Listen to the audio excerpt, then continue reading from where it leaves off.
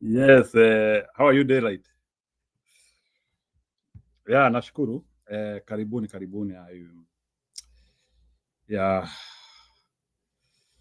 How is your day tonight? I hope umeshinda vizuri. I have come, we discuss the issues of the killer cops and that awaited travel ya Gachagua for the next 2 months. Nimesikia ni kama Gachagua ana travel Marekani, I think networking trips for the next 2 months. Yeah, so karibuni sana. So I'm glad that you have been okay. So karibuni. So the most important thing ni wale watu ambao ama ni yule kijana wetu alikuwa ameweza tulikuwa tumeambiwa information ni kama ameuawa, but we came and heard the story that he was not killed, but he was rather in the hospital. Yule kijana Hoka.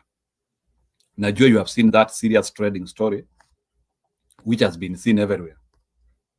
So I don't need to over discuss about it because hiyo ni kitu mumeona. So I don't need to talk about it. Sababu mumeona kile, you have seen what has been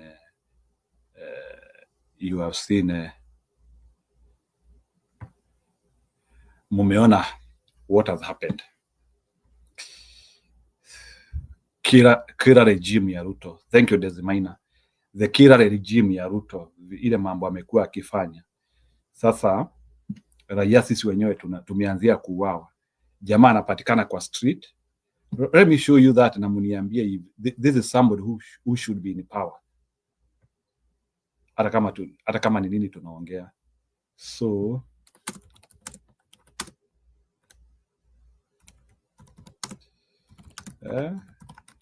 nataka tu kuwaonesha tu, muniambie kama huyu ni mtu ambaye he should be in the streets of Nairobi.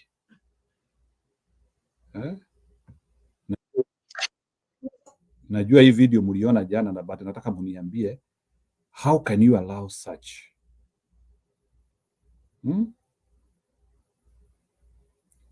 Nyinyi nataka muniambie na mnasema mko na nkaba. On Aquara, and our sign language interpreter tonight is Njoki Shege. Tonight, we begin the broadcast with the shocking point-blank shooting of an unarmed hawker by a policeman within Nairobi's central business district today. The shooting, captured on camera, ironically came on a day protests were called against cases of police brutality, including the macabre killing of Albert Ojwang in a police cell last week. The man who was shot today is now fighting for his life at the Kenyatta National Hospital, where he's receiving medical assistance. The shocking shooting of the hawker took place along Nairobi's Moi Avenue. Ayub Abdikadir begins our coverage with a review of the shooting incident. Would like to warn our viewers that the pictures you're about to watch in this report might be disturbing.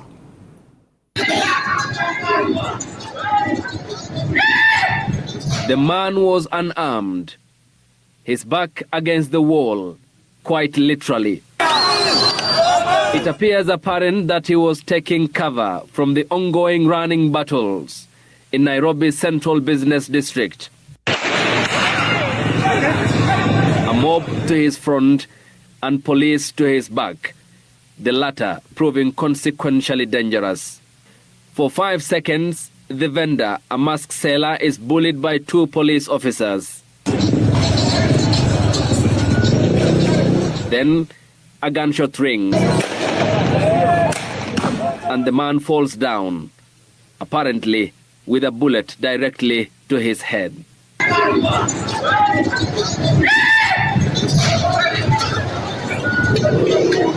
From the clip, we observe the following. His clothing: a blue jacket, a black jeans, a packet of disposable masks, a grey cap, and the metallic terrace where he stood before the close-range shot from the man in uniform who ought to protect him.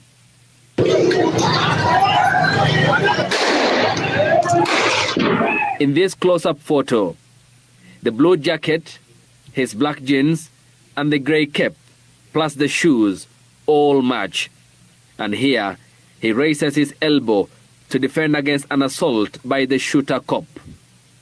Staying on this photo, you cannot see his left hand, blocked by the second police officer, which we then see in our second close-up photo of the victim. The left hand that was blocked, which you could not see in the first photo, was because he was holding the packet of masks he sells. The metallic terraces he was standing on also appear similar to the one captured in the photo we showed you earlier, confirming all the details of the victim before he was shot. Amekuja kuniomba change. Alafu sasa unaona hivi movement nakuwa. Sasa anakuwa anauza maski. Hizo maski zimeanguka hapa, sio zangu, ni zake. The chilling shooting of the mask vendor yet again is staining an already struggling police image. This ironically on the same day protesters went to the streets to express their anger at the brutal murder of Albert Ojwang in police cells last week.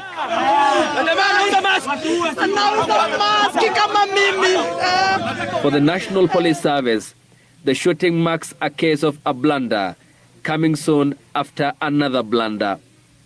Ayub Abdikadir, Citizen TV. Yeah, that is what happened, and it was really heart-wrenching. Let me call it heart-wrenching.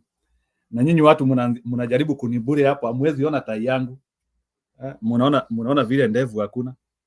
Si wafunguli kamera tena, mkae hapo. So I will not allow you to sidebure me. So mutakaa hivyo. So if Mwangi understands the gap in Africa, sawa. Hiyo kamera leo siwezi rudisha hata mulie. Anyway, it's a sober story. Is an issue which we actually need to understand what is happening. And it is so unfortunate that the Kenyan police have reached this level of killing citizens. Yeah, weko karibu sana. Kipuri hiyo kamera siwezi weka. Mumefika Rubicon. Unasikia wengine wananiambia toa kofia zikifanya nini, siwezi. So wewe ndio utakuja uweke kamera. Okay. Anyway, yeah, it's mind-boggling. It's mind-boggling what is happening in Kenya. I can't imagine that these were the days which you could have dreamt of. We wanted a sane government, which we can no longer get. Yeah, we wanted a sane government, which we can no longer get. It's so unfortunate. Anyway, ni sawa. That killing, not killing, the injuring, because I've heard that, and I hope the government is not trying to cover up anything. And I hope the guy will be able to get out of the hospital. Yeah.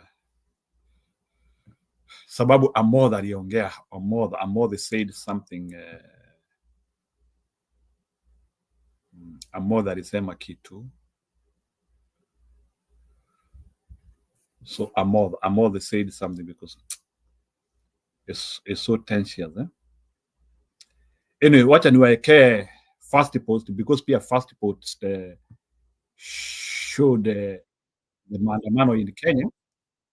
So wacha niwaekee first post.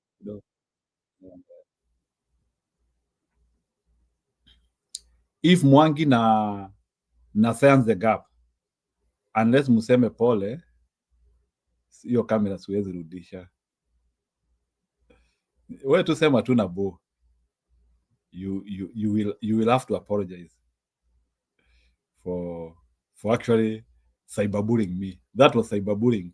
So you'll have to apologize, ama leo tufanye show ya kamera imefungwa. Let's shift focus to Kenya. The East African country is reeling under violent protests. In the latest, protesters clashed with security forces and hundreds of armed men carrying whips and sticks. The fresh clashes broke out as protesters gathered in Nairobi calling for an end to police brutality. But the peaceful protest turned into scenes of chaos as Kenyan police fired tear gas to disperse the crowds. Things got worse when armed motorcyclists, known as goons in Kenya, charged at the demonstrators. Now, the protesters claim that these armed motorcyclists were hired by authorities.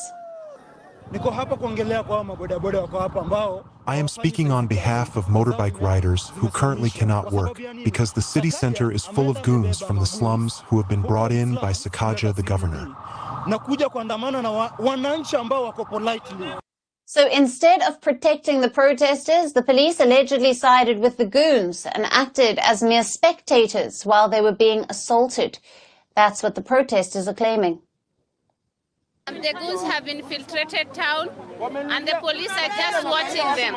They are watching them terrorize people, stealing from people, stealing cameras from journalists. They are moving around in motorbikes, in whips, and they are masked. The police are the criminals. The police did not directly deny any cooperation with the goons. In a statement, the Kenyan police said it does not condone such unlawful groupings. The recent clashes followed the shooting of an unarmed bystander by a police officer at a point-blank range. The man, severely injured, was taken to hospital later. A video of the incident went viral and has triggered public outrage. The police later stated that the officer who shot at the bystander using an anti-riot shotgun has been arrested. Now, the victim was targeted amid protests triggered by the death of Albert Ojwang, a 31-year-old teacher and blogger who died in police custody. His death has sparked concerns over alleged extrajudicial killings by security forces in Kenya. It led to massive protests with demands of resignation of a senior official whom protesters blame for the blogger's death. Civil rights groups allege that authorities have hired goons with crude weapons to quell these protests. Now, this is not the first time that goons have hit the Kenyan streets. The East African nation has a history of political leaders hiring armed mobs for their use. Now, earlier this year, President William Ruto was accused of hiring goons to follow his cavalcade to prevent protests during his tour of Nairobi. Ruto's tour descended into scenes of widespread violence and robbery, and he later denied paying goons to accompany his convoy. Kenya has been grappling with violent protests. Last year, thousands stormed Parliament in June to protest the unpopular finance bill and economic issues. The raging protests and clashes reportedly killed at least 60 people, while dozens more were illegally detained by security forces. Now, similar scenes seem to be repeating in Kenya with the current stir. First post now available in 9 languages on YouTube.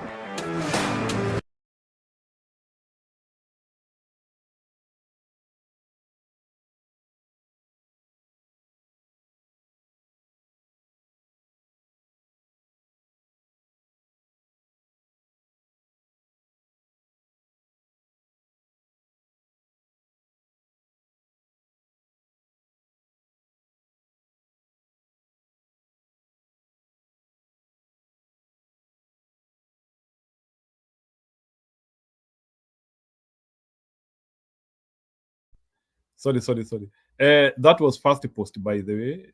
Hiyo ni kujaribu kuoneshana that information ya Kenya tumefika international. Kipurinu nyinyi hamwezi ona tai kuna zile vitu mnaulizia.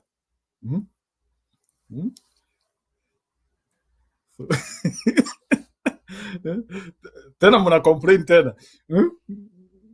Munipe amani. I'm doing our show venye venye nataka.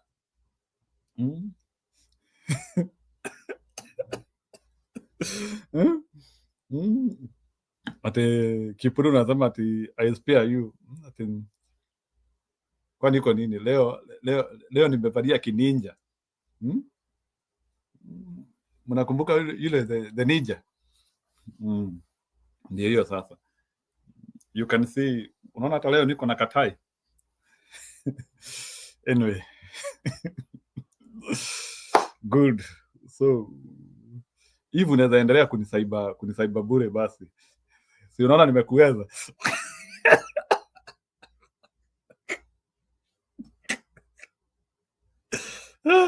Sasa Kipulila analeta mushene yake hapa sasa. Go ahead. How are you? I'm good. Uliachia nani ndevu?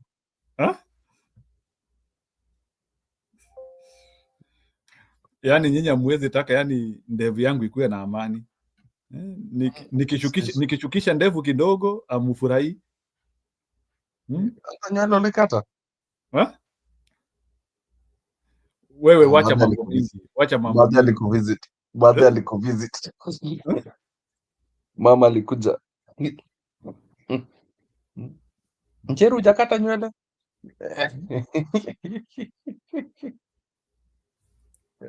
We are still told that by our parents till we grow, no matter how old we are. Kata nywele. Bana bado hujakata nywele. Hiyo nywele yangu within 2 months itakuwa hapa tena. Ulikuwa unabebana na brown envelope.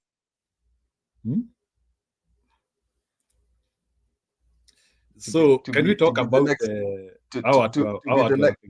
Nairobi?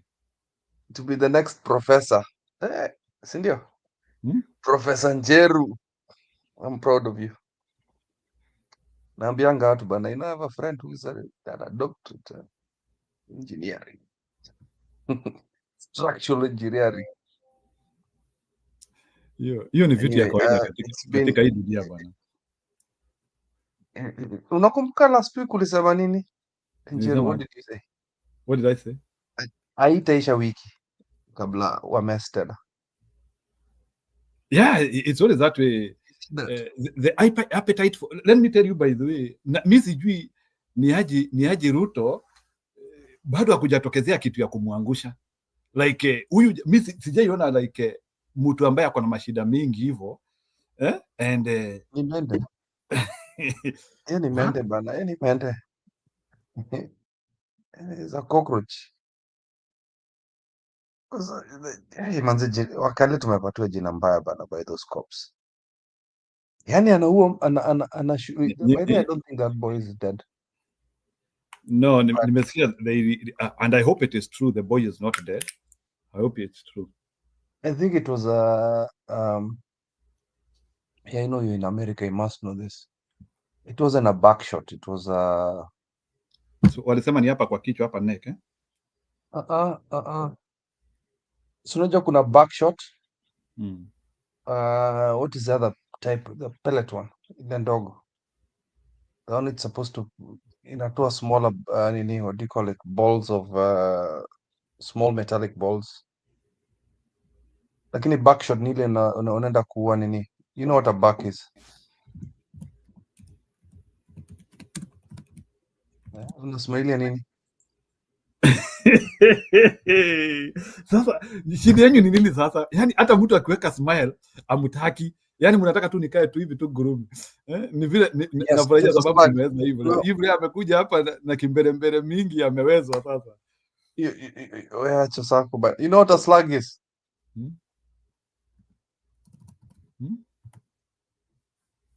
Slug, yeah? You know what a slug is? Slug. Slug. Mi najua slug. Si slug in wastage. Slug.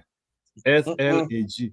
So there are two types of animations in a shotgun. First of all, you can't do anything forensically with a shotgun.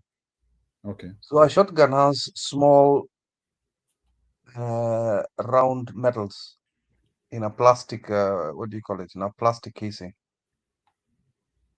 So there's one with a slightly larger, more large, and there's one which is smaller. The smaller one needed to kustua watu. And then the bigger one is the one to kill. So I think he was shot by a slug. But still at almost 4 to 3 meters, 3 feet from the guy's face. Some of those pieces iliingia kwa brain bana. How do you shoot somebody? And I hope the boy will be able to recover. But unajua huyo kijana ni kama amewekwa life changing injuries. Unajua hata akipona it will not be the same again. Huh? It will be the same. Those are the things which we have to understand. Emna nikuulize Kipril, why is Ruto having this appetite of killing unarmed young men like that? Appetite yake na kuua watoto ni nini? And he is busy. Sijui kama umeona post ya Chalini Ruto niwasome leo. Ati akisema ati hata yeye ati hizo vitu anasikia ati watu wakisema ati hata yeye anashangaa. Ati their father is very humble.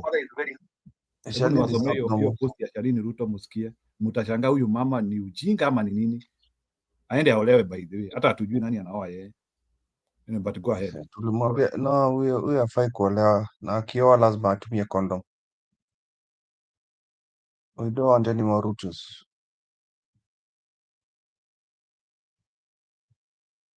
Sawa, acha tusikie Julia. Hebu Julia aji-introduce kidogo. Julia, how are you? Hey, are you aware that people are being killed by Ruto regime? Yes, why not, Njiru? Kasongo ameamua kumaliza watoto, lakini nashangaa. Unaona hiyo daktari mwenye alikuwa anatupea story za pingi. Did you watch that KNH doctor? You watched him? No. Yani, I think he was harassed. He was ordered. He was talking like, unaona when your teacher taught you how to write a composition about yani how you woke up and ate. Actually, the man was admitted. Then we put him on a stretcher. Then unaona, and then he was admitted to the theater. Then a scan was taken. Then we found an object looking like a bullet inside. Then nini alimwambia ongea hivyo? I think huyo jamaa amepigwa simu na Ruto. The way he was talking. People, have you listened to that doctor from KNH? You know, when he spoke for about 5 minutes, I thought he was going to say the man is dead. Because he took too long to say what's happening in the man. But hiyo ni drama, because people have died and nobody has dared to save them. And just how that Gen Z died and nobody dared bothered to save them. So that is just a small thing. Kama Ruto anataka kuimpress na hiyo kijana, first we are already mad that somebody shot him at point blank. Now, people are protesting against the killings of Ojwang. Then a policeman who feels entitled to killings decides to shoot somebody at point blank because these Kenyan cops feel entitled to killings. Ni haki yao kuua. That is why he did that. Only that he didn't know this time atageukwa. Nakwambia huyu jamaa atageukwa, atarukwa Njiru. You cannot be going to calm things with your neighbor. Then your son decides to pee. You know, somebody told me, somebody was saying, and it's a real story, they had neighbors, mbao ilikuwa storied. Boys from that home could pee into the other neighbor's compound. Nyumba ya neighbor ilikuwa storied. Unasikia Njiru? The boys from that home could pee into their neighbor's compound. So you see, there are protests about police killing. Then this cop decides to pee on the already done damage. So huyu jamaa mwenye anaitwa huyo, I think is some Luya man and some Karib man there, watapelekwa na Kasongo watapelekwa juu saa hizi. It's not that Kasongo will be doing that to try and prove a point that he has changed. Okay, he'll be trying to do that, try and prove a point that things are changing, but it's just because, I mean, things are moving. Syllabus ya Kenya is moving so fast. Yani syllabus ya Kenya inasonga haraka sana, na vile kuna yani Kasongo, every people are lighting fire left and right, even those who work for him. For example, let me ask this. In the midst of Gachagua onslaught, na Gachagua kwanza akasema kwamba he knows there's a killer squad of 100 killer police, okay, trained for killing, na mkubwa wao ni Eliud Lagat, na huwa wanakutana State House kupanga abduction na mauaji. And shortly after Gachagua said that, Lagat decides kuna huyu kijana mwenye amemuongelelea sana, mwendeni na mmalize. Let me ask you, I want you to try and figure out Kasongo's reaction wherever he is, Njiru. Mnafikiri alipongezi, he congratulated Lagat for that? I want an answer from you and Kip. Do you think he congratulated Lagat for that? No, I think Ruto was trained by Moi when he was in the Y2K youth, and he's seen Moi do those things, Nyaya House and whatever it is. And Ruto still lives like he's in the 90s and 80s. He still thinks it's the same as the way Moi used to do things. Alafu tunasahau. So I'll tell you, he's trying so hard to ignore any fact. I can do whatever I want, because Moi had that attitude. That is how he feels. Like, I can pay off don't think anybody. he's ignoring Kip. Looking at the reaction and the hypocrisy I'm seeing right now, your drama yote na stories za Jamba, I think the attempt even to cover up stuff, I don't think history ya Lagat na history ya Jana. Lagat is going to do a statement tomorrow, by the way, the idiot. Whatever statement atafanya, I don't think hiyo story ya Lagat na story ya Jana inabamba Ruto sana, kwa sababu I don't think hiyo ni kitu yenye he saw coming. You know Lagat and the police who shot somebody yesterday, they are in that school kwamba Ruto is okay with us killing. They're in that school. That is what they have been meeting and agreeing chukweni ya vijana, God discipline them. Unaona? But I think the last few days must have caught Ruto off guard. And that is why, otherwise, hii drama yote mnaona na stories za Jamba mungekuwa mnaziona. Hii story ati Mara, ati Kanja napeana speech, ati Mara sijui nini, sijui Mara aipower. All that hypocrisy trying to cover up. Can I ask you a question? Yes. Can I ask you a question? Yes. Is the dig position a political position? It is not, but you can appoint yourself. You can appoint the person you want. He has the powers to do so. Yeah, but why should he step aside? He should be fired. There's nothing like stepping aside. It's not in the constitution. That is why I'm telling you, it is stories of Jamba. That's why I'm telling you, it's stories of Jamba. He's still an employee of the Kenya police. And that is why I'm trying. You're not getting my point, Kip. I'm trying to say that is why they are trying to cover up, because this thing found Ruto unawares. Unaona. Otherwise, Ruto wouldn't care to cover up. Saizi angesema you can go to hell. Huh? Bona angesema you can go to. You see the way Ruto behaved after Gen Z killing 25th. In fact, he claimed that those were criminals. That is what he said. Because according to Ruto those days, it was okay to do what happened. Lakini saizi jamaa amesukuma, so he's like Lagat's behavior that was not necessary. And even that stupid cop shooting that boy, that was also unnecessary. So, because right now I think kitumbua kinaendelea kuingia mchanga, according to me. And like we've been saying, I can see things falling apart for your blood-based government. Now, Wakenya now, the fear is gone, and pressure is coming from all corners. I mean, pressure is just pumping. So, me, I would like to say this to the police. Mwenye saa hizi anataka kukari hiyo narrative ya abduct and kill. Carry that narrative at their own peril. na wasisahau kwamba akina Kanja, akina Lagat wakumbuke kwanza tulianzia Ocampo 10 ikapunguza, sijui ikakuwa Ocampo 5. Just the other day wengine wetu kama tumekomaa hivi tu, si stories za jamba za kitambo ati za 1900. Just the other day, and me I can remember the face of the then police boss when his name was mentioned. Hata watu wakamwambia karibu wafunge. Mnafunga na mtu amekuwa mentioned for crimes against humanity. How do you go fasting because someone has been mentioned for crimes against humanity? Ungeona watu their faces. Hey, watu walikuwa wamepelekwa. So me I would like to inform all of them as you go around gun trotting and ukichomoa bastola ukipiga watu risasi. Hivi karibuni kuna watu watakuja kubeba mizigo ya wengine. Like now you are seeing the OCS and those cops wakibeba mzigo ya Lagat. Hiyo ndio tukutaenda. So you people, you have police as your relatives, warn them. They might carry Ruto's baggage. That is my introductory.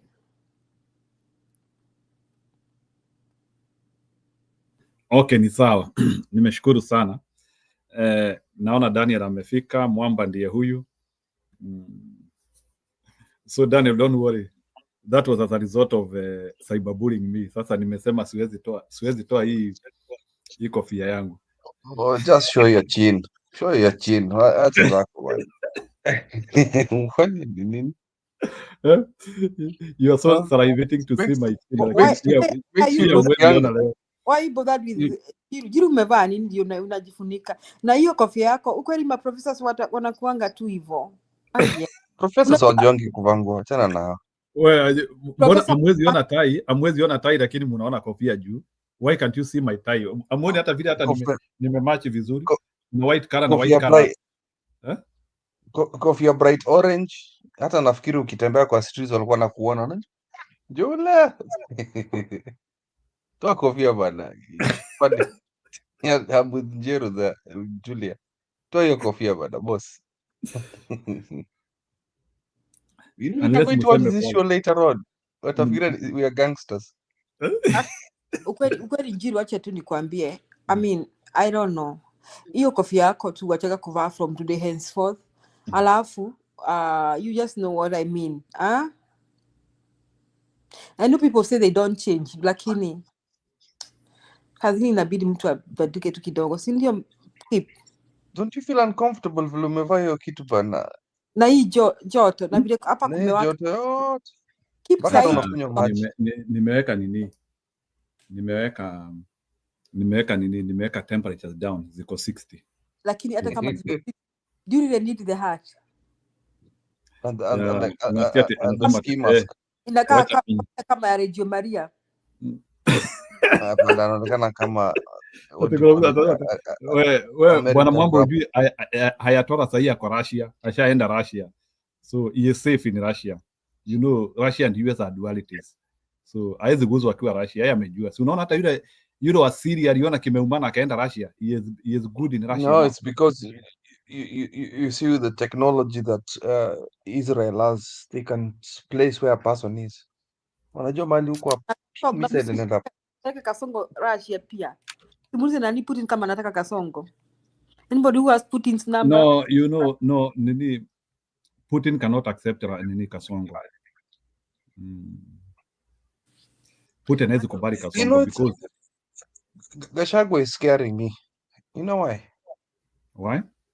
I think it's signs that this government is going to collapse. Gachagua kutoka hivyo kwa nchi. It's an imminent collapse. And Gachagua pandangi ndege ovyo ovyo. Gachagua alifanya nini cheap? Gachagua is leaving for 2 months. Anakuja America. Anakuja kufanya networking. You know, for the first time. Si hata Matiang'i amekuwa hapa. I think so that's what I'm trying to tell you. What do you think I'm trying to say? It's networking, and I think he is also looking for that international folly. You know, you also need that international folly. That's what do you mean? What did you understand by saying that imminent collapse?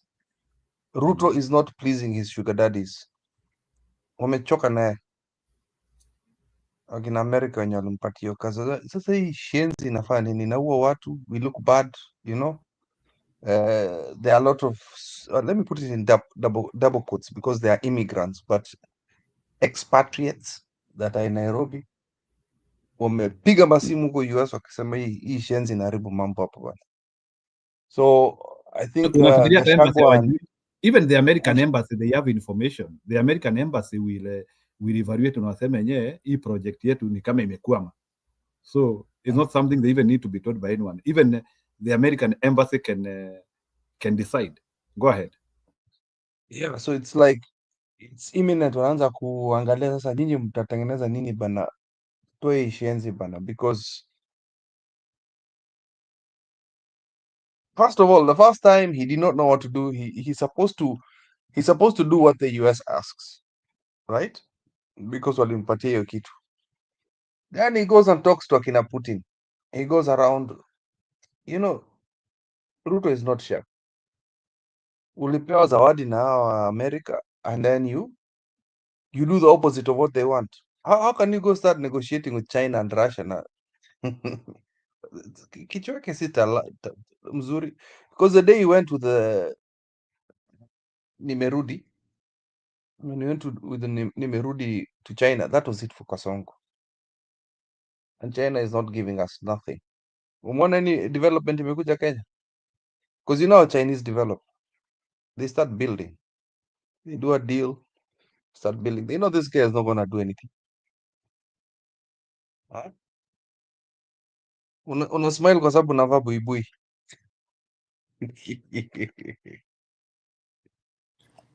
Jiru, if I ever get near you, I would throw that. Nenda chukua hiyo kofia, nipatie ile lori ya takataka. Hata concentrate kwa show. Kwa sababu No, comments kama mko ile kitabu ya Ngogo wa Thiong'o Keda Muyuru, ndio hii sasa. Sasa mimi ndio sasa nasikia nimejaa. Hapana, hiyo kofia kweli kanakaa kama uka, unajua nilikuwa na uka mwingine wa kitambo sana. Kaka chokora. Kaka chokora sahi. Chokora mwenye amevaa tai. Unajua we can't even notice the tie because of the kofia. Yaani hii kofia ndio inawaletea shida hivyo. Nitanunua Godfather nivalie hiyo. Afadhali Godfather, at least tunaona umekaribia nani wa huku chini.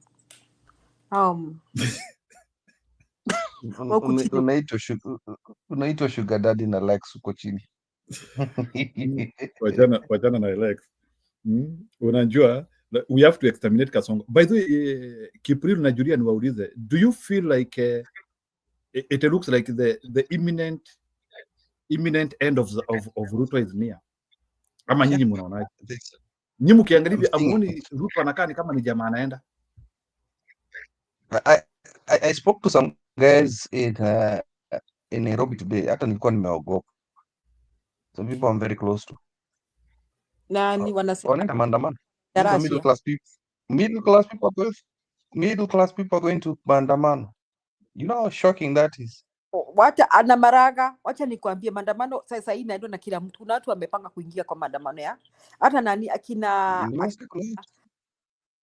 akina this Imanyara mwenye alichapa kwa kofi na rusi. Unajua nilimwona jana nikavuka alichapa kwa kofi na rusi. Imanyara, lawyer Imanyara. Imanyara alisema wanarudi maandamano. Yeah, of course, na ukiona watu kama akina Imanyara wanaongea very soon, hata yule wetu wa Embu anaitangwa, we call him what? He's also ni waizo zama. These warriors. Tuwa tunamuita aje ni wa Embu hapo, Njerugathango. Hata Njerugathango mtamsikia. I'm so surprised that even Koigi hajaongea. Unajua those are some of the people who we feel a lot. Koigi wa Mwere, I need to hear his voice also. I think wameanzia kutoka sasa. Because Julia, I have spoken with the people of all walks of life personally. Niko na hiyo experience in Kenya.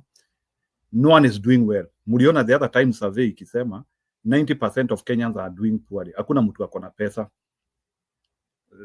It is something in the reality, and most of it is because of government policy and and a lot of corruption from the government. So, and I don't know how long Kenyans can take that. Frankly speaking, like, how do you are working, but you are not seeing the benefit of what you are doing. You have a business, you cannot even accumulate profit. So, and that's why you are now seeing actually even wale watu wako na machungu sana na Ruto. Let me tell you Kipuri, sababu kuna mtu alikuwa, do you know that there are people who highly invested on Ruto government? Kuna majamaa, yeah, they are getting nothing. Yeah. Let me explain one second, because my mic is really bad. You can hear it. Let me just say something quick, because my mic is really bad. I saw a video of ya leo tu Wakenya wamechoka hata na magoons. Kuna mgoons aliambiwa, there's a goon who was caught, alichapwa na akaambiwa swim kwa sewage. I'll send you the video. He was told to swim in the sewage hapo tu kwa tawa. Alimweka hapo kama wewe, and then sing one time. Akaambiwa sing one time, sema one time. I've never smiled like that. Goon alitandikwa mzuri sana. Kenyans are tired bana. Njeru, continue na utoe hiyo kofia please. Unaharibu show. Jero, let me ask you, do you want to watch your show like 20 years from now? Why? I mean, let me ask you another question. What audience do you want to attract? Giannini? I don't understand that. All Kenyans are welcome here, Julia. Yes. You want to attract audience across ages, across the political divide, across the economic divide, right? Yes. Across cultural divide. Then your heart may not attract that. They may not take you seriously. Unajua inafikanga mahali unapanga studio, acha tu ni as a big sister now advising you. Unapanga studio. Ni kama ajaelewa anavaa orange kwa sababu he's still undercover ODM. Yes. Jojo amevaa rangi za ODM. No, Njiru, you want people to take you seriously. Unapanga studio yako, unaipanga vizuri, alafu unakuja umevaa. Unatuongelesha kama umejipanga, kama a serious show.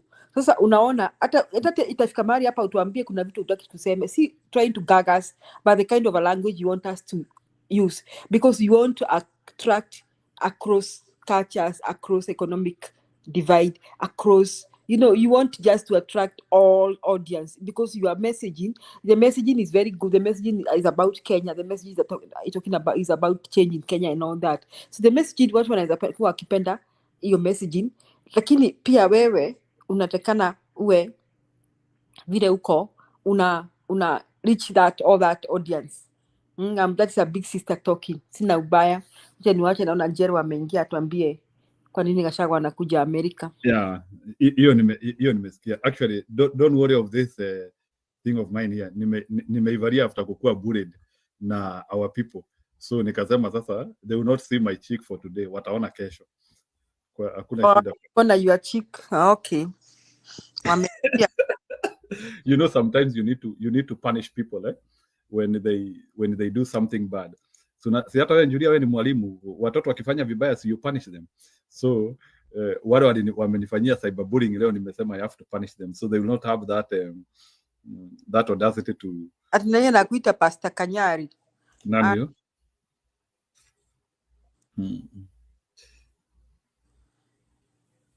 So anyway, I understand what we are doing here, but Julia, kuna swali nilikuwa nataka kukuuliza before nilete Njero Mwaura here. Ukiangalia like the collateral damage ama what we have lost in Kenya under Ruto is we have lost everything. What is still tying up Ruto in power? While if it was in another system, what is tying him? Yeah, and we have lost everything. We have lost everything as a nation. What is still tying that guy in power? I don't get it. Nijua hatujafika State House. Hakuna mtu amefika sasa kumwambia atoke aende akakae Russia. Sasa the moment watu watafika State House ataenda, amegojea hivyo, amegojea Kasaba. Is the State House unapproachable or what is it? Anagojea Kasababu kakuenda. Ruto anagojea Kasababu tu kadogo tu kakuenda ngoja watu watawafikia hata. And you know that now people have the advantage, unaona. Police will be slow at being violent. Juu vile wana squeeze saa hizi, see the last few days wakiwa wakiambiwa walipe mtu, kila mtu alipe dhambi zake, na hata kuna wenye wanalipa on behalf of others like we OCS. So I think the killer cops may be careful unless mtu recruit wale wa Uganda. Nasikia recruit watu wa Uganda kuwa Gen Z. People say that. So na pia I don't know how much and how long Kanja can cooperate with all this. I don't know how long, because Kanja needs to know that the buck stops at him. And whatever happens to Kenyans, he'll be atakuwa kwa hiyo line ya prosecution. So he has to either decide where you cannot be either cold or you cannot be both cold and hot. Kanja has to know that the buck stops at him. If the police go out and shoot Kenyans, and now Kenyans are daring them to shoot them, he'll pay. He'll leave his wife. He's supposed to retire and go enjoy time with his grandchildren, but he will not. He'll be in jail. Na grandchildren wake atakuwa akisema Guka alifungwa jela kwa kuua watu, na yeye hakuchukua bunduki akaua watu, because he's serving a criminal gang, a criminal gang in the name of a government, and he's taking instructions from them. And even if he's not taking instructions, he's watching. He's scared. I saw I think NTV analyzing, it's like instructions are coming from another quarter to the police to do this, kill, do that, maim, abduct. So Kanja knows all this, na amenyamaza, because the best thing he should do is resign and quit. Otherwise atakiona.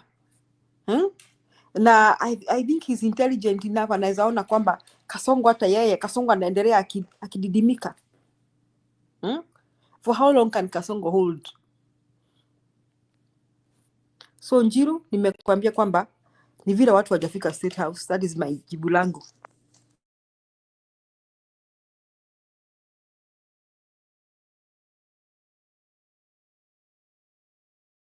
Jermora chukulia.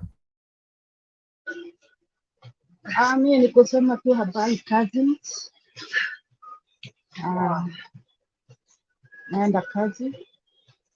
Vile nitasema, imagine hiyo nchi yetu vile nimeona jinsi. Mimi nanyamaza tu sasa. Naomba Mungu. Acha ninyamaze, niko kwa basi. Mimi ongeeni nasikia. Asante sana, habari nzuri. Endeleeni, nasikiza mimi. Stop. Anyway, reality. Huyu Ruto alikuwa ameletwa na serikali, sio Mungu hata kidogo. Hapana. Kwaherini.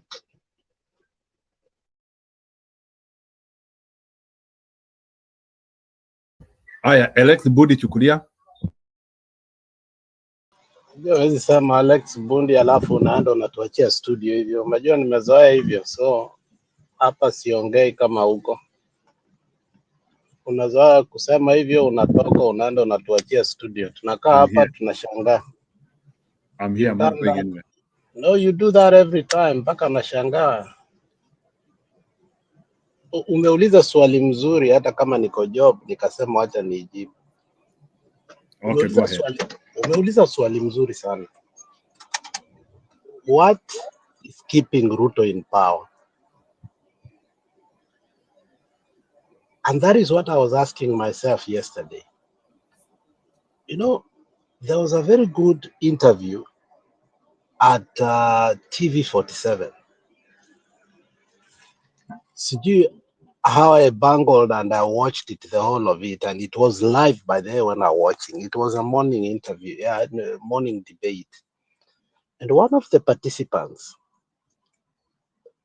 you know, without blinking his eyes, akasema, where Kenya is, a coup is imminent.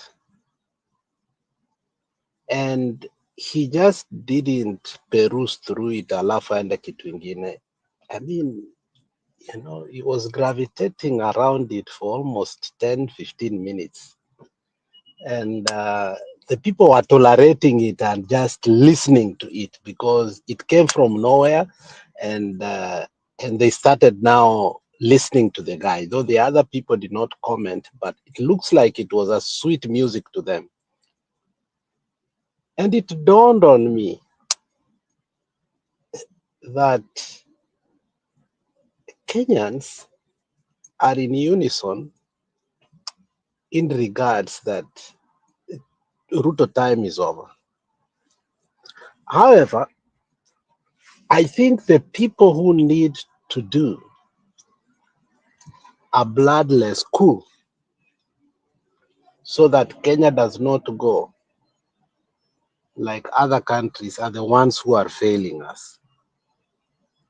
So if I may try to answer your question, I've been in this excess for a very long time.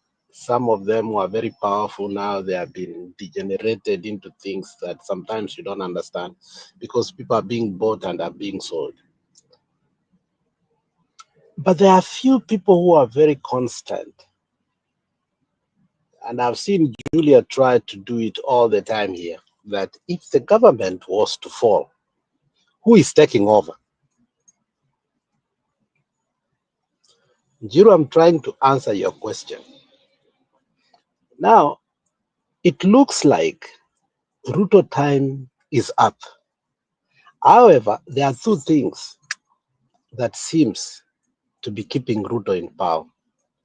The first thing is Kenyans do not want to shed blood in the streets and lose their country, which is a great, great, noble idea. We don't want to fight for our country.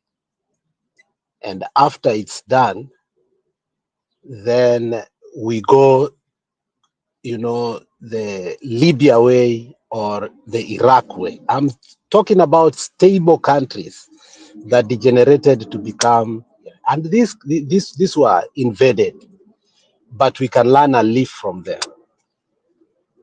But the security operators in Kenya, who needs to force this to happen?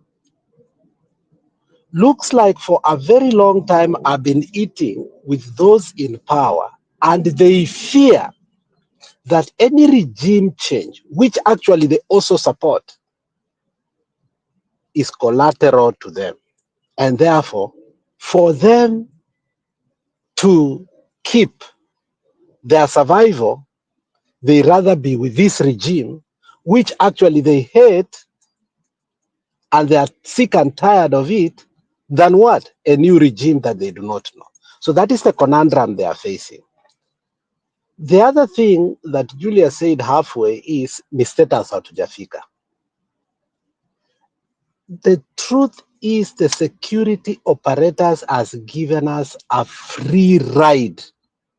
If we truly wanted to march to State House, I don't think at a certain point, yes, they will act like, because when a country reaches a point, you ask yourself that they cannot trust their own security operators. They must have a mafia operation. Nani said something and the people in X almost finished him, Raila Jr., but I don't think they really understood what he was saying. He said Haiti started this way, whereby the goons were the ones that were going to protect or disrupt the protest. But eventually, they took over their country. He was not supporting the goons. What he was saying is that it has reached a point we have armed the goons and the goons are becoming stronger than our security operators. So secondly, what is keeping Ruto in power is goons, paid goons, not our security. So I don't know, Njiru, if you can agree with me the third point, but I've always thought this way. Traditionally, if the demonstrations that were from the Western, the coastal, were matched with the same percentage as Central, I don't think any president could have survived. This idea of protecting whatever that is being protected for a very long time also has radicalized some people, and we tend to think that they are middle class. I don't think it's just the middle class. There are people who just believe, and I think Joho gave an example a couple of years ago, which may not seem to some good to some people. They said, mtu anasema huyu mtu akikuwa rais nitanyang'anywa ng'ombe yangu, na wewe mwenyewe hauna ng'ombe. So this idea of us thinking we are business people, we are landlords, we are what and what, must start stopping. What we so called sometimes middle class is basically from 3 huge tribes, which we need to detonate and tell people, look, there's nothing like middle class in Kenya. You are either poor or rich. This bubble called middle class is like the ones in 2000, 1999 that was called .com. You remember the .com area where people in Seattle were billionaires, millionaires, and in less than 1 year, everybody became very poor. So there is no wealth the so-called middle class in Kenya has.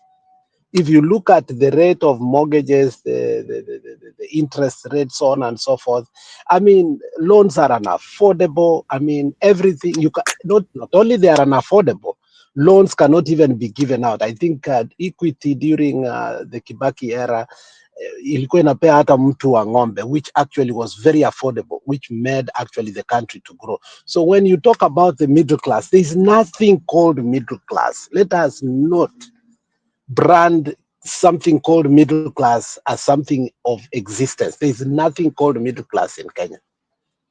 And if there is, its percentage is so nominal that it has no effect.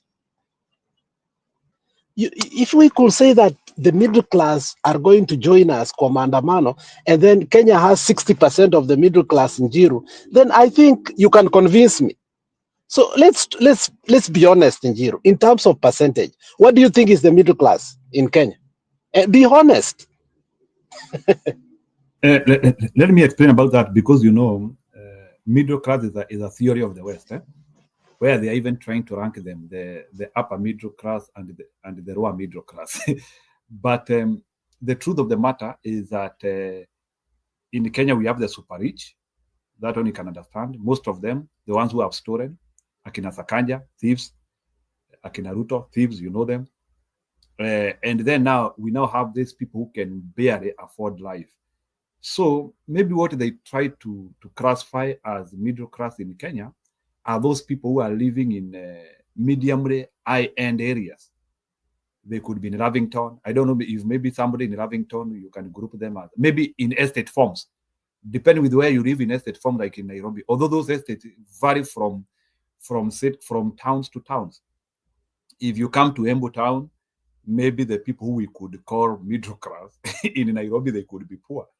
Because, like, for example, in Embu town, maybe rent here 40,000, 50,000 is an elegant place in Nairobi.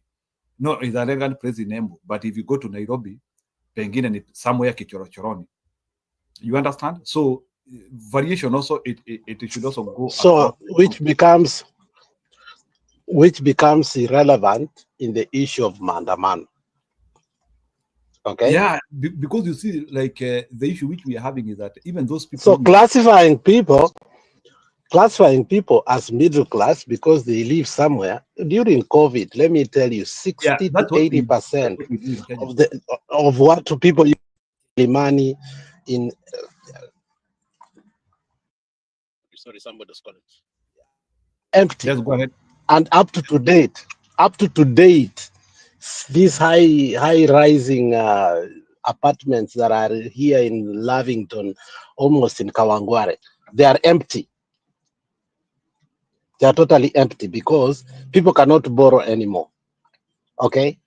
And if you are to borrow, your paycheck cannot allow you because of what? the deductions.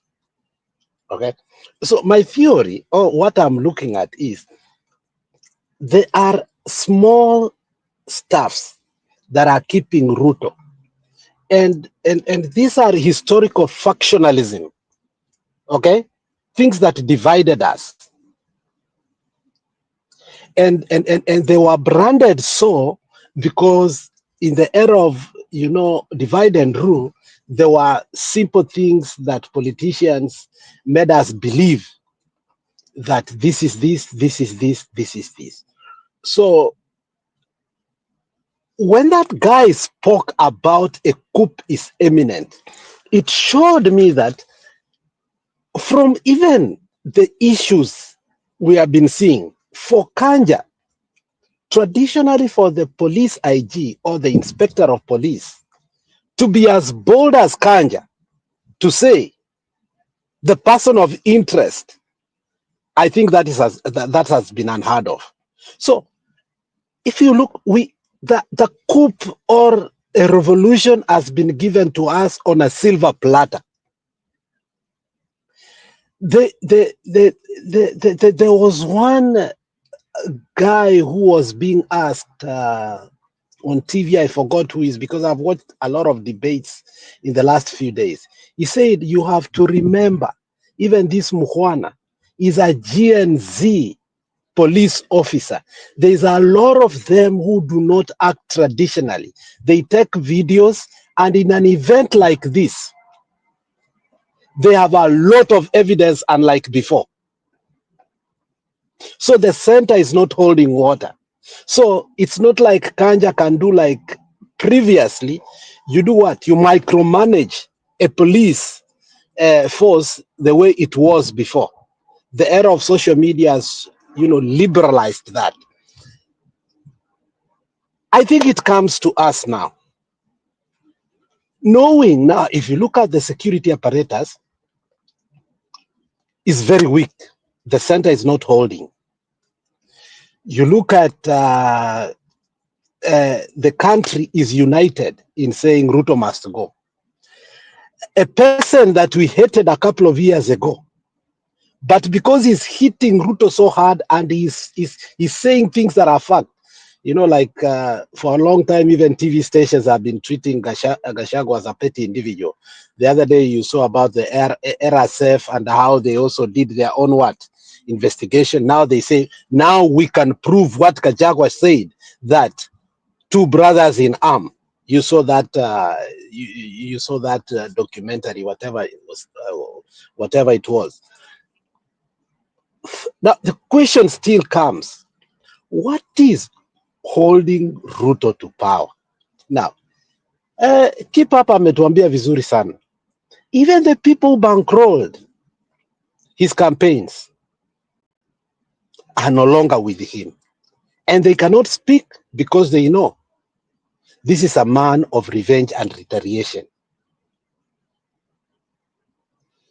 Now, instead of asking what is keeping Ruto in power, why don't just Kenyans decide that, look, it is time for you to go? I think the closest we have come to make a president very volatile, I think it is this time. Because in his remembrance of what happened last time, he has unleashed goons. The thing is that the goons are not just fighting us, they're also fighting the police. So the police force and the goons are up in arms, which I believe, if it were a thermometer or anything that measures politics, if we push this thing up to a certain level, whereby the security do not feel like Murkomen and the other people have a command in it, I think we will break the ice ceiling. I believe so. Look at how the senators treated Murkomen, like just a child. Nobody takes him serious. I heard Harvey speak, so badly of him that the problem with Murkomen, whenever he goes, what he sees is a tender, not to work. Imagine everybody disparaging you and nobody is taking you very serious. So I'm here kind of to follow up with your question, which is very good.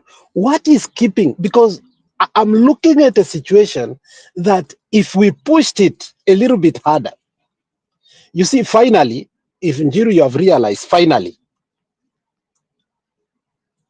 those who went to sleep in Homa Bay, those who showed us the middle finger, are crying most.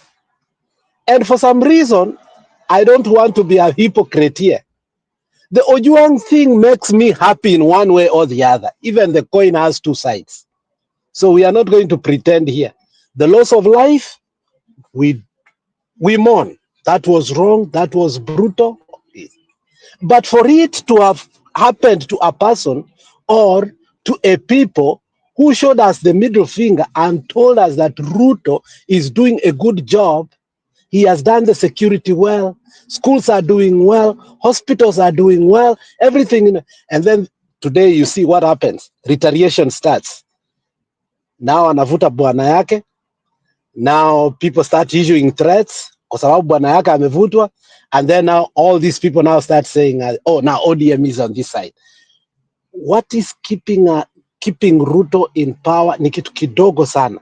And that's factionalism na ni ujinga yetu. Ruto has no power right now at all. It is our genuine love for this country that we don't want this country to become a banana republic. We don't want to go, in a way that what we have fought so laboriously, after we have gotten it, we are up in arms. But nothing is keeping Ruto in power. It is us keeping Ruto in power. That is how I look at it, Njiru. I was trying to answer your question, and I don't think that I'm perfect in answering it. But from the look of things, Ruto actually is not in power. He is on a borrowed time. Thank you.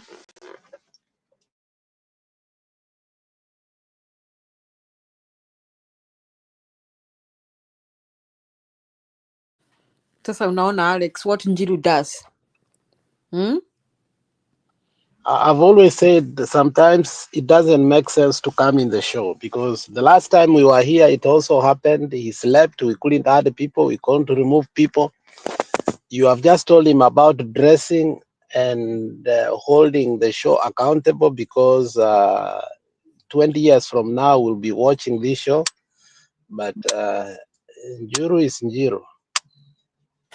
I watched Juicy, somebody was asking me about teaching, and I remembered a presentation we had done in Mtembei, and I went back to it. Tulikuwa na Makiadi, na them. It was very professional. I looked at it, and I thought this was classic. That people can still watch it many months again. Na nimeona iko na several thousands views. Now, Njiru, we are here trying to deliberate about Kenya. He keeps on popping out. Nimwambia he needs now to think about what audience does he want to reach. Does he want to reach just a small group of people, or across cultures, across economic backgrounds, across people, watu wa diaspora, watu wenye wako diaspora, wenye wako Kenya? I mean, then he needs to think about his way of presentation, and especially him jumping in and out. Okay, as we hope that he'll come back, wacha niongeze what you have said. I was, Alex, I'm looking at the police. The police will no longer be committed to doing what Ruto wants them to do. Because seemingly, sasa ikikuwa ukifanya kitu, either unasupportiwa ama unarukwa, depending on who you are. And like you are saying, Kanja is behaving like he's neither here nor there. Because right now inakaa kama ile siku ya chochote chaweza kutokea, naweza ukaambiwa ubebe mzigo wako. So Kenyans have a chance even to walk to State House saa hizi hivi sasa. Wacha niwaambie, apart from those goons wenye wanalipa na uzuri watu walisema hata Sakaja aliwalipa. Na nilikuwa kwa X nikasikia that saa hizi next time hata Sakaja wanataka wamsalimie. sababu wamejua yeye ninapanga hizi goons, our goons. So before tufike goons wa kusumbua nchi, the advantage may be Kenyan police wenye wamekuwa au wakifikiria wao ni polisi, wanaweza ua, wanaweza shika mtu, they may not be sure before tufike magoons wa Haiti au Kenyan police saizi wamejua kwamba unaweza rukwa, ukifanya hizi utarukwa.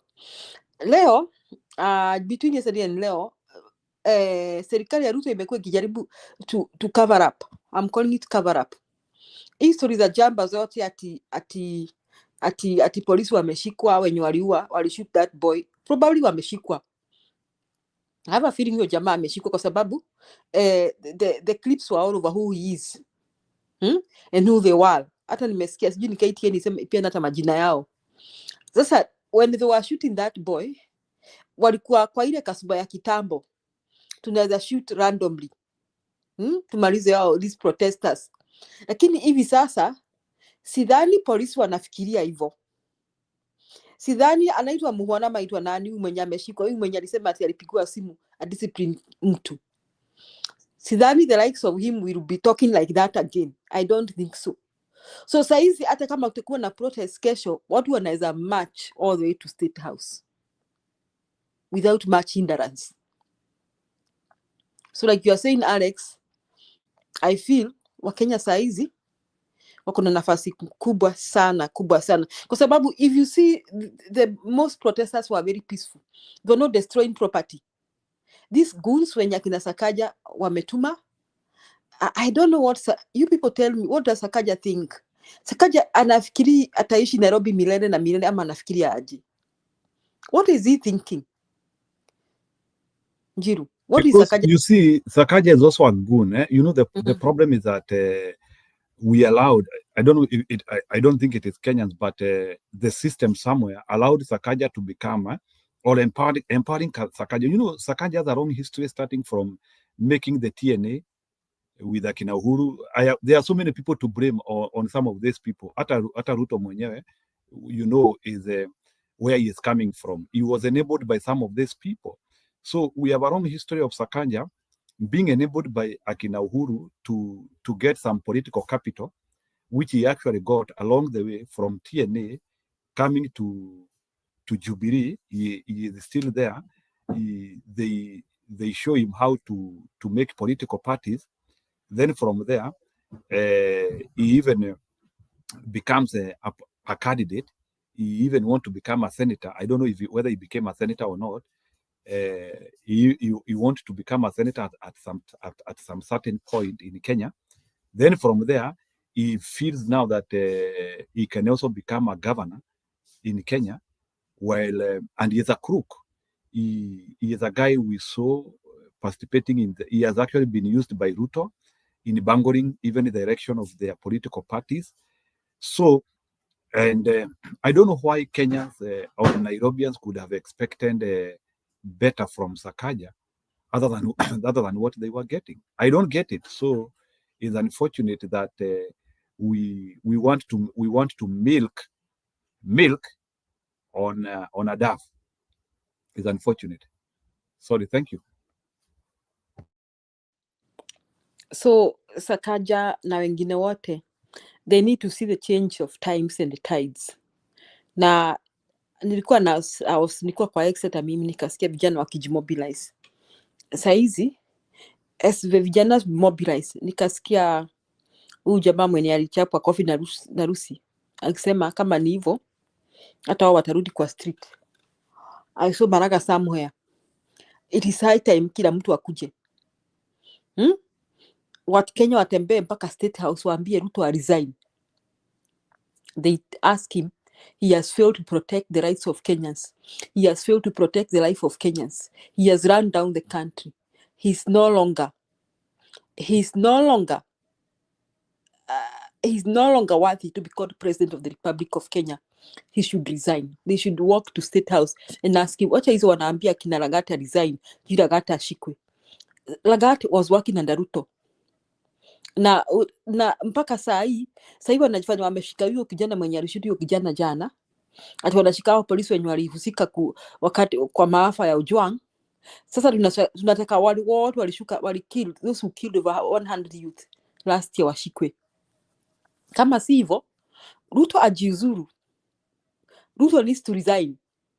As for what happens after that, we shall cross the bridge. That's my take. Naona Julia, if we have to be honest across the political aisle and brutally honest, I think Kenyans will have an opportunity to start a country. You know, there's a guy who said people reveal who they are unintentionally. I was shocked. I don't know if you were shocked or wewe uli support it, but I was shocked with Natembea narrating of how Ngeno was almost sodomized in the police cell, and how the whole thing, how he said it. My respect for Natembea bluffeted right at it. And he deflated my respect for him. How he narrated it, and he was so economical, but trying also to walk on eggshells so that we are not able to know the details of it.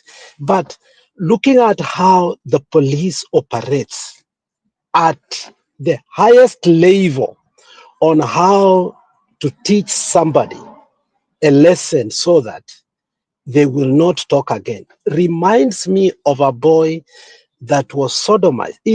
Despite that, in fact, it's true that he abused the mother of the governor of Mombasa, but that boy was sodomized. And what was happening? And people were showing videos, so on and so forth. Natembea speaking that, me connecting with what happened in Mombasa, and now knowing that within the police force,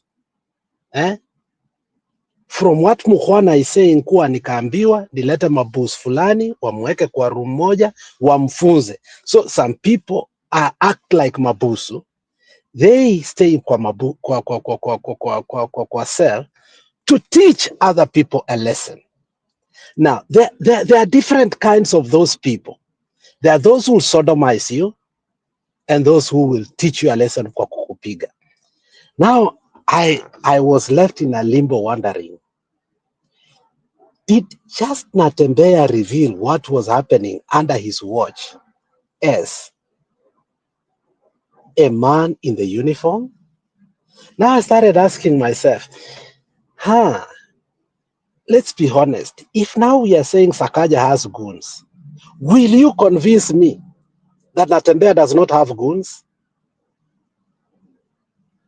In my county, Kisi, I'll tell you for a fact, everybody knows. And even Nani spoke the other day openly without fear. Even though I also blame him because they knew all this. Remember when we were in Mutembei, I told you this guy will bring problems to us in the future. Kasema wacha akue governor. In my county, I know for sure. He has goons. I know for sure. So until the person is not on our side, is it when we start saying that, okay, when goons are being used against us? I have seen Gaucho. Now he has been threatened. I saw him actually start saying mtu asichukue maisha yangu. Sijui kama uliona hiyo video. You know, I was laughing. I thought it was a fake video, but that was really Gaucho. Budi kidogo Budi. Alex. Kidogo Julia. Nani anamthreaten? Julia. Yes. Mumeona video ya huyo jamaa akipeana pesa? Oh yeah. Let me show you that Wacha niwaoneshe, nataka mjue the level at which huyu jamaa anatumika by the state Kidogo. Somebody just shared with me, I'm shocked, but Gausho is being used by the state. Wacha niwaoneshe, huyu ni Gausho siku hizi anapeana pesa. This is Gausho by state.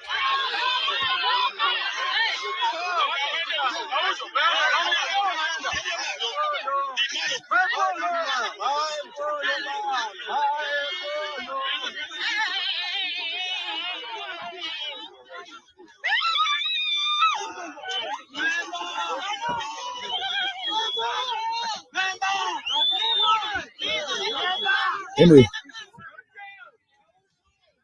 we don't need to continue beyond that. So hiyo ni Gaucho. Sasa Gaucho ni ambassador wa kupeana pesa. I think he is now being used as a conduit. Naruto sahi. I don't know how you think. So Mbudi, can you comment about that? That is Gaucho. So Alex, why was he crying at ODM yutaka kumuua? You go and see what he's saying, that there are people within ODM who want his life. And the reason is because he's supporting Baba and Ruto, and he's not wavering from it. But he has said that he has concrete information with evidence that when they are coming, how they are going to get him and how they are going to finish him. And he spoke for a whole 10 minutes, and it was repetition. If you remember this, Gaucho, let me comment about this issue of that money. If you remember, Gaucho, in our former home, we used to host him. And then after hosting him, when we finish, watu wanaambiwa wamchangie, saini usiku, arudi. There's a day, I went to the show and I said, this nonsense must stop. It's on the record. He came there, and as I say, people reveal who they are unintentionally. We were talking about Jalango and him being part of the rebel and going to State House. And we were so pissed with Jalango. And he said that Jalango actually came to him. And if you guys can remember that Jalango were willing to give him 50 million so that he can defect to UDA. And also, the reason why Jalango has defected is in these housing programs, a lot of them are going to be built in Langata. And Jalango has been promised he's going to be given several of them. That was Gaucho speaking. It's on the record. And then he said that hata amepromisiwa atapewa nini hizo nyumba. Now, let me go now connect the dots to form the straight line. The people that we still say that were rebels, they were John the Baptist preparing the way for Jesus Christ to come to the government. I have always told you, all those people, when the most trusted, and I want you to go and watch the interviews. Jakakimba was at the helm when Raila Bodyguard died. We were told how he brought him from university, how he came and became the aide, how he got married, how he was very close to this guy that was what? And from there, you could realize Jakakimba never went away from Baba. Jakakimba and Ruto, they knew what they were doing to get Eliud Owalo out. Now, all these rebels, so I'm connecting now to Jalango. Jalango proximity to Gaucho is very close. So what you see Gaucho doing is a handman for Jalango. All these monies are part and parcel of what he had told us earlier, that they were going to be given millions of money. And after being given those millions of money, they were also to be beneficiaries of what? This housing program. And that is what most of the ODM or members of parliament has been given. And that's why people like Kalume cannot eat from both sides. They talk so much because they know that's where they have eaten from. So you can understand from that point of view, you know, how the issue of goons now is working in Nairobi. It is being bankrolled within the ODM, but being bought by Ruto to be used to keep in power. There's nothing else like. There's nothing else to kufanya nini, to doubt. But if somebody like Natembea can come out and say such something like that, what makes you think that a governor of Nairobi, in order to instill fear, cannot have also his contingency of what? Of goons. More especially when he knows that somebody like Babu Owino is a big threat to him. So that if we were to have a discussion about goons, it's going to be a difficult discussion, Mr. Njiru, because there are people. You see, the other day, when other events were happening in the Western Kenya, quietly, Raila was in the mountain mourning. That was like a month and a half or so. And then Moses Kuria gave a cutting attack on how goons the politicians had been using. I don't know, I think that day I said it here and Njiru actually commented about it. You remember how Moses Kuria said Raila Sijui is a wise person. He has always been in every government. He knows what he does. And then he also attacked the people who attacked the person, the Western guy. And he said, this is what he said, that we have used goons for a very long time in Kenya as politicians. This culture must stop. That was Moses Kuria saying that. So if it comes to goons, let us not be selective. That our person uses goons for our what? Our advantage. And then we expect the other person who is their opponent not to have goons. But eventually, when we will have a political alignment and agreement, they will no longer be goons, they will be our supporters. The issue of goons is us who are perpetuating it. We must decide political goonism. Arati used goons openly in Nairobi during a by-election, threatened 2 members of parliament openly until they what? They apologized right on his face. Nothing was done. Now that he's using them in Kisi against his opponents, now people are crying. When are we going to look at goons as an improper way of doing politics? Is it when they are used against us during Mandamano or when they join us against the government? We have to make a hard choice. And that is why in his tweet today, Raila Jr. said, we are massaging this issue of goons. Soon they will take over. Why? Because that's the only way. That is the only job they have. That is how they feed their families. That's how they drive. That is how they put their credit or subscribe to what? Data. And mukiwazoesha, they will not want to get out of that culture.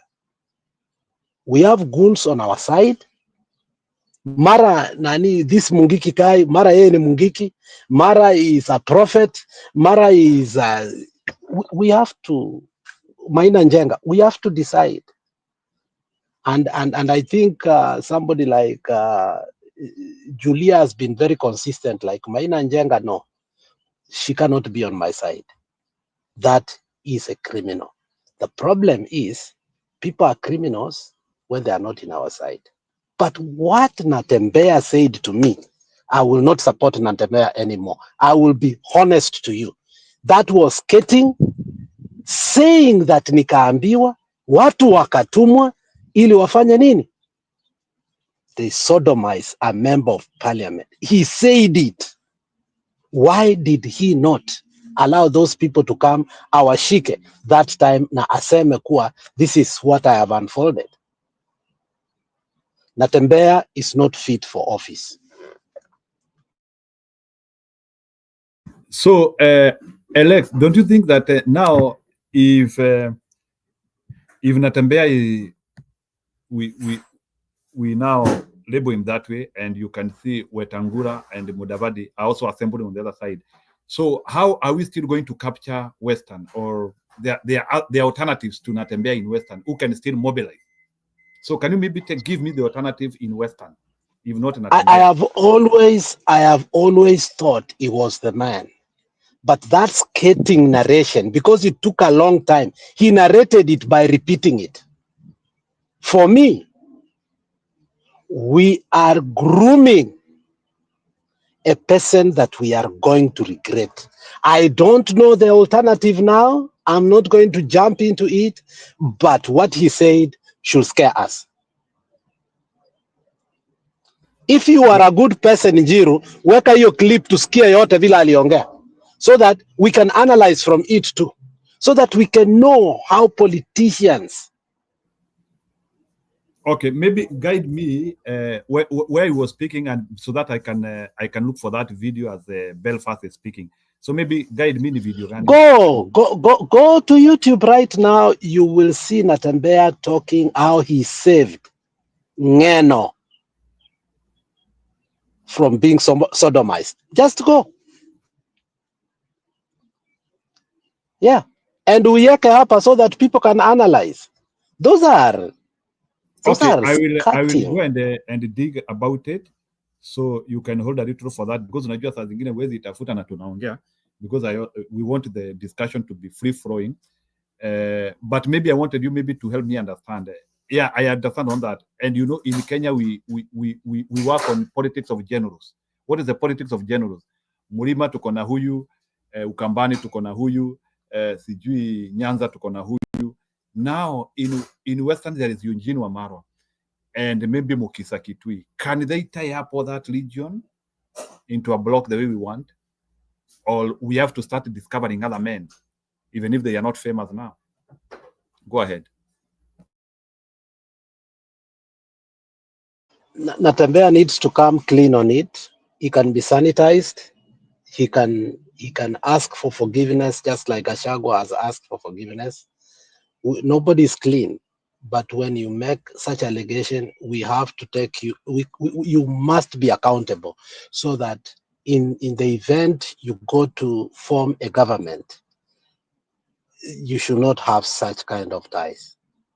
I think he's still a young person, but he needs to come out so clean and be able to exonerate himself from such, accusation against himself. Yes, we are not condemning it.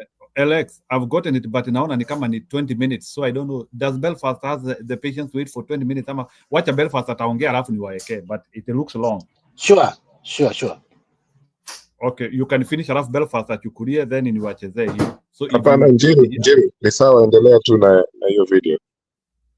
Do you have the patience of 20 minutes? Because I can see it is 20 minutes. Yes. Okay. So, Alex, have you finished, or you wanted to throw your point before I pray it in 1 minute? No, I'm done. I'm done.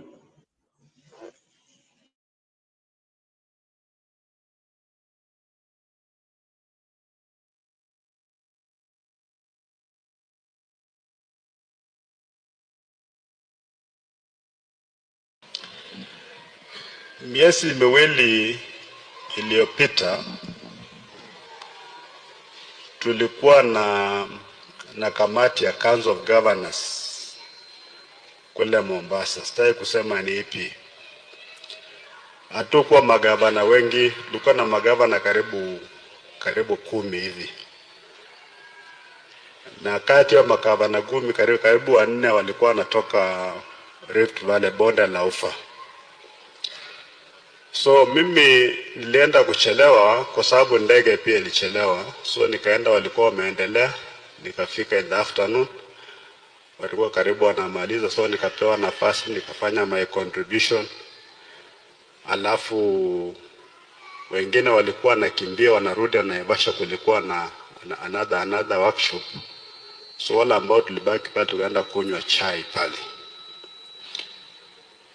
So kuna governors wawili wakaniambia kwamba governor, umeona magavana wanakuwa harassed.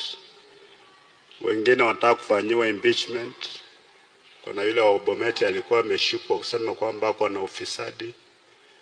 Kuna ule wa Turkana pia alikuwa amekimbizwa.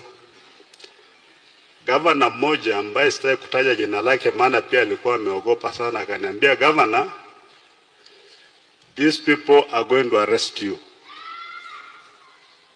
Wengine walikuwa wananiambia tunataka bwana wanatembea bwana, hii siasa unapiga Are you sure uko na hakika hawa jamaa watakuacha?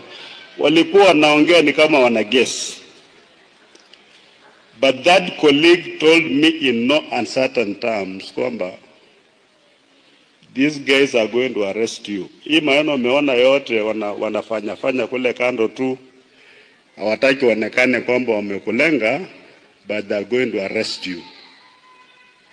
So mimi nikamwambia wanaenda kunishika kwa sababu gani? Why are they going to arrest me? Akaniambia wanasema kwamba you lecture the president. Wanapiga president msomo.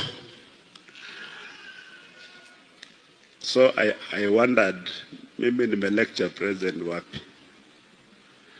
Then after that, tukaanza kusikia wanasiasa wanasema natembea naenda kushikwa. The last one mwingine akasema hata kuna court order natembea naenda kushikwa. Mimi nilikuwa na dismiss hii mambo nikifikiri kwamba ni story tu. And indeed, hawa jamaa wakaja wakafamia boma zangu zote, wakapiga search against the law of course, wakafanya uharibifu mwingi sana. Wale ambao walikuwa nyumbani hapa, mimi nawashukuru sana, walikuja tu kuwa na mama, maana hata hakuwa anajua nini kinaendelea. She was just crying. Kina mama Sito wakaja pale wakampatia support. Mimi mahali walipata kule Nairobi kwa Kilelesha ni apartment, mimi wanakaa hapa, nikaa Nairobi sasa kwa hotel nakaa pale kwa apartment. Walipata nilikuwa peke yangu hapo, wanakuja watu karibu 15 na mabunduki. Wanasema wanataka kuja kufanya search. So wanafanya search kwa nyumba. Wako na search warrant, I understand the law. Baada ya kusearch hakuna kitu wamepata hapo, wanatuambia kwamba tunaenda kule kwa EACC. Naambia tunaenda kufanya nini kule, na it's not an arrest warrant. But if kuna kitu mmepata hapa na mmeamua kwamba inakuwa ni arrest kunishika, basi just follow the procedure tu, niambie yes you are under arrest and I'll just hand over. Mwenyewe hata kuambia niweke pingu kama mnataka kuni arrest because I understand the law. They were just rough, you know, wakanisukuma hivi, wakanitupa kwa gari. Sasa wananipeleka kule, naanza kuulizwa vitu hata ambazo mimi sielewi because of speaking. Kuongea tu, na katiba yetu ya Kenya nakubali Mkenya wote kuongea. We talk because we are allowed to talk. Na hii dunia hakuna mtu ambaye ako na monopoly ya knowledge. Hata kurani government ni harambee. Hata reverend hapa ako na church council ambao wanamuadvise. You can't have monopoly over knowledge. So wakati tunaongea haya mambo, kumbe kuna watu ambao wanakasirika. Na me I've just been raising pertinent national issues. Maana kama tuongei mambo inaharibika. So Reverend, kule kwa EACC,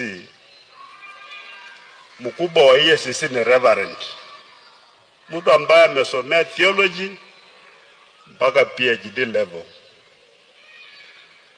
But does he really understand what happens there? Where watu wanakuwa regarded as guilty. They are presumed to be guilty until you prove yourself otherwise. But the law says you are presumed to be innocent until you are proved guilty. But these guys, they have already judged you, you are guilty, you are a suspect, wanakubeba hivyo, wanakutangaza all over. And Reverend Okinde amekaa pale kama the chairman of that commission. Mtu wa Mwenyezi Mungu anaelewa how people are supposed to be regarded.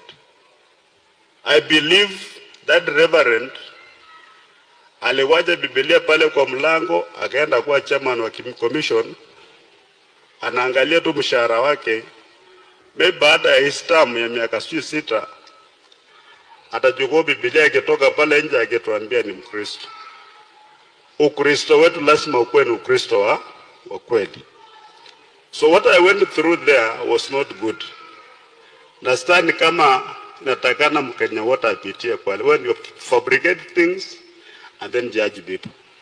Hii yangu hii kuna uwezekano nitafungwa kwa sababu hakuna kitu nimefanya, lakini wamenipangia, wamesema alifanya hivi. So there's possibility ya kufungwa, it is there.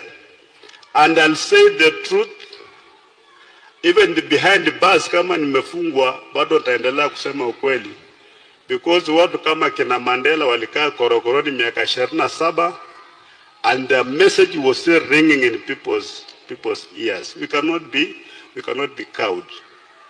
Now, the experience I went through, kabla nimalize, yule kijana ambaye aliuawa juzi anaitwa Ojwang, Albert Ojwang. Albert Ojwang amekufa katika mikono ya serikali. Maana walimtoa nyumbani kwa wazazi wake na kwa bibi yake alikuwa mtu mhai. Lakini amefika kule anarudishwa nyumbani akiwa amekufa. Sababu ni kwamba alikuwa ameandika some post kwa social media who senior government officials. Again, freedom of expression. Now what I want to say here ni hiki. Mimi nimekuwa kwa serikali na mara nyingi watu wanataka kukupunish but they've got no evidence. So what they do, watakuwa kule korokoroni alafu wakuitia watu. Wanasema the fellow suspects. They bring you wale watu ambao wanaitwa hardcore criminals. Alafu mnafungiwa pale ndani the whole night. I'm not saying that's what happened to Ojwang. But wakati nilikuwa county commissioner kule Narok, kulikuwa na mjumbe mmoja wa Emurua Dikir, bado ni mjumbe anaitwa Johanna Ngeno. Ngeno alikuwa anasumbua sana. Tukitoa watu kwa Mau anakuja analeta fujo. Siku moja akaja akapata askari wameka roadblock kwa barabara, those spikes. Alikuwa na MCA mmoja kutoka Narok South anaitwa Langat. Akachukua hizo vitu akatupa. Askari wakamshika wakamleta Narok.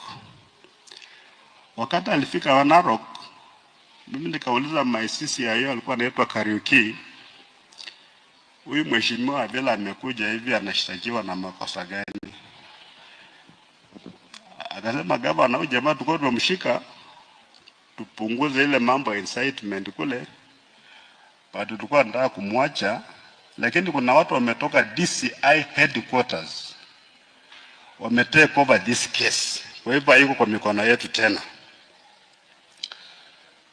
Kufikia around 6 kuna jamaa anaitwa Patrick Ndutu. Patrick Ndutu that time alikuwa chief administrative secretary katika ofisi ya rais. He was my boss. Akaanza kunipigia simu akisema, commissioner please, wacha mheshimiwa atoke asilale hapo ndani. And I knew they were related, maana mheshimiwa Ngeno ni kama ameoa msichana wa Ndutu. Mimi nikajaribu kuambia jamaa, patia mheshimiwa free bond ama cash bail, asilala hapa, aende kama utamhitaji atakuja. Jamaa akakataa, akasema hii mikono iko kwa hii mambo iko mikono ya wakubwa. So kufikia saa 1 jioni na nusu giza, mimi naambiwa na askari mmoja hapa ati kwamba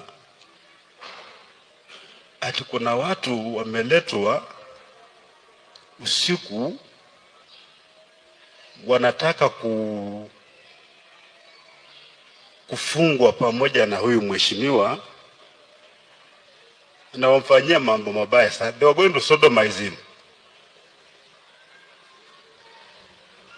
Wameleta jamaa ati anafika pale anaambia mheshimiwa ati mbona ananuka kama mwanamke usiku. So mimi I called that CCIO nikamwambia CCIO, this is the report I have gotten. We are the people who are in charge here. Kama ni haya maneno mataka kufanyia mheshimiwa, I'm going to call a press conference sahi and I'm going to expose you. So akasema, what we do, because in amri imetoka juu, I cannot release this guy. We agreed ya kwamba we create a scenario kwamba huyu mheshimiwa akikaa hapa kuna watu wanajimobilize kuja kuvamia police station, kwa hivyo he cannot sleep here. Tukamchukua tukamweka kwa gari tukampeleka Nakuru. Yeye huwa analia kwamba nilipelekwa Nakuru usiku, walikuwa wanataka kuniua, but we were saving him from that humiliation and that disgrace, because huyo mheshimiwa angefanywa mambo mabaya sana hiyo usiku. Na huyo Juang kama hangekufa, his story will have remained untold. Maana angefanywa mambo mabaya, hiyo vituko yote afanyiwe, ikifika asubuhi anawekwa kwa gari na anaambiwa ukienda kuongea tena muandike tena, we are not going to kill you. Juang angeenda nyumbani, hagewahi kuongea tena, angenyamaza. These things are happening on the watch of government. The OCS will pretend kwamba it doesn't know what happens in police cells. Actually today, if you are thrown in a police cell, shukuru Mungu kama utatoka hapo. Hata mimi nikikuwa pale EACC walikuwa niambia utapeleka natembea Kilimani police station ama tutapeleka kule Kileleshwa. Nikasema nikipelekwa kule, before something is done to me, ndajimaliza tu. I'll find a way of killing myself, kwa sababu I knew what they were going to do to me. Luckily yule OCS yule wa EACC akasema anatembea atoke hapa, maana kuna kitanda hapa, wacha atalala hapa. And all for what? All for what? All for what? We pretend we are a God-loving country. Sisi ni Wakristo sana. But the things which we do to each other are not good things. Sio mambo mazuri. We are just Christians wakati tuko kanisani. Tukitoka hapa nje tunaanza ukabila, tunaanza kufinyana, tunaanza kufanyana mambo mabaya. Tunangojea Jumapili kifika turudi hapa tupige magoti tena tunajisafishe tena. Can we just live a Christian life? Na tupendane tu. The president is not above the law. Tukiambia rais kwamba hiki ni kibaya, hiki ni kibaya, ni kibaya. Just listen. Just listen. Because hakuna mtu ambaye anachagua kuwa president, hakuna mtu ambaye anachagua kuwa governor. We all come and beg for your votes. Mtu ajiri tupewe kazi tuwafanyie kazi. Na baada ya kupewa kazi tunakuwa wakubwa kuliko wale ambao wametuajiri kazi, hawezi kuongea, wakiongea watu wanafinywa, watu wameogopa. So me, I knew what was coming for me. Kama ningetaka ningetoroka. What was this so difficult about Reverend Okinde hata kupiga sema government? Yeah, I think information is home. I will talk about it after Belfast umeongea. Belfast, go ahead. You have heard like I don't understand why ati Natembea anasema angejimaliza angepelekwa cell. Anyway, I thank God sijaijifika kwa hizo cells, lakini I'm surprised that then why should we be having those cells? Why are they important? Anyway, go ahead, Belfast. Wacha nisikumalizie mchuzi. Be the first person to react and also to tie up much of the things we were talking.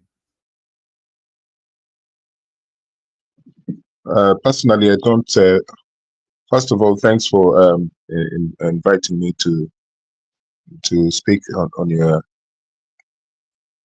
show here. But first of all, I'll take a different view. I don't know why Alex found this speech of Natembeya quite shocking, because I think what he has done is basically he has given us a narrative about what happens in in police stations and in remands, people in custody, and how they are mistreated, and all the extrajudicial activities that take place. So I think I would actually celebrate the fact that this person has decided to speak about that, because he has a public office, he holds a significant leadership role, and most politicians or leaders will not even speak about these things the way this man has spoken. So I would honestly, I'm trying to understand what Alex's issue was with this speech, but I find it as a kind of openness. And like Alex said earlier, nobody is perfect, including Natembeya.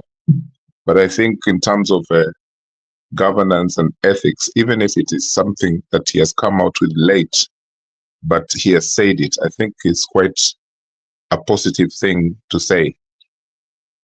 The role of Kenyans in changing the country is always very, very difficult, because people are discussing here tonight about is it possible that Ruto will exit the stage? What will happen? Is it next week because it's the first anniversary of the of the young people's revolution last year? What will happen? Is it because Gachagua has left, or he's leaving soon because maybe he doesn't want to be blamed again for being around when these things are happening? But I think that even when we're protesting, Kenyans generally, I want to say something which might sound silly, but it's true. We really are afraid of the actions of the police violence, because we want to preserve our lives as Kenyan people. The young people, they tried their best last year, but the wider population were going to work, doing various things, and not even thinking about joining the young people in protesting against the finance bill. So I think that plus, police actions, like the violence that the police always commit on the Kenyan people. By the second day, third day maybe, watu wameshachoka. Unaona, kwa sababu to mobilize people, by the way, is not an easy thing. Revolutions are organic, and when they take place, they go through a lot of hell, but they're organic. It's not something which you can use a remote to switch on and off. So in our case, we have a situation which is horrible because we decided to not pay attention to Chapter 6 of the Constitution, which talks about leadership and ethics. And all these people you see running the country, including those with constitutional offices, alafu, even junior officers, they will not pass that test of Chapter 6 of the Constitution. So we have a huge problem there. And that's not easy to address this problem in Kenya, because we don't respect the constitution. So that chapter 6 makes it very difficult for us because it's not respected at all. People don't like the truth in Kenya. Even in this platform, people run because they fear the truth. You know, when you speak the truth, they'll either silence you or they'll exit the stage because they're afraid of the truth. When Alex was speaking about there is no something substantive you can call a middle class in Kenya, people all over the place, but they know that what Alex was saying was the truth. The middle class idea of a middle class in Kenya is a fallacy. You can't just say that just because you're rich, you're a middle class person, and yet you're just paying back loans, and you have other advantages and securities, and you think that is the state of mind that will help change the country, that the middle class people who are often, counted as one of the main sector of the economy to change the country or countries. But Kenyans, when you speak these things, they think you're mad. So one problem we have, which will make such a revolution difficult, is because we are hypocrites. We're not ready to accept that we're hypocrites.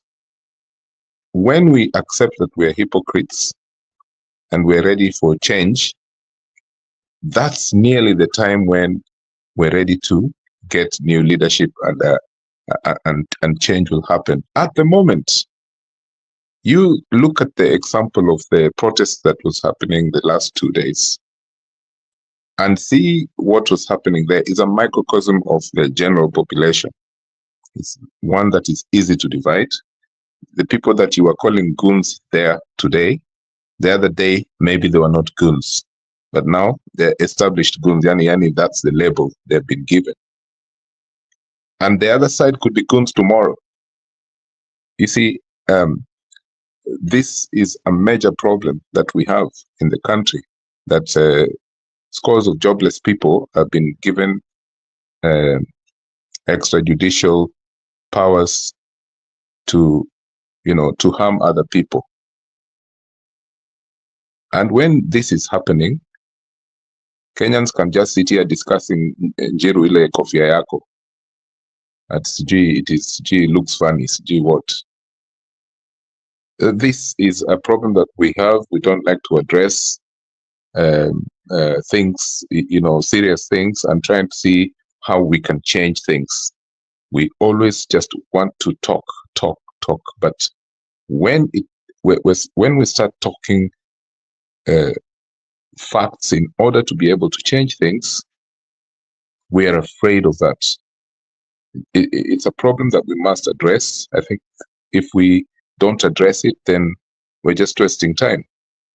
We don't do much research about the things that we say here.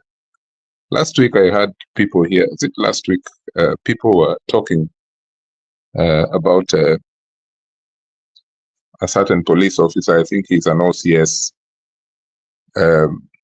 who has been accused of, being involved in the murder of Mr. Albert Ojwang. So that officer, Talam, people are here talking for 20 minutes. Is he a Kalenjin? No, is he a Maasai? No, I think he's a Maasai.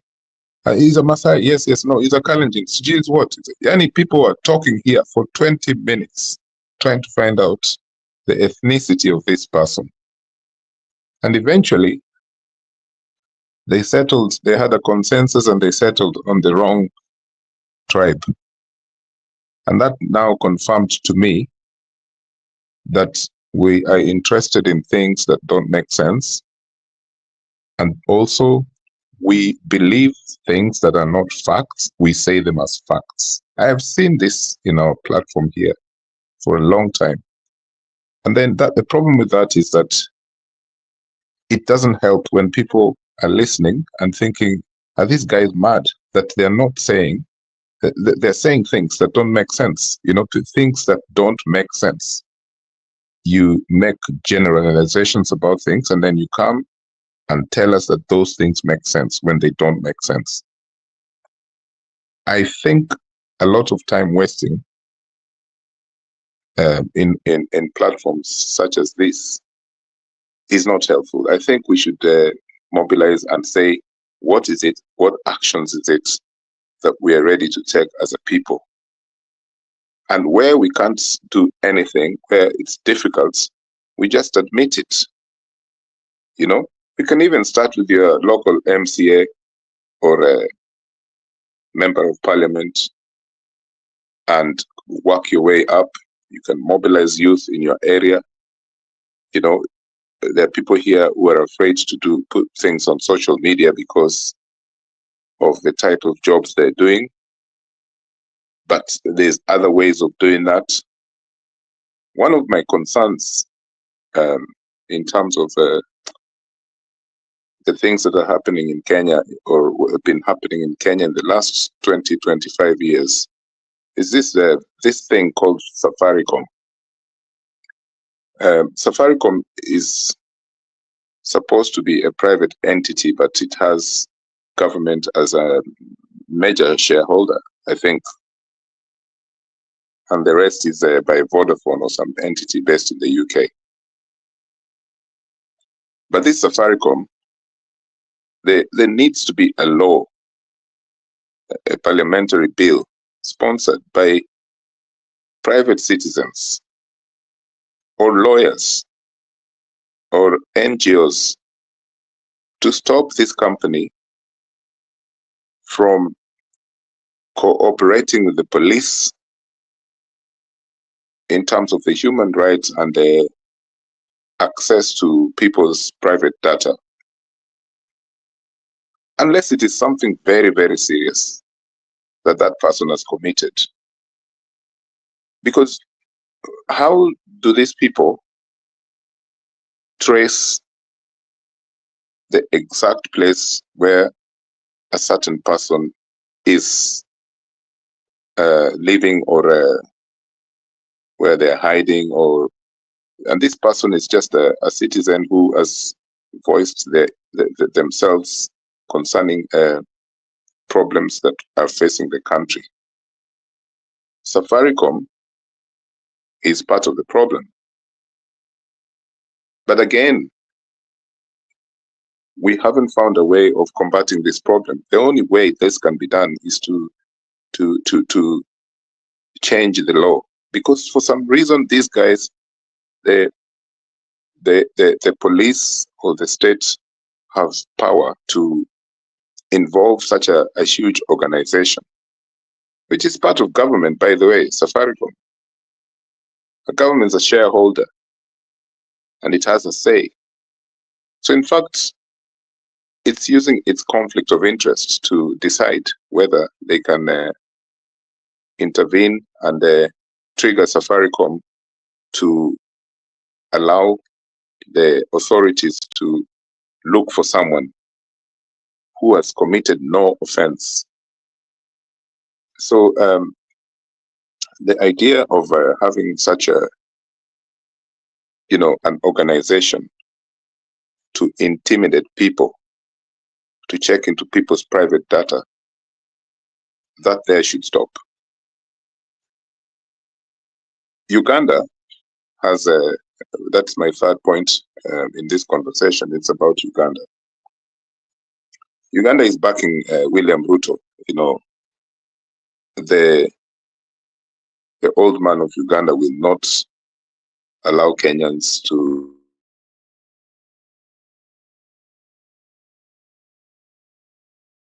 Uganda defended Mwai Kibaki to the hilt during 2007 elections, the post-election crisis. We saw what happened in Nyanza when Ugandan troops came to, through the border in Busia and stuff like that. Wakachapa watu kabisa. This was just a tester. And you've heard that in the past there's been moments during demonstration when people said that the so-called police or people who are chasing protesters around could not even speak Swahili. and the accusation was that they were from Uganda. So Yoweri Museveni is a strong supporter of William Ruto. If there is a way that Kenyans can counter that, then well and good. They can have Mr. Ruto out of office. But it seems that the power of Uganda over a country called Kenya is quite evident. I mean, even Museveni's son is on Mr. Ruto's side. You know, the chief of staff of the forces of Uganda. So we have to be able to speak these truths. You know, it's not that we like these kind of things, but we need to make ourselves aware, enlighten ourselves that what if, you know, but if we pretend that we don't want to discuss these things because all we want to is to hear our voices about like this is happening, people will go to State House. If people go to State House and they march there in huge numbers, that might make a difference, Mr. Njiru. But people, like what I said there earlier, that some people will be going to work, a lot of people will stay home. Okay, kidogo Belfast, sio na kusimamisha niyo story ya Safaricom umeleta, and I want us like as you continue, we percolate some thoughts about it. There was a, you know, when you say the on serious cases, I remember there was a case of Apple, whereby Apple, even if you are a criminal, they cannot give your details to anyone. I remember there was a time even where the US government was pursuing prosecution of Apple because there was a terrorist who they wanted to get access of the phone details, but Apple refused because and the way Apple defended itself, and I liked that defense. Apple said that according to us, we don't regard that guy as a terrorist. We take him as a customer. So if there are ways in which the government want to investigate that person, the government has to use other means of getting the same information they want, but they will not get involved in transacting the information about their client. They give a green light that they can give the information to them now that he is dead. Can you imagine Apple could not even give the information of that person, even if the government had branded him as a terrorist? So I have a problem with the Safaricom. If Safaricom can be able to, and they are denying, by the way, their CEO denied it the other day. They said that they are being mudslinging in Kenyan political issues, which is not true. But I doubt. Why would Safaricom be this careless that they are revealing the information about their customers and their client? So the question which I'm asking you is, to what extent can Safaricom go if they can collude with the government to give our information? Is actually our data with the Safaricom safe in the first place? When it comes even to, can it reach a level whereby Safaricom can actually transact our information elsewhere? If this is one single case where things are not tying up and they are not able to observe privacy at all costs, because privacy has to be there. Privacy, that is what life is. So maybe Neutral, can you help me to understand, even in the country where you are, do they take privacy serious? Or they think only about Kenya where we don't take privacy serious? They take it very serious, but I know that I'm aware that, for example, here in the UK, they will go for a court. They will go through the courts if the intelligence services, especially the police, want to exercise their warrant of, say, anything to do with the device, or to trace the whereabouts of this person. There is a way they will go through the legal route. It is rare, unless possibly it's MI5 or of the Foreign Services Agency, MI6. You know, those guys, they do underground things, okay? Which which we are supposed not to know. But the police yani wanakupata through your phone exactly where you are, pinpoint. That is something that in Kenya, so there is Safaricom is committing a huge crime. And Safaricom is laughing at us because not many Kenyans will oppose that, what Safaricom is doing. You remember the ICC and the communication that was happening between members of Mungiki, or the so-called Mungiki, and the people who were on the ground in Naivasha, and the claims about Mungiki meetings with either Uhuru Kenyatta or Mwai Kibaki at State House, Nairobi. Now, if these stories were true or not, but there were also claims, and I think Boniface Mwangi is one of them who wrote something on that line about Safaricom. A lot of people were writing at that time about how Safaricom was involved in refusing to give data to the ICC and also to the Truth Commission that was headed by Kriegler, the guy from South Africa.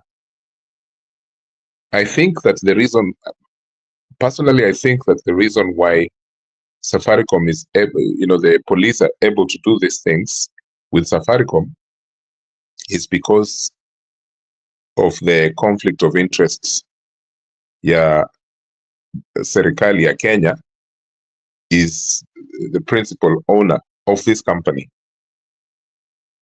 And so the board and the CEO, they know that they can't say no to government instructions. And in a country, in an African country, this kind of activity is possible because that's what we do in Africa. Unfortunately, this kind of activity is possible. That young person, Jiru, this is what I'm trying to say. Someone like Albert Ojwang should be alive today. He was found because of his phone signals and the pinpoint location where he was in real time. So I believe that if not of the Safaricom and phone situation, this person would not have been humiliated, arrested, beaten up in between his journey and Nairobi, and then, of course, the injuries that he got in Nairobi, and then his final death. That Ojwang young fellow should be alive today. I find that this company, Safaricom, is one of the guiltiest parties in crimes such as this. I just don't understand how it is possible that we continue to do this in a country which on paper is a democracy. So that was my point about Safaricom. Anyway, you were saying something. Yeah, that is what I wanted to get from you, because and can they be stopped? Because if Safaricom continues this way, they will become a danger to human existence in Kenya. How can you stop? But you see that, like what you said there, that they were denying. Safaricom are denying, which is what they have been doing for years. They even say this is how they deny. They say they cannot get into people's private data. So when you ask Njiru, Safaricom, please tell us, what have you done in this case? They say, no, we haven't done anything. It's as simple as that. So there is a law that is missing there that can be used, and this law, if it is pegged in properly, it can put some, like some strong sanctions, which if Safaricom ever does such a thing, those sanctions can be triggered against Safaricom, because some family have lost someone, and only because the phone of this young person could be traced. That's the main reason why Ojwang is not here. And I feel very strongly about this because this company has committed a lot of offenses in the past, and it's still continuing to do so. There's a way they can establish a law which can overthrow this kind of thing, what they're doing now as the police force. The police are not above the law. They're supposed to be protecting people. And like you said, even the worst criminal must have their human rights respected, You gave the example of Apple, the Apple company, and the court case between them and the American government. Even the worst criminal should be, should have their day in court. Otherwise, this thing, what Safaricom is allowing to happen, will continue. And that means that the murders will continue, and people will continue suffering because someone has their data where they're located, and at the end of the day, they're not being protected. So Njiru, umepotea tena.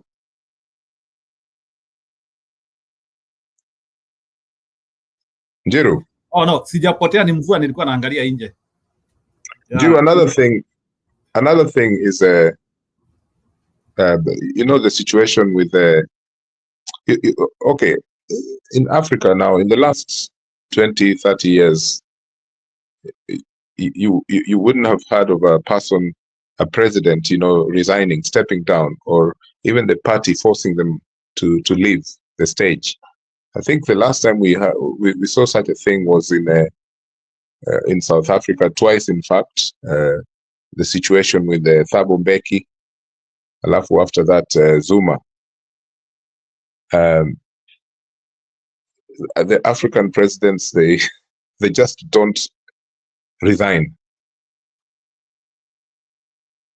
So when we are saying that Ruto should resign, and you heard what he said yesterday, he said, he's using that post 1982 coup model of thinking, ile ya Moi, when kina Raila and the rest of them, General Kariuki yule wa Air Force, and many others, students and so forth, were being accused of trying to overthrow Moi on the 1st of August 1982. And then Moi became a very angry person, and he just changed his way of thinking, and it became a serious dictatorship. So I wonder whether the thing that happened last year on June 25th made Ruto to have a Moi kind of approach to life now, that he has to be a strong man, kwa sababu mimi simwoni akienda mahali. I spoke to a former senior police officer who was telling me that even the way they are going to rig this election of 2027 will be just the same way they have rigged elections before. I saw comments there by Helen of Troy, which I was interested to know if that's the way she thinks that elections will not be rigged, because Helen of Troy was suggesting that that whatever happens during election time in 2027, the international community will be watching, the observers will be watching, and Kenyans will send warnings about possible rigging. Countries don't care anymore whether elections are rigged. In any country, they don't care. Countries don't care about that sovereign part of another country. It's your problem. So we find what we used to call sijui kidogo tu, because naona tuko wawili hapa. Can you allow me do a clip so that it can also shape our dialogue moving forward? So can I do a clip? Just a simple clip. Nataka kukuwekea Professor Ogora kidogo usikie. It will shape us. Is that okay? Go ahead. Yep. Yeah, na sijui unaniambia sijui story ya situation room ni aje. Wacha Israel na Iran wamenyane. Then we will know what will happen along the way, because they both agreed to fight each other.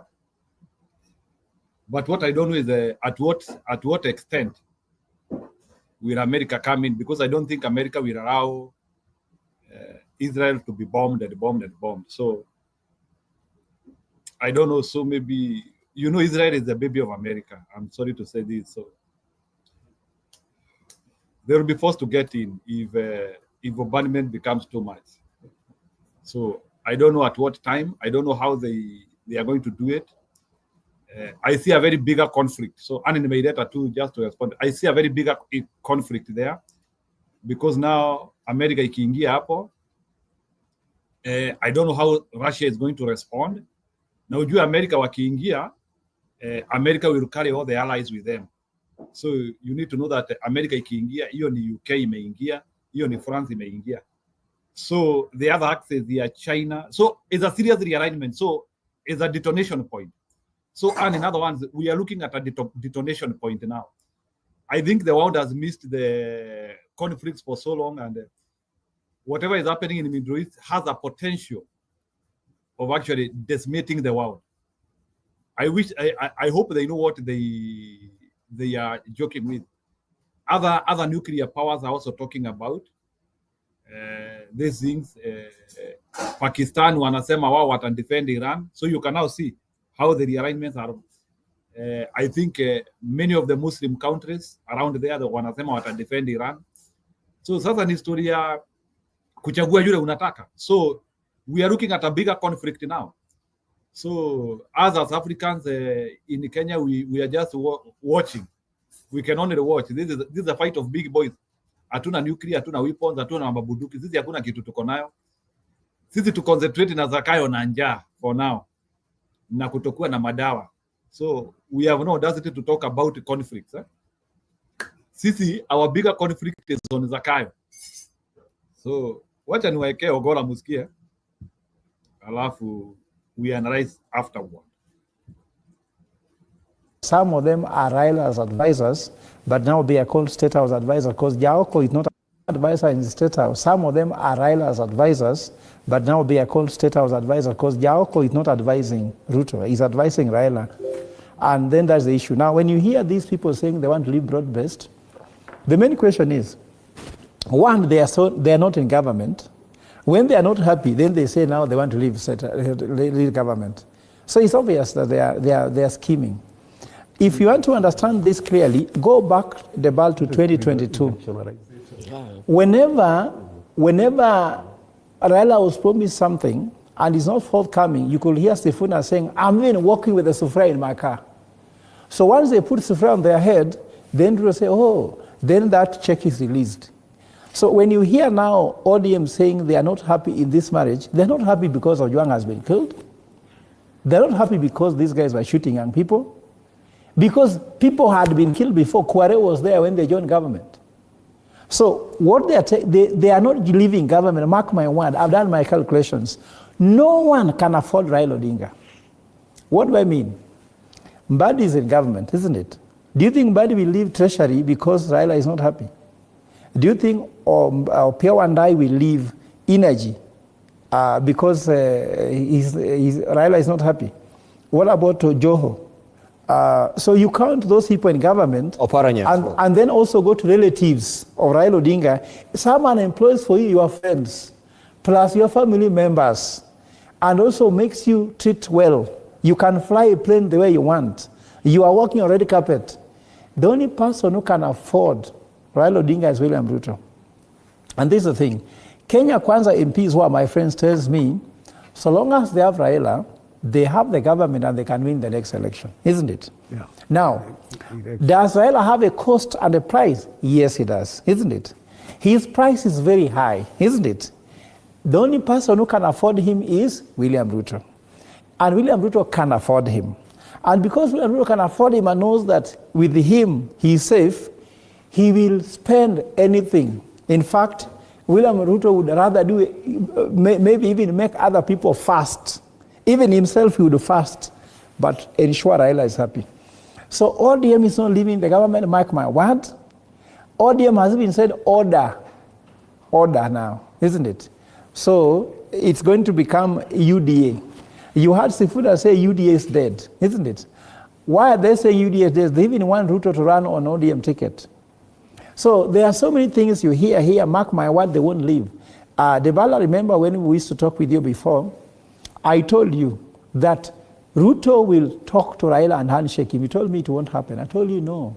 Social license, Raila rules the street, Ruto rules State House. Mm-hmm. And because Ruto rules State House and the street feeds State House, Ruto will leave State House because if someone cuts water, cuts a sewer system, there's no food going to State House. You have to come out. Hata wanasemanga maneno matamu uondoa panya nyoka pangoni. So Ruto had to come out when Raila tells you, I can save you. So Ruto is not leaving Raila, and Raila is not leaving Ruto. You hear the statement Raila gave about the killing. He says, I'm calling upon the president. He said in Homa Bay that they should stop killing people, isn't it? Mm. Can you imagine? We do a Madaraka Day in Homa Bay. Now how many people from Homa Bay have died? These people don't have morals. And so long as they don't have morals, you don't even know how to judge them. If you tell me, can they live? Do they have values? When you are valueless, you look where money is. So as far as I'm concerned, I said when Raila landed from AU, from Addis Ababa after he didn't get the AUC, he landed in the airport, he looked right and left and saw Kenyans with tear gas. Kenyans were hungry. They could not afford healthcare. They are shouting mandamano, isn't it? And he saw if he joins them, he's going to join them with tear gas, with mandamano, and sweat on the street. Then you look right and saw red carpet. Did he even go to Siaya? As soon as he landed, he flew to Mombasa, isn't it? And he was walking red carpet. He's not left till now. Raila has no time to spend on the street. Fred Ogola can run on the street because there's a future which is promising. Raila's sunset days have caught up with him. He has to make decisions on how he can enjoy the few days he has. Even these ODM people following Raila, they are lost because somebody as young as Sifuna still following Raila, hoping that he will get something from there. Raila is concerned about the last days. Even if you go to the Bible, Reverend is here. The thief used the last minute to steal heaven. You understand? The few minutes he had, he took heaven. Raila should look for how to make peace, according to me, but he has not decided that. He wants to create chaos in the country. Chaos by supporting someone who we know very well is not good for this country. So as far as I'm concerned, ODM have no values even to make the decision. They are called Orange Democratic Movement, isn't it? That word D doesn't exist, democracy. Because if they were actually Democratic Party, they could have not gone to last. Then lastly, you ask a question, do they have political parties? No. In the system, a political party should have locus of control. Yeah, so Bwana Belfast, come in. That is a very mighty professor. Kidogo, niweke enjoy pia. Yes, there we are. This is what Stano has drawn in tomorrow's publication of the People Daily Kenyan News in the 80s. We were talking about the Green City in the Sun. Welcome to Nairobi, the Green City in the Sun. But now look, we cross over to 2025. Welcome to Naibari, the Goons City on fire.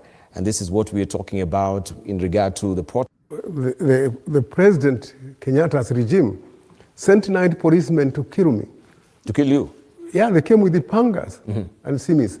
They cut this finger off, you can see. Wow. And this, and you can see. And this bone was cut. And the intestine, I was left dead. Your intestines were actually out? I did 97 Labor Day. Because in the morning I preached and I said, people should reclaim their people given sovereignty from the Kikuyu middle class. And I said, Kenya is being ruled by, the government is an ideology of the Kikuyu middle class. That was so offensive to the government of the day that evening, I preached that at the Lift Up Your Heart program in the morning on Labor Day. On that evening, 9 policemen visited my home and left me dead. I was in the hospital for ICU, dead. But You're in the ICU? Yeah? You're in the ICU, okay. Okay. Sorry, but I was very happy for being in heaven for 3 days. But the thing is... You were in the heavens for 3 days? You see, the problem is that I was not preaching in order to be killed. But whatever happened, 3 times I've been left dead, you remember? The Sabasaba. Yes. At All Saints. And also at Budget Day, the thing you show in your TV. Yes. When I was beaten in front of Parliament. All these things is not to me matter because the important thing is not I was beaten. The important thing is I carried the cross. The important thing is I did exactly, and even if I died completely, I was dying for the same purpose Jesus died. That was the greatest point. So I did not forgive people because they were doing their crime. But I was trying to bring righteousness to replace their criminal behavior and to change society. Jesus died to change us, to save us from those kind of situations. So I'm saying, if I could die doing that, then I was carrying up my mandate. And that's why, let me put it this way. My point was to call people to reclaim their God-given sovereignty from the one-party state which had stolen that sovereignty. And that theft was of one party. You know when it began. And you know that people agreed to come to the streets. And you know, even I was sacked. For 2 years, I lost my collar. You're defrocked, yes? Yes, I was defrocked because of proclaiming that. You know, because the churches in the medieval time believed that the state owed sovereignty from God. No, it owes, according to the Bible, it owes sovereignty from the people. It's the people who are given sovereignty. The mandate to govern the world, the birds of the air, the fish of the sea, you know that. Correct. Everything, the mandate. And God created people in his own likeness, meaning sovereign. People created, the state is a creature of the people. Correct. We are creatures of God. Right. And as secondary, as God, it has nothing to do with the state. It is us who have to do with the state because we create it. Correct. We create the state, and it owes to us the mandate to govern, and it can only use the mandate delegated to it by us. So we the people. So I'm saying, when the Israelites assumed that they can create the state, even after Babylon, after Egypt, God disbanded them and took them to Babylon because they were arrogant. They thought God owes to be God from them, and they owe their life from God. So I'm trying to say that the Kenya government owes its life from us. And it owes its existence from us. Correct. And the moment you are talking of goons, it's not the goons, it is the government which is a goon. And I'm saying that it's only bringing more goons. You see, you call the ultimate responsibility. In 2007 elections, there was post-election violence, which the instigators, two of the main ones, Ruto being one, were taken to Hague to be tried for instigating violence against the people. They called it what? Human... crime against humanity. Crime against humanity. Now that he went through all these charges that he was given about that kind of masterminding, those kind of things, and then the Hague withdrew, the ICC withdrew, but now that we cannot, he is not being called because of what is happening under his auspices, under his power. And now that the Hague is not calling him again, he should, what should he do? We should wait for him to leave office and take him back to Hague to answer for all the violences that have happened under his auspices, because he is repeating, he is reincarnating them instead of abolishing them. He is using the state. Thank you. He is repeating the 2007 inside the state, what he used outside the state. And I think you advise him, because you are a good advisor. advise him to eliminate the possibilities of being recalled to Hague after he leaves office. Thank you.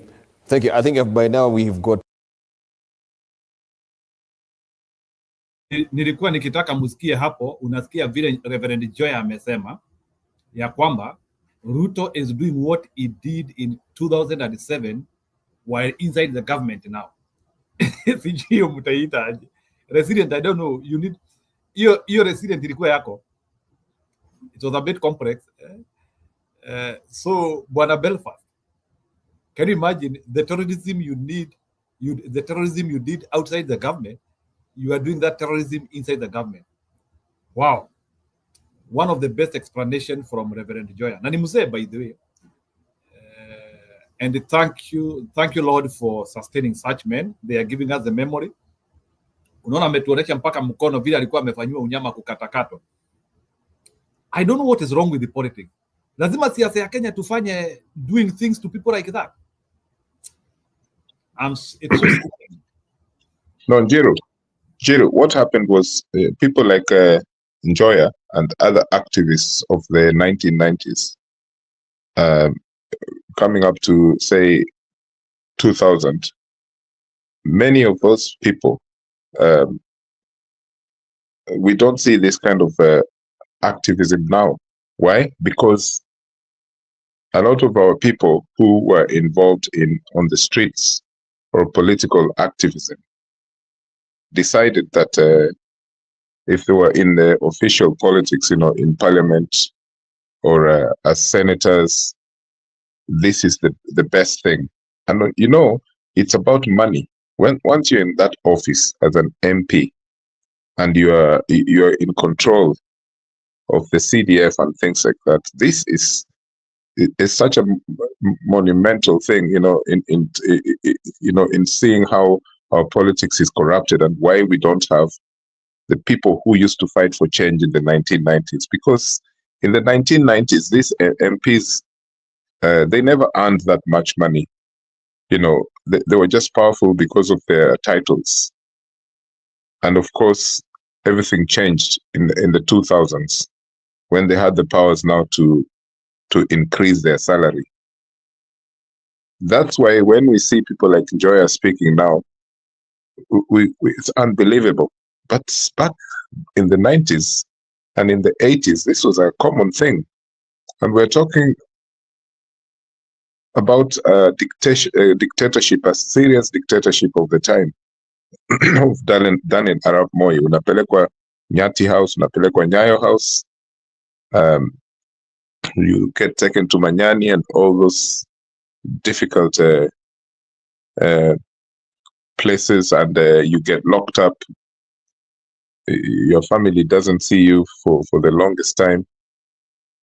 So we have a lot has to change, because when we see our even NGOs, they're fake NGOs now. In fact, they're no NGOs, because okay, a lot of activism is online as well. So the digital activism makes it very difficult for people to be on the ground, even people who are in Kenya. It's very difficult because the young people are spending a lot of time digitally, and they did very well. And because they also saw that the NGOs that we have now are commercially oriented, it's all about money. But if we went back to where we were in the 1990s, there was like some kind of organic calls for change, and people were ready for change, and things were happening. And that's why the Ugandans have still been the way they are, and we're much ahead of them in terms of freedom of speech and other things. I believe that Kenyans have a strong voice, that some kind of change will come. But this man, William Ruto, he's so stubborn. I can't see him stepping down. It's not possible, because also, without sounding tribal, but the community that he comes from, they are majority in the forces, and so they believe that they are in power. And I think that affects solidarity even within the forces. It's unfair for them to be like that, because they are also suffering. I don't understand. How is it that you're a suffering police officer? You know that when you don't get a bribe, you're nothing. You're earning peanuts as a police officer in Kenya today, and yet you don't take serious what the people are saying on the streets to change your life. But what you're doing is because you identify that person who is in power as from your community, so you have to defend this person. And something that happened in 2002, when the politicians came together from opposite sides and decided that Uhuru Kenyatta is not going to be president, that they will vote for Mwai Kibaki. They will mobilize people to vote for Mwai Kibaki because they wanted change. They didn't want anything to do with KANU, not necessarily Uhuru Kenyatta, but KANU. And that worked. That sort of thing is missing now completely. If someone can tell me where they can identify such a thing, the mobilization that happened in 2002, then I will be very happy, because I'll take them seriously. Right now, we have those commercial politicians, they want to go to parliament, or they want to stay in parliament because of money, not because they want to reform the country. So I believe that this is a very big problem that is affecting our country. We know someone here, you or any other person, your local politicians in Kenya. You know them. You might even know them in person, and they're not inspiring. Maybe in 2027, when many young people who have seen the things they've seen now decide to go into politics, this could change the country. But they need to start preparing now, because they don't need to be told. I see people giving time to someone like some guy on the streets there called Gaucho. How can we even take such a person seriously?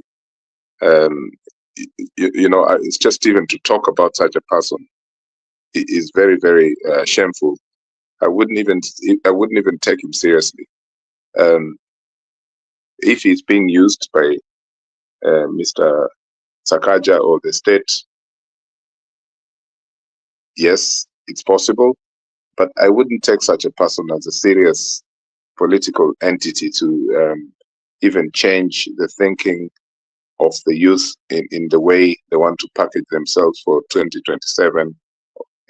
I think that people should now look for ways to solve our problems. Not to say that those people in Bunge la Mwananchi are useless, but the credible people in Bunge la Mwananchi or other activists within those spheres, but not someone like Gaucho. There's another one called Omondi 1 Hour. Those guys are clowns. But I would not be surprised if those clowns join, parliament or become MCS. We've seen it. We've seen examples like that of Babu Owino. There are many others. Simon Bugwa, who is now in the East African Parliament. People who used to just mobilize jobless people, and their real life, the things that they do in the community is well known, and how that affects the youth. So I wouldn't take Gaucho seriously at all. Thanks, Njiru. That's my words for today.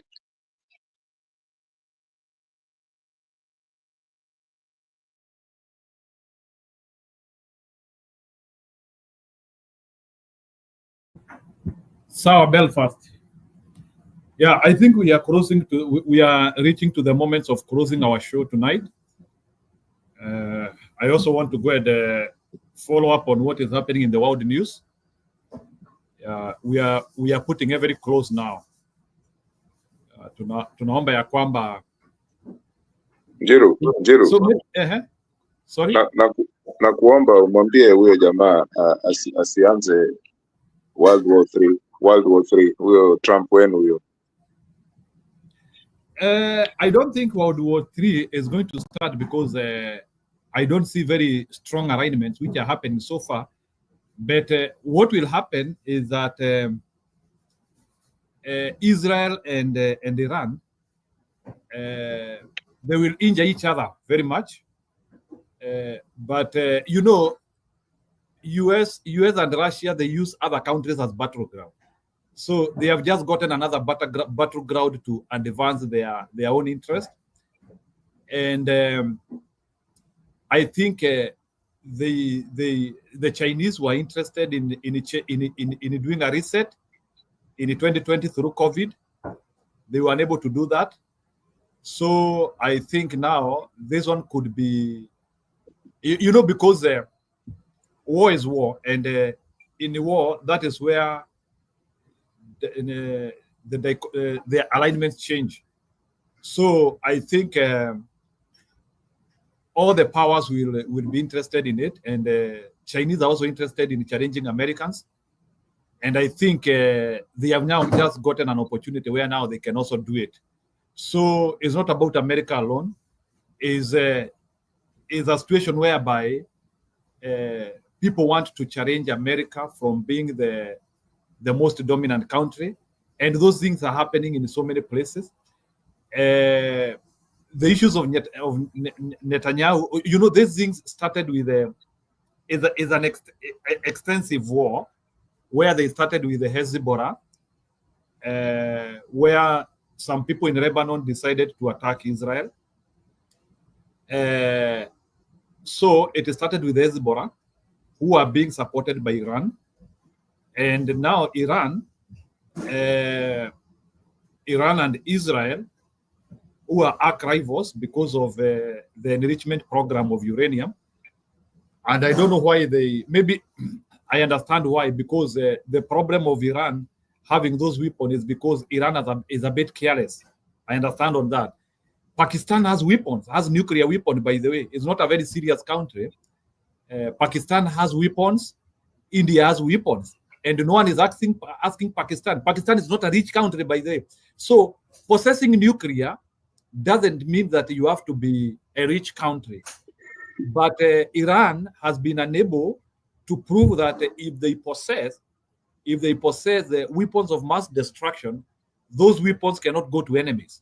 You know, that's just one thing which they need to prove. Like, for example, Belfast, if I ask you a question, how sure are you if Iran has a nuclear, that nuclear will not land to some terrorists in Yemen, or it will not land to some terrorists in Lebanon? Although this issue of terrorists also is also relative. A terrorist it depends with the angle you are looking at. The person who you are calling terrorist, another person is calling him a freedom fighter. Just like the same things which are also happening in Kenya. Saa zingine Ruto anatuitanga ma-terrorist, but the truth of the matter, we are not terrorists. So that's what I'm saying, like that one, the terrorist is very subjective. It depends with who is labeling you as a terrorist. So I understand on that. So what I mean, number one, Israel is known to be one of the nuclear the countries with the nuclear bombs. They've never said yes or no to this, but it is known. But also the question is in this nuclear warfare, right? There's a thing called the MAD, and I think you know it. You're an engineer. Mutual assured destruction. All countries that possess these nuclear weapons, they fear to use them because they know the principles of MAD, and that's how the world has held together, even through the Cold War. Otherwise, tungekuwa na nuclear war zamani sana. Achana na ile ya Hiroshima na Nagasaki ya 1945. But so I hear Trump saying that even when he was campaigning, that he's a peace president. Yeye hataki vita. Na sasa unaona akiongea maneno is actually warning one of the two sides, saying that I might get involved, I might not. This is a person who said he does not want anything to do with putting American billions in warfare. But you're saying that there's no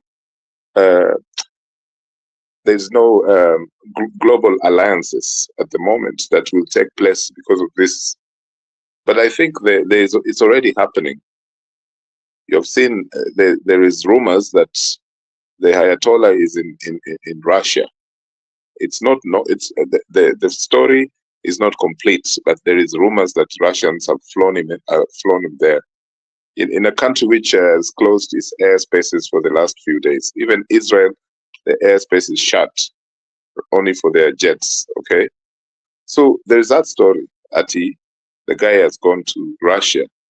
Russia has already lost one ally in Syria, in that region.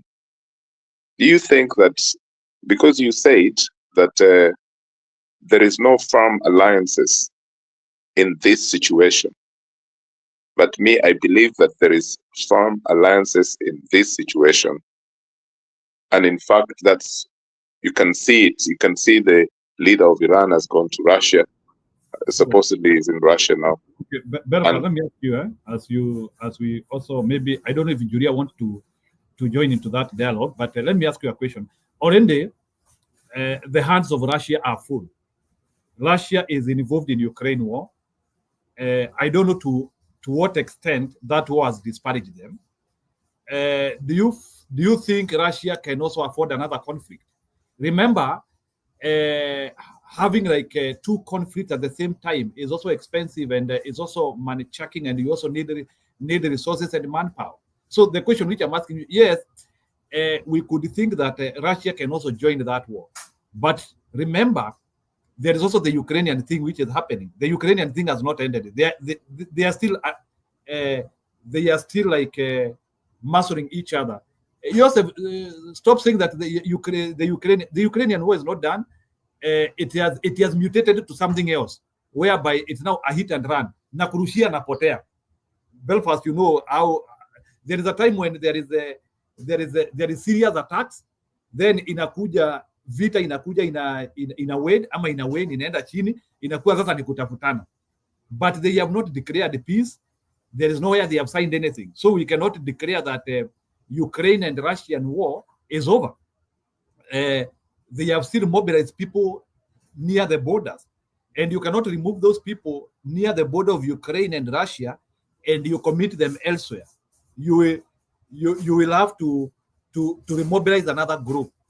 So what I'm trying to say is that Ukraine could be weak to Russia. I don't deny that. But it is some commitment. Whether it is 5% commitment or 10% commitment, it is some commitment. Because there is some crisis there which has not been solved in terms of border.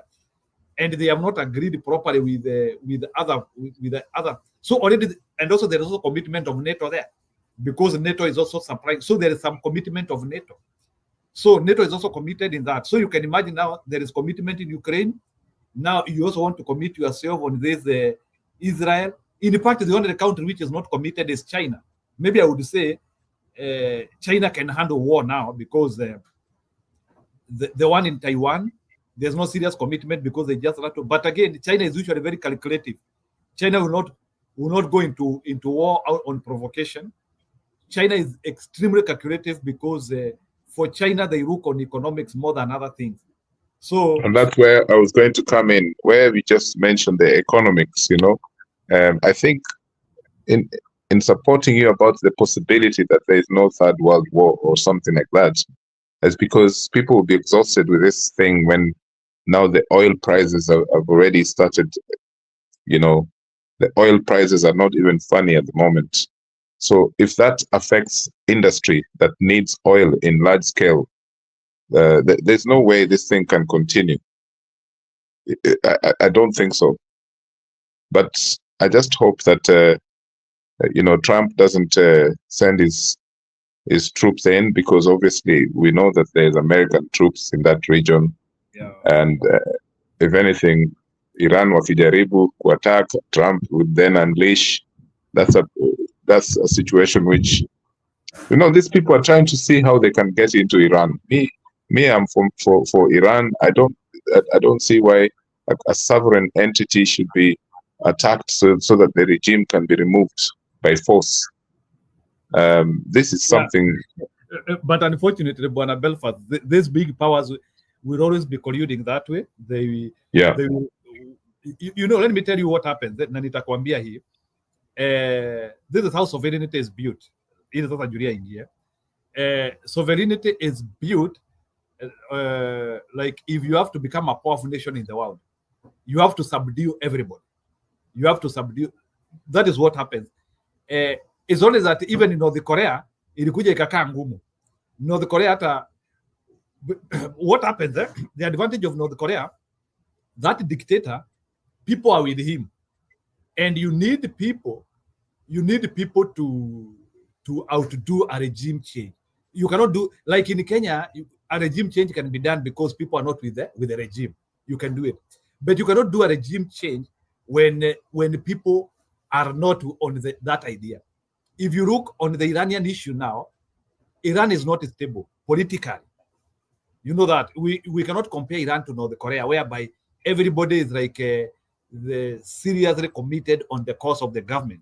There are so many betrayers from within. There are even a report of even people who work with the Mossad from Iran. You know that. Neutral, you know that. So Iran is not stable politically. There are some people within Iran who would want their government to collapse. So that is a challenge which they have. Like, it's not a solid country in terms of ideology. There are some people who are pro-West, and there are some people who are pro-East in the same dichotomy. There are some Iranians who feel we need to look in the Western side. There are some Iranians who are saying we need to look in the Eastern side. So there is that clash. And now the Ayatollah, who has more, this is what happens. And to me, this one is a failure of the UN. because the UN has an agency which looks, you know, they use nuclear as a scapegoat to attack you. You need to know that nuclear is a reason to attack you. Ni kama vile polisi Kenya wanasemanga uko na tumekushika na bangi. Belfast, I want you to get this. So nuclear is just a scapegoat.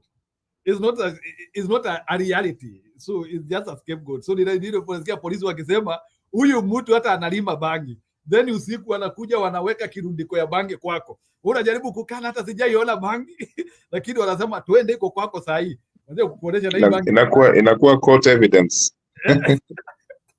Yeah. So what I mean is this, Iran, you can actually, you are sovereign to develop, because the UN has an agency which is supposed to oversee.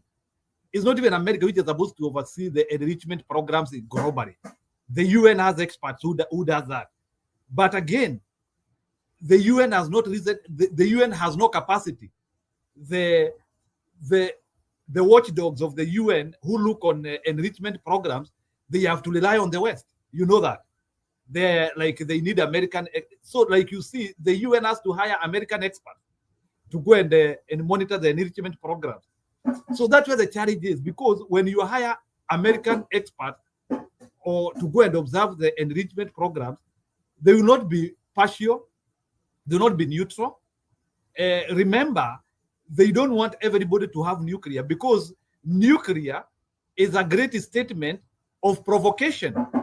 The reason why America cannot attack North Korea, even if they feel they can attack them, is because of nuclear. They have those weapons. They have SBM. They have a lot. So actually with those weapons, and one time Putin said, the only way in which nations can be safe is if everybody has nuclear. I understand that. It is true. If you have what another person has, the reason why America cannot attack Russia is because they have the same things. That's what happens. This one has nuclear, this has nuclear. This one has aircraft carrier, this one has aircraft carrier, regardless of the number. So what I mean here is that what will take Donald Trump to this war, and I'm sorry to say this, is this is a problem. You know, there is what we call a response doctrine on attack. And there is a commitment of America, and I want to put it here. Maybe many people might not, you might not like it, but that's the truth. There is a commitment of America whereby America has agreed that any country is a doctrine. Any country which will attack Israel, we don't care. It is unfortunate, but that is the problem which we are having. So, but I hear, I've read reports that there's some data that's being churned out that American population now, including the Republican side, people are fed up with this idea that America must support Israel every time. Until they're fed up with it. Have you heard that? No, but you see, neutral, that idea, I cannot say that that is the reality, because you need a referendum to quantify that. I don't think in America they have done any. So if it is like a journal from the street which is saying that is not verifiable. If Americans, they don't want to be defending their allies, they need to go to a referendum and they prove it on a referendum. They need to vote for it. The fact, so as things stand now, America stands to defend all its allies by default. And so that is why even when you are trying to attack American allies, you have to put that into equation, that if you attack an American ally, America will retaliate, because it's a doctrine of response. And a doctrine of response is activated, and there's nothing you can do it. So what will happen, and then you also need to know that when you look at Russia and Iran, there's no doctrine of cooperation. So, or even when you look at Russia, or when you look at Iran and China, there's no doctrine of cooperation. China might want to help, but they will have to help secretly. But when it comes to America and Israel, it is something open in the air that if Israel is attacked, we enter that war without any thinking. It's unfortunate because America will be blamed for not So, and even people will even start asking themselves, how comes you are unable to defend Israel, and there was a doctrine of cooperation? Why should we work with you and you let Israel down? So it's also a way of also reinforcing your authority, because it shows commitment. It's like neutral, uambie watu, mtu atajaribu kuguza njiri wataona. Na kupea example, mtu atajaribu kuguza njiri wataona. Afadhali, I will do everything possible in this world to make sure that Njiro is safe. And then I'm attacked, and you are there silently. How will people take you? And you have been saying that perennially. Watu watakuchukuliaje? Watakuwa wanasema mimi hata sikuwa silent. Uliona vile niliprotect hiyo kofia yako. Hata Julian ndio huyo amerudi. Yeah, you understand now. Sasa ndio najaribu kukuonesha the doctrine of defense has to be obeyed. I don't want it to be that way. I don't want America getting involved, but they committed. It's like the way saa zingine a lady commits to be married by somebody. Alafu sasa kuanzia kusema sijui sasa after sasa maybe ameenda amesoma anaanzia kusema na mtu ni sura mbaya, hawezi nioa. Kuna vile nimeanzia kuona, nimefikiria vinginevyo. So we don't want to hurt our commitment. So if America doesn't want to protect Israel, it is okay, but they have to do it through a law. But now there is a law which is binding them. So, and Bwana neutral, that is why you have to be careful with those countries which have such arrangements with America, because America has already committed itself on them. So that's why Iran needed to be aware of that if they attack Israel, they will be attacked, because America has done that commitment to protect Israel. Because you need to know, and I want to explain this, Israel is an artificial country. Neutral, I think you know by that. Israel is an artificial country. It's a country which is existing there by force. By force. Yes, biblically it was there, but they were in exile for so long. All the neighbors, they don't want it there. So Israel is there by force. If Palestinians were asked, do you want Israel here? They would say no. If Egyptians were asked, do you want Israel here? They would say no. So in other words, it's a country which cannot survive unless it has outside anchors, people interest from abroad. This is the quagmire. This is the quagmire now about this issue of Israel as well. Remember also, the same Russia we are saying it with Europe, Iran, Russia also has cooperation with Israel. This is what the quagmire is. Like Russia, to some extent, they also cooperate with Israel. So you ask your question, if Russia has to come to this war, who are they going to supply weapons to to Iran, and they will also go and supply weapons to Israel? It doesn't make sense. You understand? So it's unfortunate, but Israel will have to be protected. It has to be protected. So America will have to, maybe sometimes people might criticize Trump about that, but if there are some people against that, we need, instead of them, because I saw that like even today in the Congress, they are busy talking about impeaching Trump. Why can't the Democrats go in the Congress and they talk about, we need a memorandum of not wanting, we are tired of protecting Israel. We want now Israel to protect itself. Why can't they take that memorandum in the parliament and we see for who will vote for it? All these people, when they are coming to power, including Kamala Harris, if she was elected, they always say that we will protect Israel. Unasikianga hiyo? All of them wanasemanga we will protect Israel. Because the moment utasema we will not protect Israel, you are done. So how comes in election you are saying you will protect Israel, but in reality you don't want to do it? So I cannot fault Donald Trump when he is saying he will protect Israel. I cannot fault Donald Trump. The only thing is that he has to be cautious. He has to talk with Russia as he is protecting. He has to talk with Russia and tell Russia, we are doing this because of ABCD. Remember also, Israel is a small country. They are 8 million people. Iran on the other side, although we don't measure military response of the population you have. I understand that. Iran is close to 80 million people. So there is enough people there as well. So Israel is a small country. Israel is a place whereby things are detonating very heavily. And I think if there is a way in which US can ask for a ceasefire, it is okay. But if the war continues the way it is continuing, I'm sorry, neutral, but US has no option other than to defend the Jews. I will never trust US if they don't defend Israel.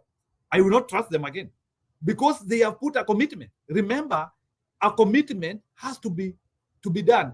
Ni kama hata wewe Julia hapa sasa uniambiange Njiru mambo yake nitampangia kila kitu itakuwa sawa. Alafu kuja uniachilie huko kwa msitu. I will never trust you again. So America has to do it. Thank you. Okay, Julia, you can get in. Kama hiyo ndio story kwa nataka kusema. Okay, here's a story. I don't know. I pay attention, but I kind of like to follow my stories za Kenya. Nimefurahishwa. Mimi nilikuwa nataka kuongelea juu ya Timothy Joya. Lakini if you want me to comment on that, I'll be very interesting. I'll comment it from the biblical point of view. I hope Father Dan Dairas, please come one of these fine days and teach us the Bible. What the Bible says about Israel. Kama kwamba kutakuwa na wakati kwamba hii vita yote unaona ya Middle East, kuna jamaa atatokea atajifanya kwamba yeye ni mtu wa amani, and he'll manage to broker peace in the Middle East. That is Biblia imesema kwamba, and for once kutakuwa na calmness, some sort of calmness na vita ya Israeli na watu wanaharakati au Waarabu itakaa kama imepoa. Biblia inasema hivyo. It is in the book of Revelation that hizo vita zikakaa kama there will be some ceasefire kind of, na itapeana nafasi ya the temple of King Solomon kujengwa. Saizi if you research now physically, now not from the Bible, Israelites have already gathered enough. I mean, they are ready to reconstruct the temple of King Solomon. Sasa mimi, according to the Bible, I think tunaelekea hapo kwamba this conflict, I think itaisha. Sidhani itakuwa world war.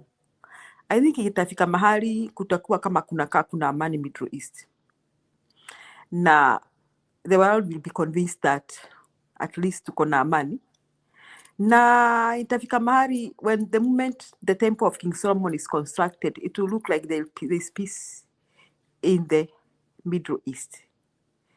Now, when you see these things happening, know that the end is near.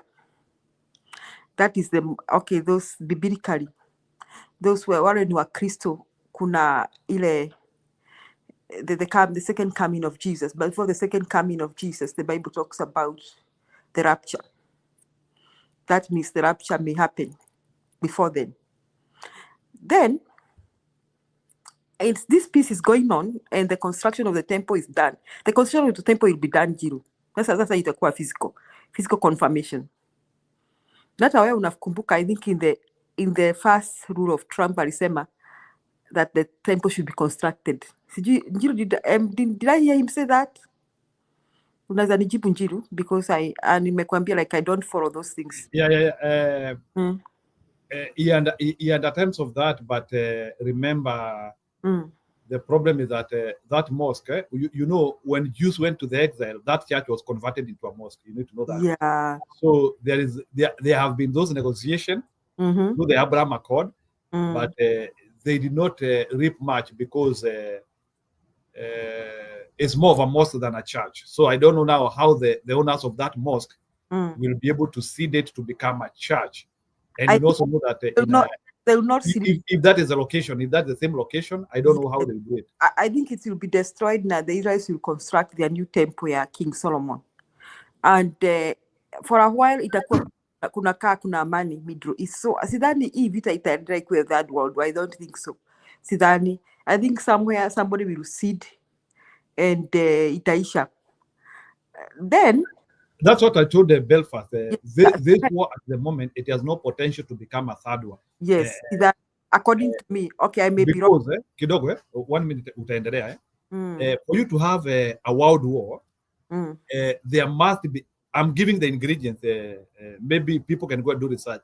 The two world wars which happened, one of the axes has to directly aggress.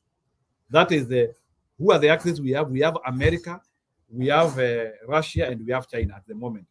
So one of those countries has to attack the other directly. They have to attack the other directly, or one of those countries has to attack. Like you see, like for the Second World War, it was Germany and Poland. Some people were killed, and I want people to go and understand that some people were killed up of Poland. That's how it detonated. Actually, America came last for victory lap. But when you go to the First World War was much for on industrialization scale. The Britons and they felt now that they had amassed so power through industrialization, and they were now feeling that they can actually now attack anyone they felt. So again, Britain. So there must be a direct attack from an axis. So, and I don't see how America, China, and Russia, they are attacking each other directly. So that is Israel and Iran.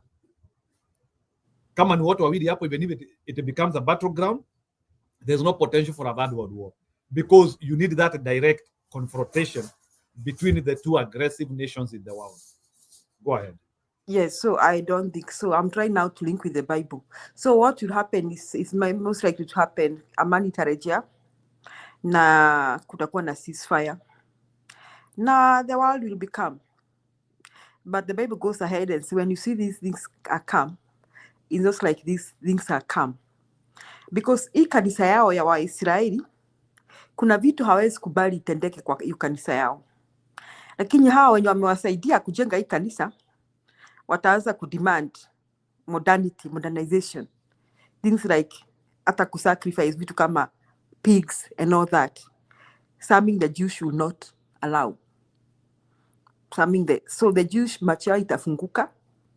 Watagundua kwamba huyu mwenye amekuja kutusaidia si wa kimungu, ni wa pande ile nyingine. Sijui hiyo ni nani. It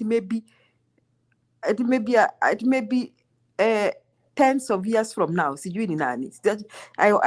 According to the Bible, it's not clear who exactly will be moving that move for peace and restoration. But inasemanga mwenye atamove hiyo move ni the Antichrist. Lakini ataonekana kama ni Mungu, ni mtu, ni Mkristo. Wakristo watamuita ni Mkristo. Itaonekana kama ni mtu anamcha Mungu, lakini atakuwa Antichrist. Yeye ndiye atamove hiyo peace. So it may not be now. Unajua nikisema hivyo watu wataanza kusema ati ni America. Hapana. It may not happen like now. But it is these things ikitendeka is paving way for that. For the construction of the temple of King Solomon. And when you atamove hiyo kitu ni Antichrist. Atafika mahali a demand wa sacrifice vitu kama pigs and all that. That's what the Bible says.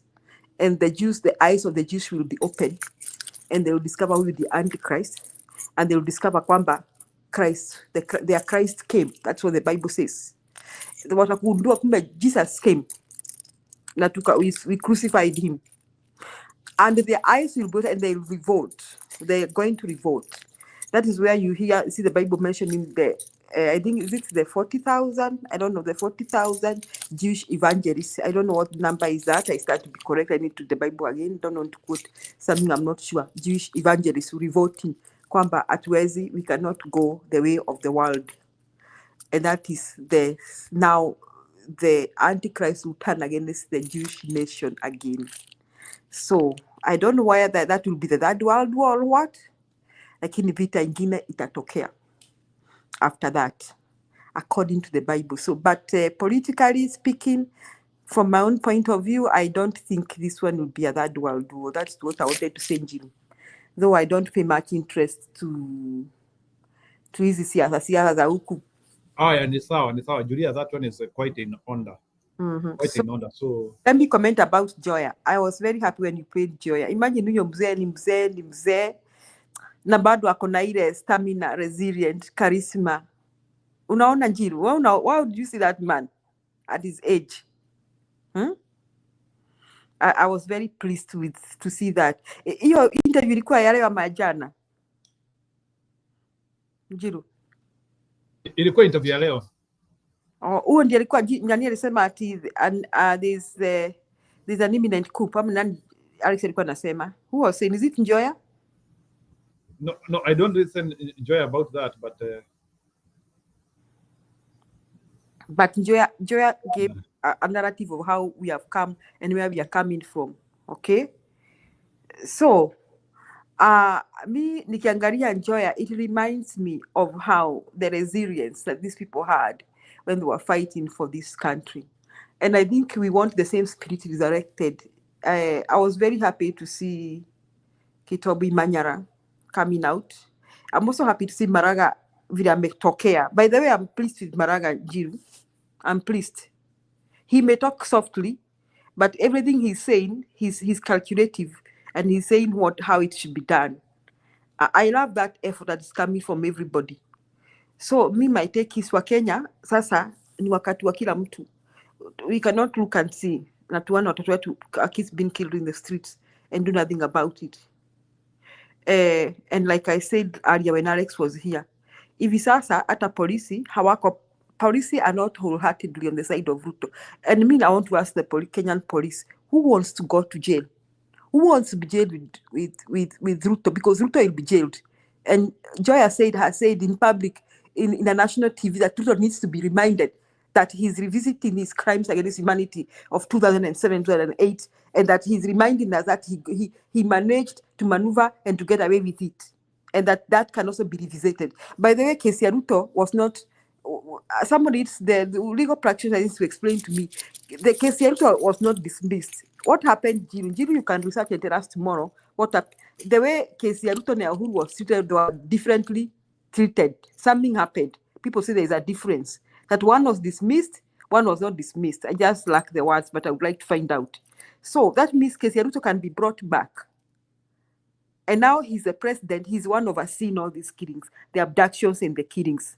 So he'll not get away with it. So the Kenyan police, the IG Kanja, and everybody, first the servicemen, the juniors needs to know.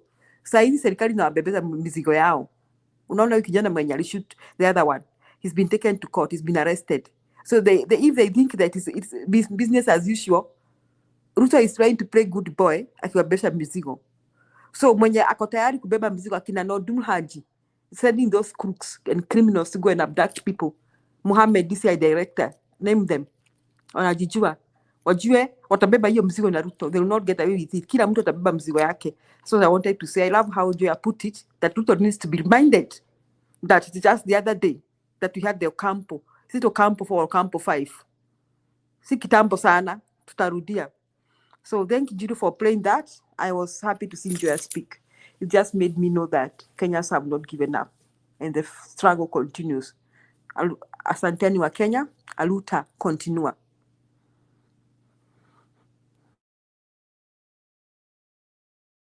So, Judy, I think that one is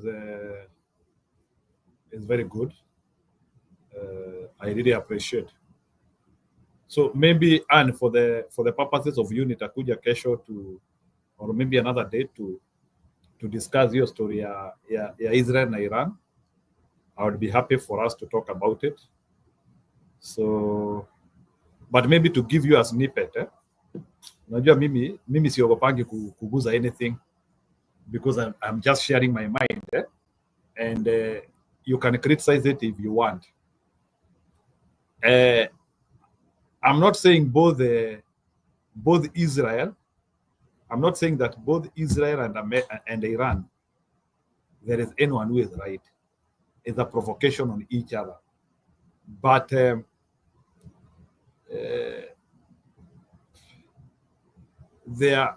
I think it is a failure of diplomacy.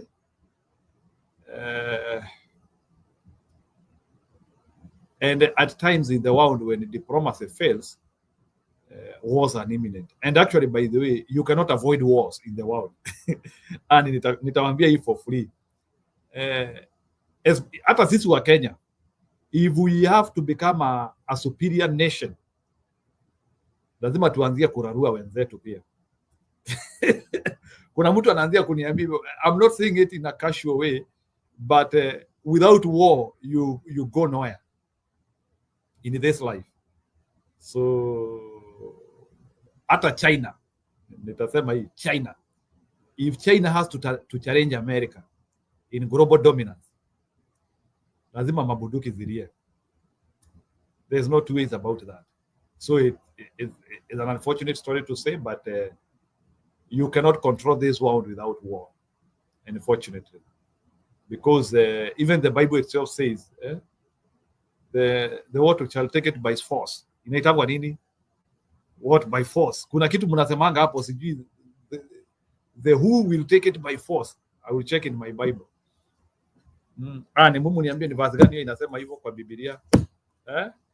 Mnasemanga hata mnasema hivyo sijui ukiomba, yes, I will take it by force. I will take it by force. Mnasema hivyo It's not only for you alone, hata kwa raia. So Joseph, I know saa zingine we could also be having our own signs we want to support. There are those who might think that I need to be on the Iranian side because maybe I'm a Muslim.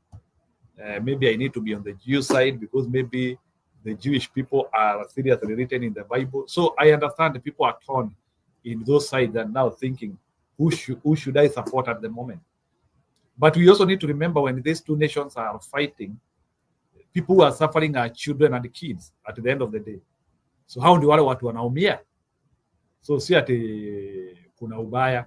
How ndio wale watu wanaumia? War is not food, but unfortunately you need war for progress. So during the time of war, that is when weapons are discovered, so many innovation is discovered. Much of refrigeration was actually brought into the world in First World War, Second World War. So there is a lot of new knowledge in war. So it's only people wish that let it not happen in our generation. But surely there are those generations which will fight with one another. So there are things which we cannot avoid. And I think we understand for close to 70, 80 years without a major war. We might be excellent. You don't need war for progress. I digress. No, I'm trying to talk. You will understand that DXL, I'm talking that based on history. The Roman empires, they used to fight each other all the way to Constantinople. Constantinople is the modern day Turkey. They used to fight. So DXL, I know what I mean. Go move, even the way we used to invade each other in our own territory. So DXL, I cannot digress that.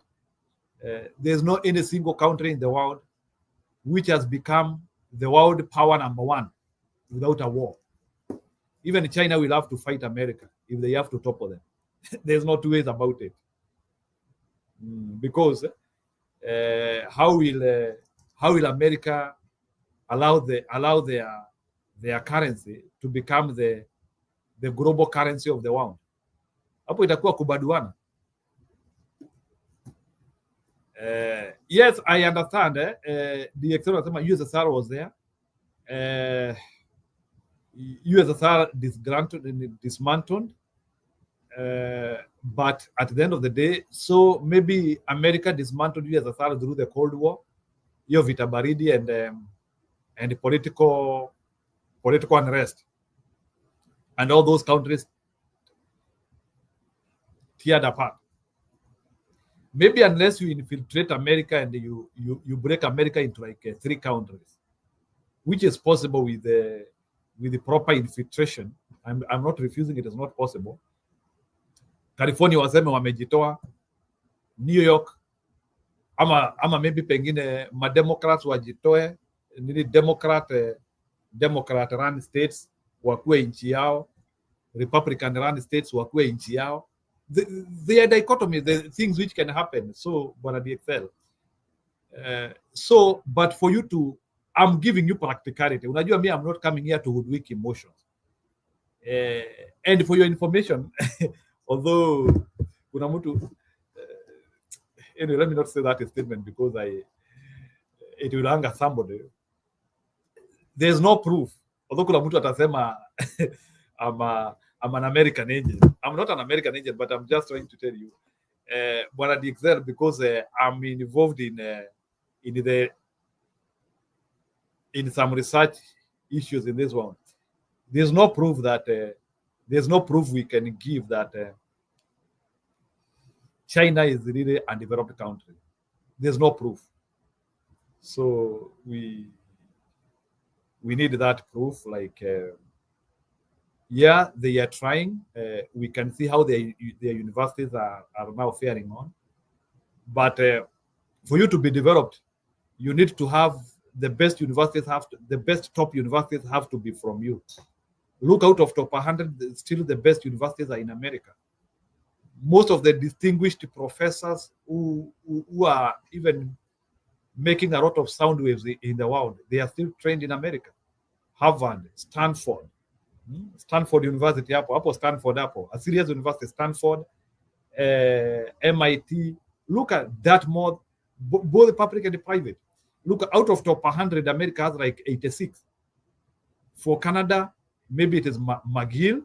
Canada is McGill and Toronto, and maybe UBC. Weka UK pengine ni Cambridge and Oxford, na kale kanaitangwa Imperial College. By the way, resilient, and I will be traveling to Imperial College in July. In July, I'm in Imperial College. Nimepata hiyo neema. I'll be doing a presentation there. So Imperial College. So UK, we can see there are like three main ones. UK, Russia. Majority of their universities have actually not been ranked. I don't know why. I don't know if they are serious. But the one university which I know in Russia, which is a serious one, is Moscow Technical University. I don't know, but I know also Russia is doing serious things there. In China, they have also started rising. We have that university which is producing very many research papers. There is Tongji University. Tishingwa, maybe Shingwa. I don't know if it is Shingwa or Tishingwa. So that, but the one which I know is making shock with is Tongji University. Tongji. Na lazima itaja kama so ati ana nasema ati Trump confirms attack. I don't know, but wewe unanitoa kwa sideways sana. Let me see. It should be in breaking news, hebu niweke, unajua sionangi CNN yenyu, so hebu wacha niweke Newsmax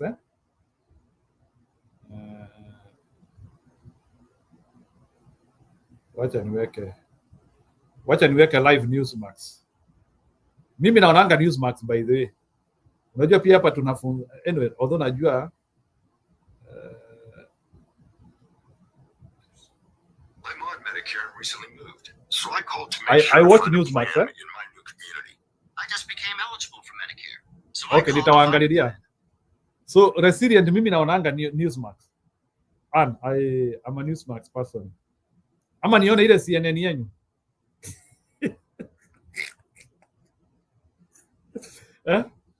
Hebu nikiweka CNN nitapatwa na kichaa, wacha ikae.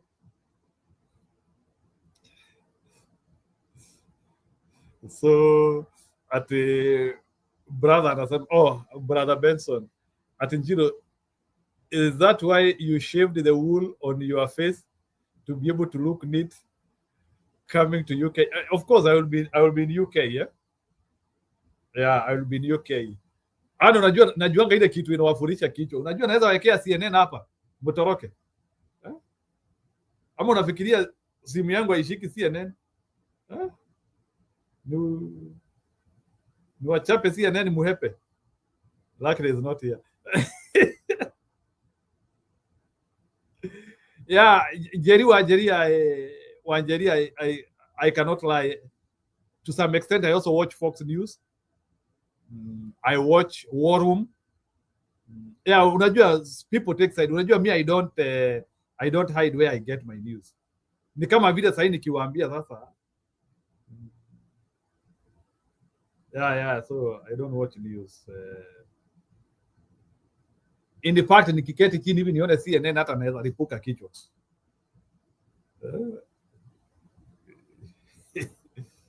International, that it was dismissed in 2016, but it can be returned. Why? Anyway, it's out. So, and I'm trying to look for you those news, but it's Sioni. But anyway, as long as Iran and Israel are attacking each other, there is no other choice other than America attacking Iran, and it's so unfortunate, but it will happen. Na nimewambia why. It is a doctrine of if you attack this one, we will do this. You cannot go against that. That is how world diplomacy operates, unfortunately. And world diplomacy, you choose. Diplomacy is choosing sides, unfortunately. That's why nawambianga I can become a very serious president kwa sababu mimi ni yule mtu ambaye anachukuanga sides haraka sana. Ni hivi. Chua. So I don't believe in sitting on the fence. I believe in making decisions. So I don't believe in sitting on the fence. Oh, we can do. Hii maji mtungi hii. That one is not very good.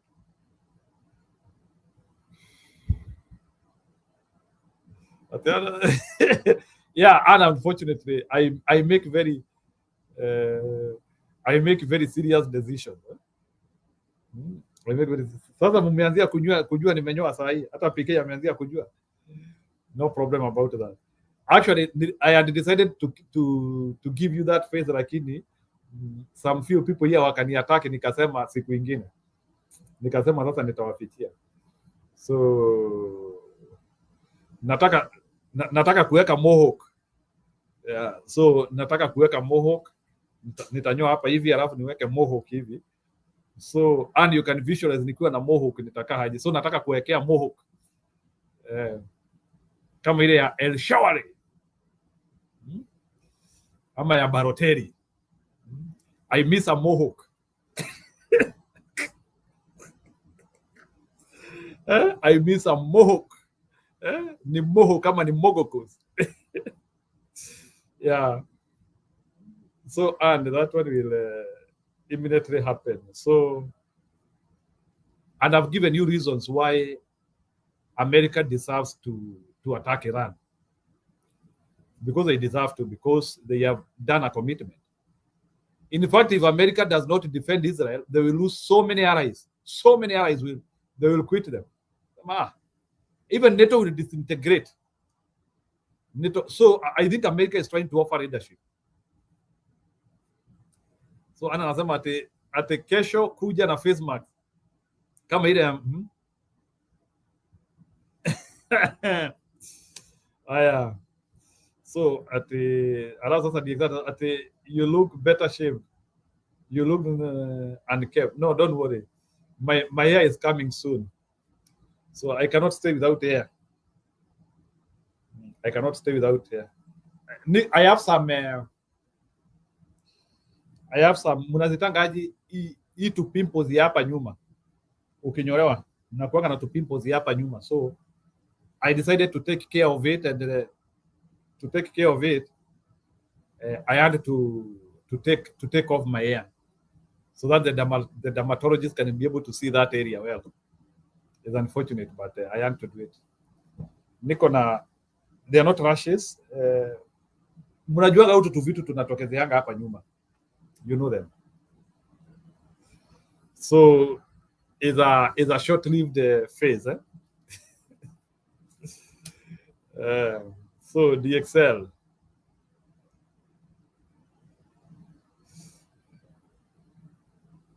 Yes, nilikata nywele. Ilikuwa kubwa hivi.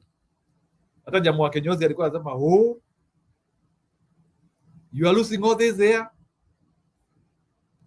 Yes, I told him, yes, I have to lose it for now. Yeah. Then akina Eve Mwangi wakakuja hapa wakaniattack, nikasema haya, let me hide it. But I cut my beard.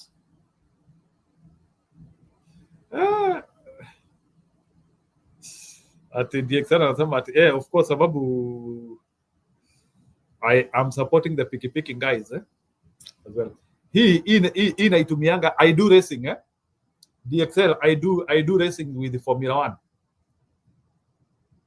Unajua nyinyi watu unajua mnafikiria na wacha niwaoneshe. That is my hobby when I'm not here.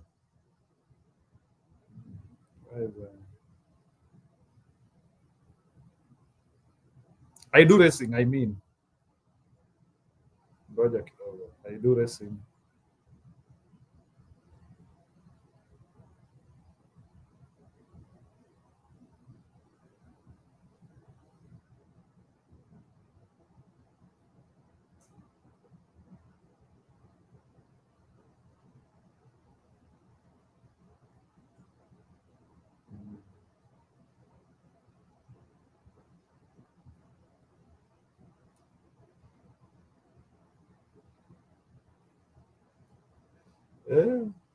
Wewe unasema ati siwezi manage. I do racing, serious racing by the way. Wacha kunichukulia hivyo. So unajua kama wewe huwezi fanya racing, wewe haya. I do Formula 1.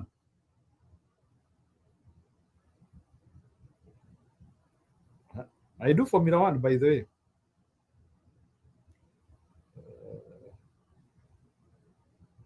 Wacha niwaoneshe. You think it's a joke? I do Formula 1.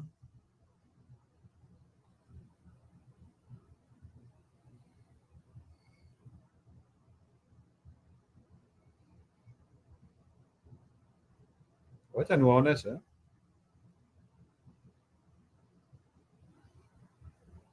Mnataka niwadanganye?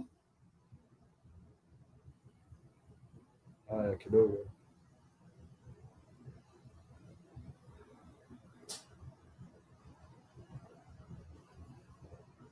Who is that? Ama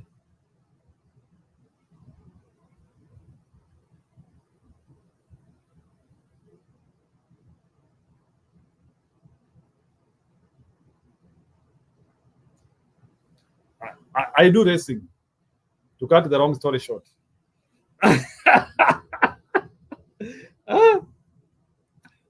No, mko na shida mingi. That is me. I do racing. That is what I do for the weekend. Umeona? Ni vile miaka iwezi niruhusu, but I could have gone to race with Hamilton, but sasa miaka iwezi niruhusu, nimekuwa mzee. Ningejua ningeanza kitambo. Sasa nimekuja kuanzia hii maneno nikiwa na ndevu. Sasa but I'm really doing well in the racing. So siku hizi nashinda ovyo ovyo. Nashinda. Tukienda kwa board pale, mimi ndiye namaliza nikiwa wa kwanza. Shika hiyo tu, unashukishwa.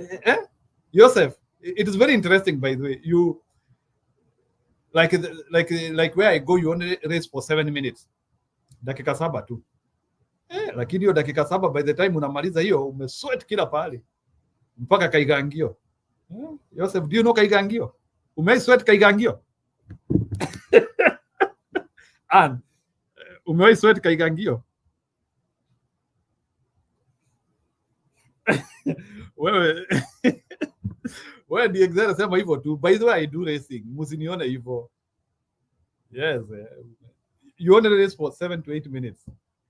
But una sweat mpaka kaigangio. Unashika tu mikono tu na kana kutingisha hivyo.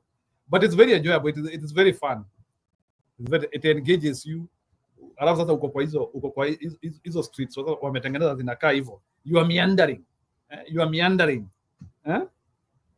Yeah, unaenda hivi unapandilia. Wow. You make me miss. So saa zingine mkiniona saa tu siko hapa, niko hiyo eneo. And I'll do a video for you ili muamini anikuja na ni share hapa. Yeah, 7 minutes video. Uone venye naonesha watu kivumbi huko. I'm not experienced, I'm used. Yeah. I'm in like my 30th race or so. So I'm used. And I'm used. Unaona hata Joseph kumbe Joseph unajua hiyo mambo. Yes. That is where we lazima tufurahie tukiwa hapa duniani na pia tuende tukafurahia mbinguni. So mnataka tu nikae hivi tu, kazi yangu tu ni kukaanga hapa tu kuambia tu Ruto must go, Ruto. I also have a life, man. I have a life. I have a life, so lazima niende huko na race kidogo na kuja. I go there, I race. Yeah. So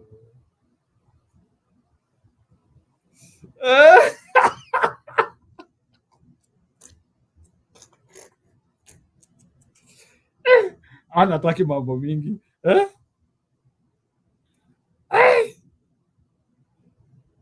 Wow.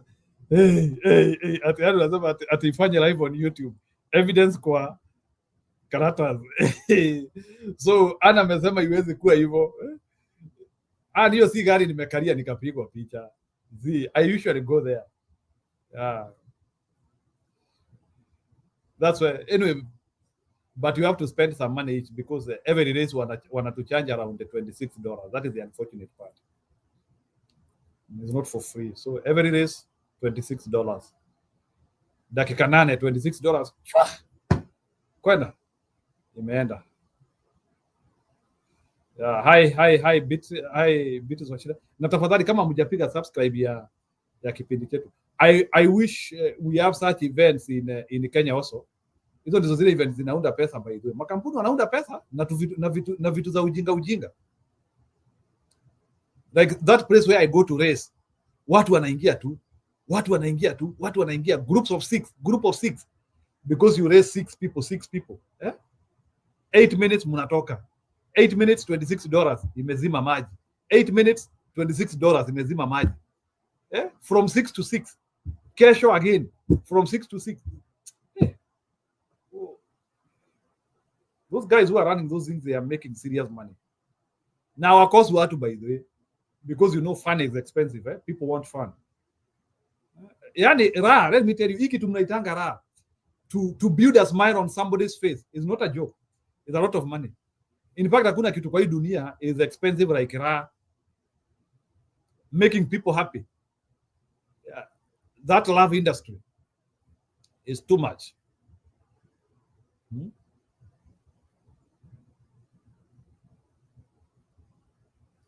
Yeah, I don't know why, but I'm just telling you like where I go, they charge us $26 per race. Na hiyo race unafanya 8 minutes. Na hakuna historia ya kusema akianzisha kompyuta pale, hiyo after tu dakika 8 tu gari yako tu lazima ukuje uitoe sasa uipeleke sasa kwa nini? Wewe. But there are things which people can make money. But anyway, I understand is the economic income like in Kenya. So would you choose to go and do such racing kama ni watoto utanunulia chakula? So I will not blame Kenyans too much. You cannot do that. I think those are things of advanced countries. Huko kwetu Kenya, wacha tu tufikirie kwanza watoto watakula nini. So I get it. So once we get a president like Matiang'i who will grow the economy well, now sasa tunaanzia kuweka fani ya vitu kama hizo. Sahi, are you going to, when you are in Kenya, are you going to think about how kuendesha kagari kama hiyo? Ama vile Ruto anaweza kukuta hapo na akupige risasi. You know, huyu jamaa ameturudisha nyuma yani. I'm sorry, unajua I was in a place tukiwa na watu nimewaonesha hiyo video ya jamaa akipigwa risasi kwa street.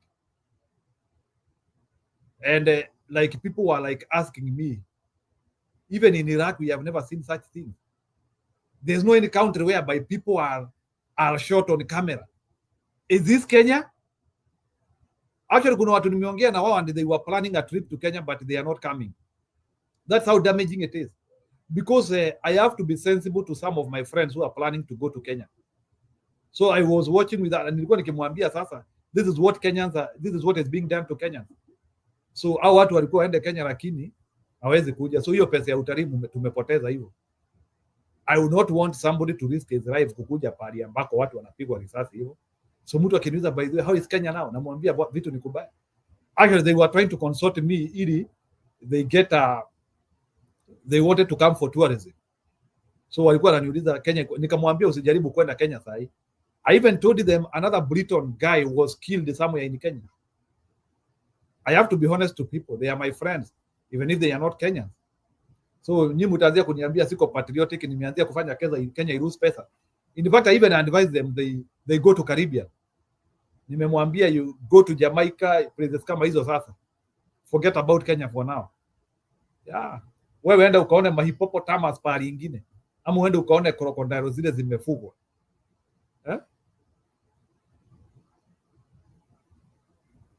DXL, don't worry. It is because our people are, they vote with a lot of, no, I get those, I advise a lot of my friends who want to go for safari.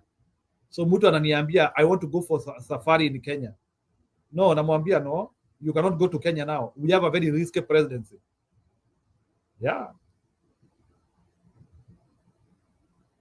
Yeah. So me, I tell my friends, I don't want mtu ende akufie Kenya, alafu familia yake ianzie kusema, and there is a guy called Njiro, why could he not tell them? People can die in Kenya now, anytime. So we are losing money. We are losing money because like those people I know, maybe they could have come to Kenya, they combined Kenya and Tanzania, and maybe tungekula hata kamita pesa yao. Wangekuja walale kwa mahoteli zetu huko. So there is a lot we are losing because of this idiot we don't want to sacrifice. Unajua saa zingine mimi najiuliza, huyu Ruto ni nini mnamwekea? How big is he? Mnatuwekea tu yeye hapo tu. Mnatuwekea tu Ruto hapo. Mnatuwekea tu. Kwani yeye ni nani? He cannot be sacrificed. Kenya has to suffer because of him.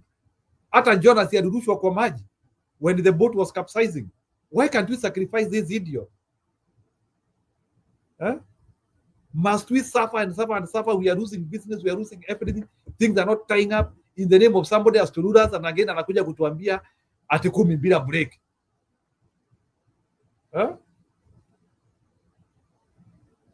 Joseph anasema yes, of course, and Joseph, that's how we are losing business.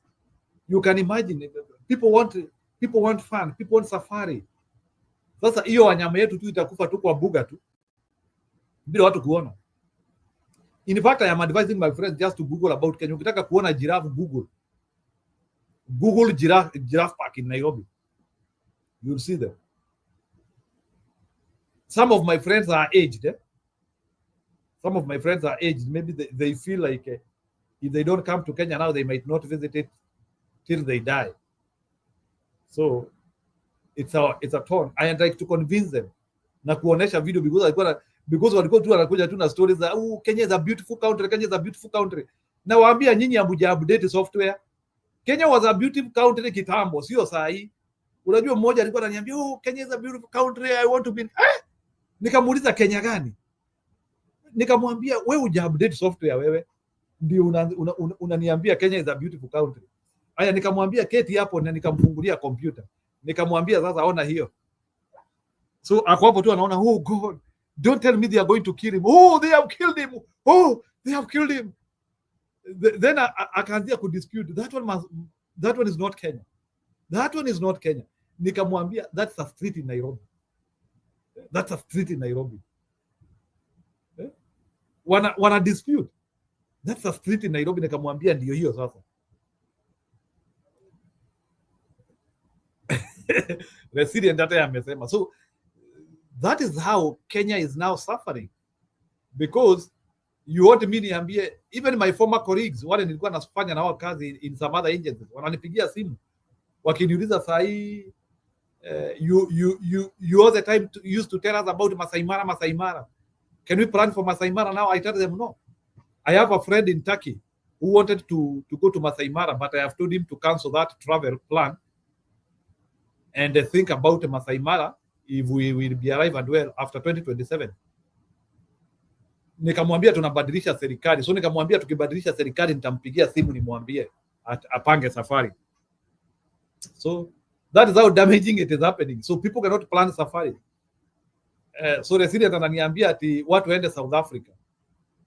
So mnaona sasa pesa yetu inaenda kwingine. And you know that's how people will forget Kenya. Kenya itasahaulika hivyo. You know the moment watu wataanzia kuenda kwingine sasa wanaenda Zimbabwe kuona hizo mandovu za Zimbabwe, wanaenda huko South Africa, hivyo ndivyo tutasahaulika. Sasa sisi Kenya sasa tutaachwa tu peke yetu hivi, hakuna hata mtu atakuja safari tena.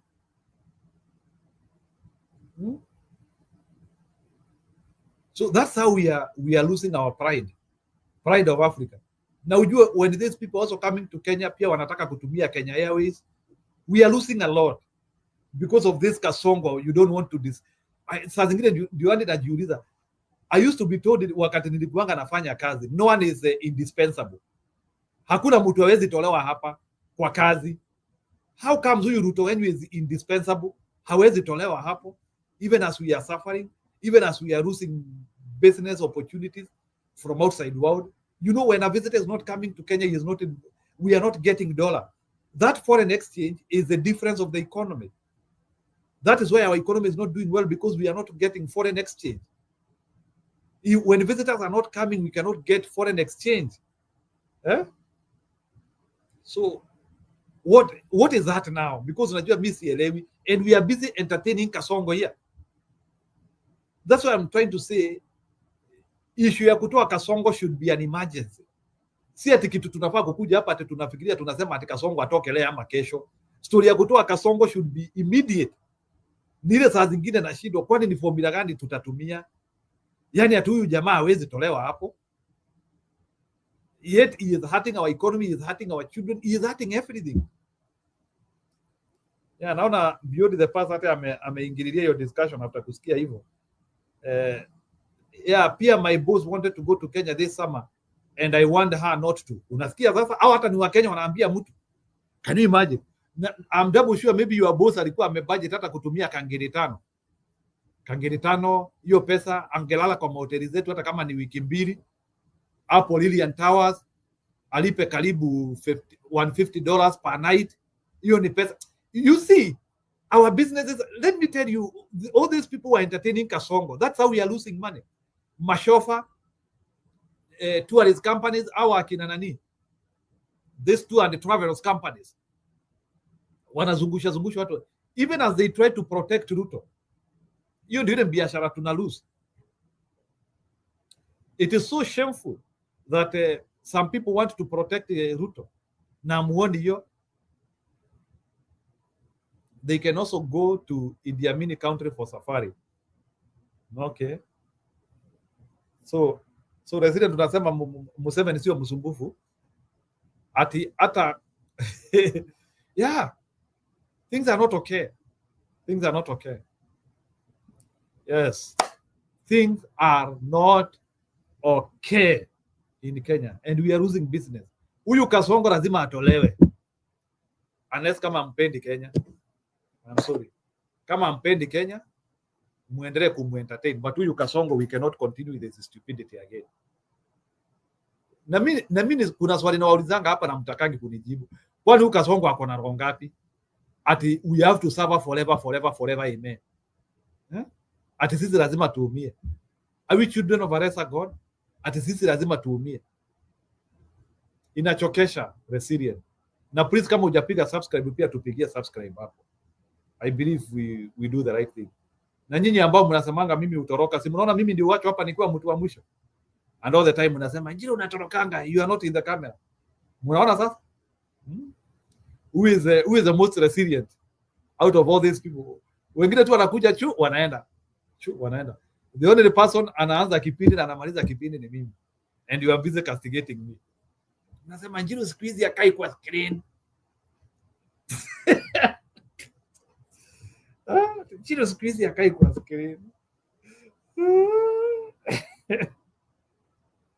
Yeah, mimi ndio namalizia. I start and I finish. Unaona wakati kila mtu amehepa. I'm the only person ambaye na bakingi hapa. Alafu tu mnasema sijui nini, Njira yuko kwa show. Njira anacheza. Haya. Muendelee tu. Ile tu siku moja tu nitasema na hepa. Wewe Joseph, mkianzia kunikazilisha hivyo, nitaingia maji kabisa. Nitaingia maji kabisa. Ama mtaanzia kusema hata mimi I'm indispensable. Iko nini? Si ukwende. Show ni mingi. Mnajua nitahepa, the only option ni kwenda Shakahola. Joseph, do you know the difference between you and kwenda Shakahola? Ni mimi kufungua hiki tu hapa. Joseph, are you aware of that? The difference between you being here and being in Shakahola ni sababu nafunguanga hiki kituo. Mkinikazilisha nitawaachia Shakahola as the only alternative.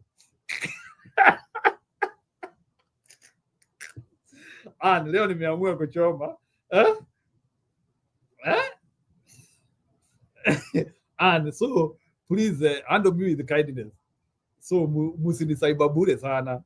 You people, you should not take me with love. Take me as one of your brother. Musinichukulie nini vibaya sana ati mnanikelelesha. I also try to time is expensive, but I also try to be here with you to become part of your night. So musinikelelesha sana, nichukulie ni tu vizuri. I'm here because we are percolating the same information. So next time msiniingililie, mnasema Njiro anafungua kituo anaenda.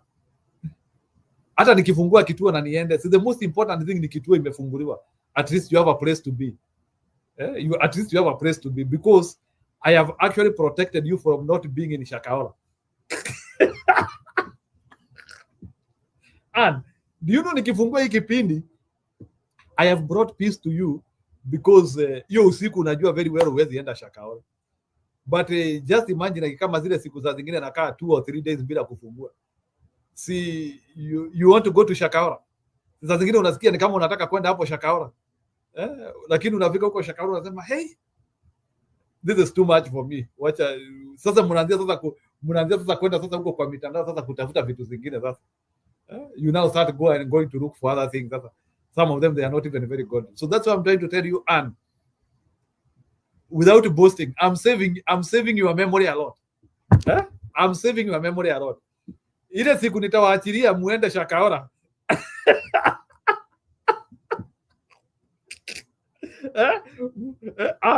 Mukinikasirisha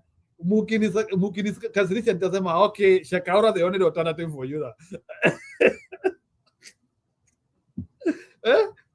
And I'm here because hata mimi I'm a casualty of Shakahola. I couldn't handle Shakahola anymore. Lakini kama mnataka maneno ya Shakahola ni haya, nitasema haya basi turudi huko basi. Maybe that is what you think. Joseph anasema no Njiro. No, Joseph, I was a bit occupied this week, but kesho nitajaribu nikuja mapema. We'll see what to do. So I have an activity at 3 p.m. my time here, but after that I don't think I have anything else to do. So maybe I could begin early, very early, like at around 11 a.m. time. 11 a.m. time yangu. Let's say like I'm contemplating that. Nikuwa hata naanzisha 7 p.m. time ya Kenya. Because saa zingine najikuta nimepata time very early in the morning, because I am an eye riser. So mimi nikiamuka na nione hiyo siku sina time tena, mimi nitakuwa naingia tu studio. Wewe hata wherever you are utakutana na show kesho. Because so anasema you want to punish us. No, yoso sio kwa vibaya, nile nasema like I have gotten like those disruptions. Hata nani Joseph alinisaidia siku mbili, which was good. I was happy. I appreciated that. Nilimfungulia kituo na akaendelea. But you also need to know that consistency is also a problem. Kufungua kipindi na mtu tu akue hapo has a lot of issues in it. Kwa vingine kuna mtu anauliza why should I be there? Kwani kituo ni yangu. I thought that this information. Yeah, there are those people who feel that the channel has been monetized, which is true, but I don't even check on the monetization yake. It's like this. Sababu you people you don't even watch adverts, I think. And monetization ya hii kipindi yetu kama saa hii show itatengeneza $1. Which is okay, I don't deny. Maybe in the future muta. So sasa kama kuna mtu anafikiria na natengeneza pesa mingi sana anataka kuja, so you can come I share with you that $1 ni 128 pesa ya Kenya, so I can share with all of you. Yes, and it's still a small channel, so if there are those people who think that I'm refusing to share what we are getting here, ni $1 kama show kama itatengeneza $1, so kama mnataka hiyo $1, so it's more of a sacrifice than actually the money you can get from monetization. So if people think that I'm here because of the cash I can make here, I'm sorry. Ni vile mimi najipanganga mapema. The advantage is that I've been doing some research here and there, so I'm not needed to be in a place where that I have to be somewhere from 8 to 5. But if I'm like those some of you where you are needed to be somewhere from 8 to 5, hii kipindi wezi fanyika. So saa zingine ukinikuta hapa like 1 p.m. my time, you need to know it's a lot of sacrifice. It's not a joke. It's the hatred towards Zakaya which is making me nifungue. Yani nachukia Ruto vibaya sana. I don't even want, hata there are some people hapa tunachezanga na wao football by the way. Niliachanga hiyo maneno, wananiambianga Jiru, we used to play with you football last year, uliendanga wapi? Lakini ni show. So kama mnataka nirudie my co-curricular activities naweza rudia tu if that is what you want. But saa zingine hata nikiwa huko kwa mpira nakumbuka Zakayo must go, nasema hapana, wacha niende nifungue. So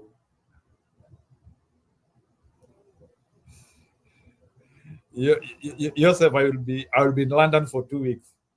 So sitaki haraka. So mi nataka niende London, I want to meet new people huko.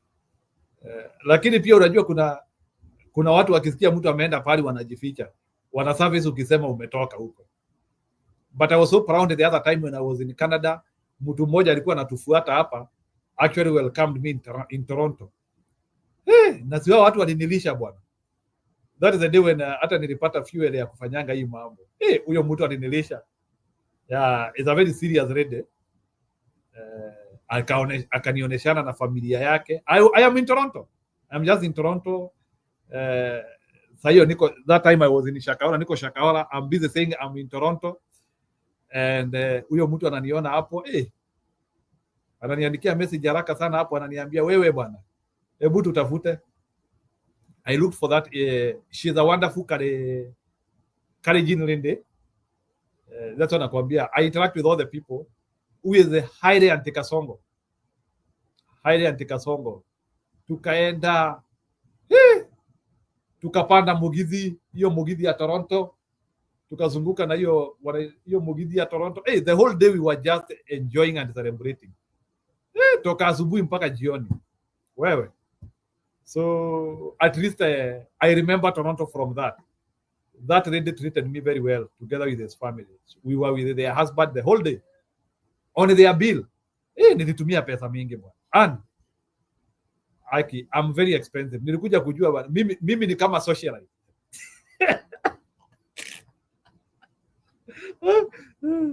Mimi ni kama socialite. So mabeshti wa London muningoje July, God willing tunaland huko mbaya sana. Ndio nakwambia mimi ni kama socialite. Mimi na Huda Monroe, mnamtaka Huda Monroe na kina Corazon kwa Boka. Huda Monroe, Corazon kwa Boka, huyo mwingine mnamuita nani? Vera Sidika.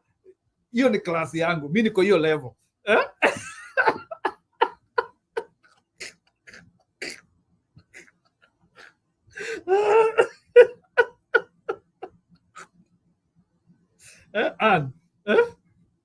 Mimi niko hiyo level, hiyo level. I'm a socialite, but in a male version. Ni vile mimi sio yule socialite.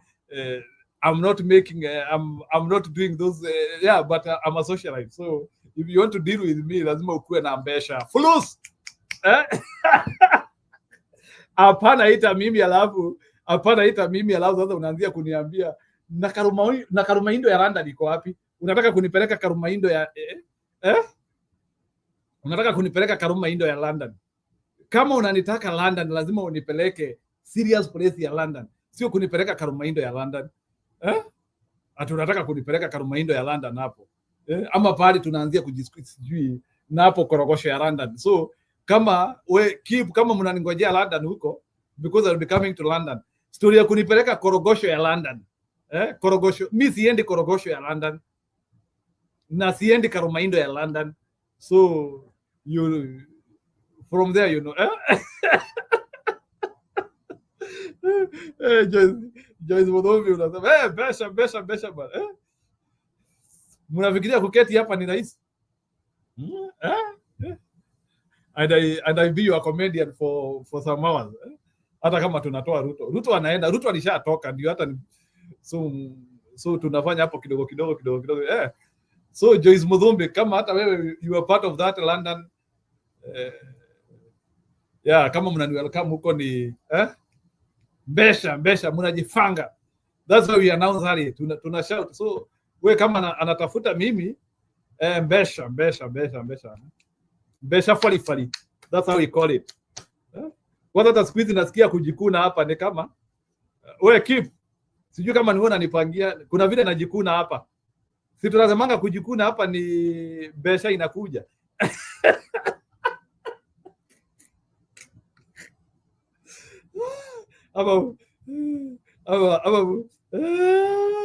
Aya, Joyce Muthoni usiseme wacha.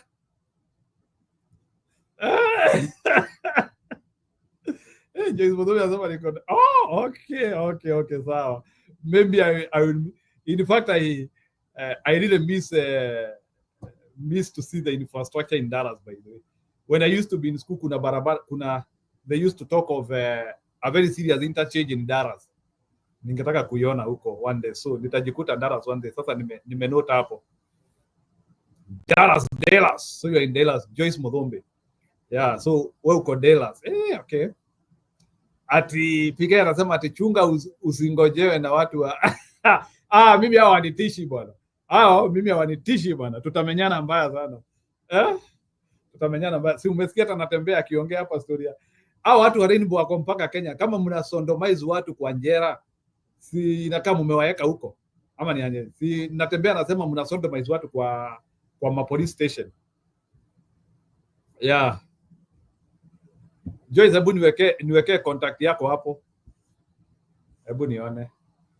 Do you know my email? Yeah, write for me an email there. I can link up with you. Write an email for me in converse&transform@gmail.com. I can link up with you. So, yani mkisikia mimi nikisema mimi ni socialite, yani mnasema yani hiyo kitu iwezekani. Sorry. Kwani Kenya hakuna socialite? Kwani hakuna jamaa socialite? Sawa, Joyce niandikie hapo. Kenya masocialite ni akina nani? Wewe Martin Deto uko na upuzi sana wewe. Sasa umetoka nini kwa we have been here with a lot of people. Nimesema I'm the version of Huda Monroe in male version.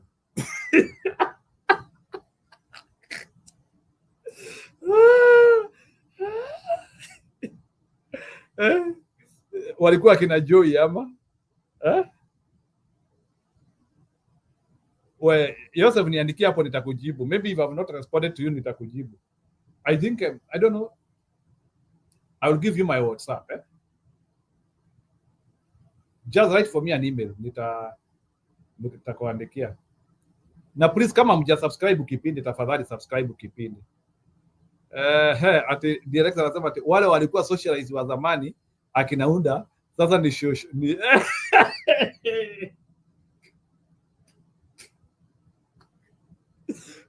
director wacha kuchoma bwana. So basi ni mimi nimebaki.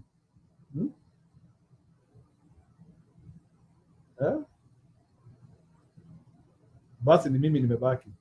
kama socialite. Please piga subscribe kwa channel yetu kama hujapiga. Unajua nakaanga mimi ni msee wa data. Mimi ni msee wa kutrack speed 24. We are, inaonekana kama reflection ni mingi. Oh, ndio hiyo 1624. Hebu mchape hapo ifike 1630. 1624. Yeah, tumepata watatu leo.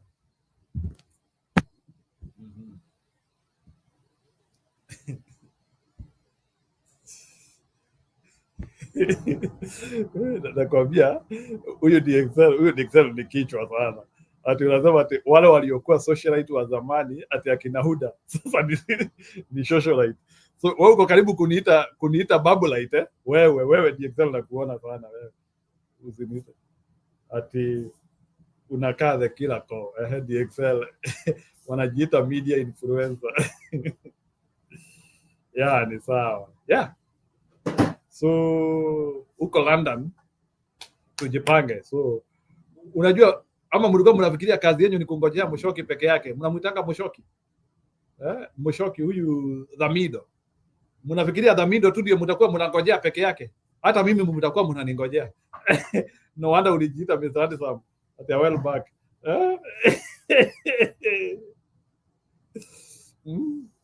Unasikia vile mnangojea Dhamido ndivyo mtakuwa mnaningojea sasa. Dhamido. Mnamuita Dhamido. Yeah, anyway, in July I will be in Imperial College. Hata sijui iko wapi. I will start googling. So I'm just grabbing on visa. So tutafanya. So sina mnamuona mpaka kwa streets. Ni unamuona huko UK wapi? Wewe hujaiona Dhamido? Hata anacheza mpaka ile gita yake. Yeah, Dhamido is there. So please subscribe our channel and we continue growing. I'm waiting for one person. Ikifika 25 nafunga. I'm waiting for that one person. Who is our subscriber tonight? Kama hujatupea subscribe. Yeah. So na kungojea. So you can also tell me the city where you are. We can plan a visit there. Nitatembea city zote. Mtu mmoja Dhamido mnamngojea, si mnamngojea huko kwa baba vilabu kule anafanya presentation yake. I'm waiting for that one person. We only need one subscription. Na siku hizi mliachanga kutoa sadaka. Ni sawa, najua mumeafektiwa na kasongo, ni sawa. Haina shida. Kila mtu ajilishe. Hakuna mama ya mwingine. Namna gani? Hakuna mama ya mwingine. By the way, our channel iko na thank you. Iko na ukifinya thank you hapo kuna kitu inaweza tendeka. Anyway, I understand hakuna mama ya mwingine, so it's not a must. So mkiamua mnataka kuniachilia mnaweza niachilia tu. Hata mkiniachilia Mungu hata niachilia. You know that is the beauty. Because we all share God. We all share God. So hata mkiamua kuniwekelea chini tifu, God will take me well. So I'm not worried of anything. I'm not worried of today or tomorrow. So atiani unasema niko Korogosho, you are welcome. Okay. Uko Korogosho ya wapi? Maybe unaweza kuwa uko Korogosho ya Ndara ama unajua Korogosho is everywhere. Hakuna city ina Korogosho. So let's know it is Korogosho of where. So in other words, when kama unakataa utaki kuni welcome because I've said mimi sitaki kupelekwa Korogosho. I don't want to be taken to Korogosho of anywhere. Wewe kama ni London kama ni London na unajificha. Kama ni London nataka nipelekwe Downing Street number 10. Kipris sijui kama unajua hapo Downing Street. Nataka niende nione hiyo door number 10. Nione hiyo door number 10 ndio hii. Hapo the British Prime Minister anaongeleanga. Hapo niende nisimame hapo door number 10 hapo. Nione, nipige picha kutoka hapo. Niende kule our artifacts zimewekwa, zile artifacts waliiba. nione kama kuna vitu ambazo ziko kwa museums huko, they belong to us Kenya. I request them. In fact, that is a challenge we want to do for the future. Tunataka kutengeneza vuguvugu ya kurudisha hizo vitu zetu zilibiwa na ziko huko London. Atatafuta ya kukupeleka Downing Street, not me. Unaona sasa hadi umekataa sasa so lazima hizo ndizo zile present. So wewe yani kama unataka kunipeleka korogosho ya London, so alafu sasa na wewe Belfast ujitayarishe kunipeleka kwa ile valley. Wewe ulikosea kutuonesha valley hapa. Hiyo uwezi hapa. I will be coming to Belfast specifically kupanda hiyo ferry. Hiyo ferry lazima tutapanda na wewe. Nasema I'm in the ferry here. Look. Ulijikosea sana. Itabidi ulipie mwingine sasa. Na nitakuja kwa ferry na sitalipa, ni wewe utanilipia. And mzee angojea he got PhD ya kuokoka and mzee haya ngojewa na Njiro, he got PhD ya kuokoka. At Njiro, make sure you get a bespoke suit. Of course, na nitakuwa na hii bow tie. Yeah, I will be buying 3 bow ties. I'm also interested in going to see the Buckingham Palace. So Windsor, those are things I want to see. Yeah, Buckingham Palace nataka kuiona pia in London, DXL. Njiro ni pastor, sio wa kugongea watu. Of course, kwani mtu mimi nawapea uzima wa kisiasa. Nawapea uzima wa kisiasa. I'm improving your lifestyle. Wacha niwekee Njeri link hapa ni kama nataka kuingia. I'm also increasing your feel good hormones. Ni tu muongeongea hivyo tu. Aya, Njeri Kanyanga, John Kenyaju Muthembi. Yeah, unasalimiwa. Unajua hapa mtu anakujanga kusalimia yule anajua. Who else? Njeri ndio anangojea ate haya Njiro. I just listened to that natembea clip on Ngeno. Yeah, in fact Alex ndiye alituambia hiyo and he got frustrated about him and he thinks that Natembea is not a very good man based on that. Njiro, you can't travel alone. Kuwa na companion. Companion ni nani? Si pengine bibi.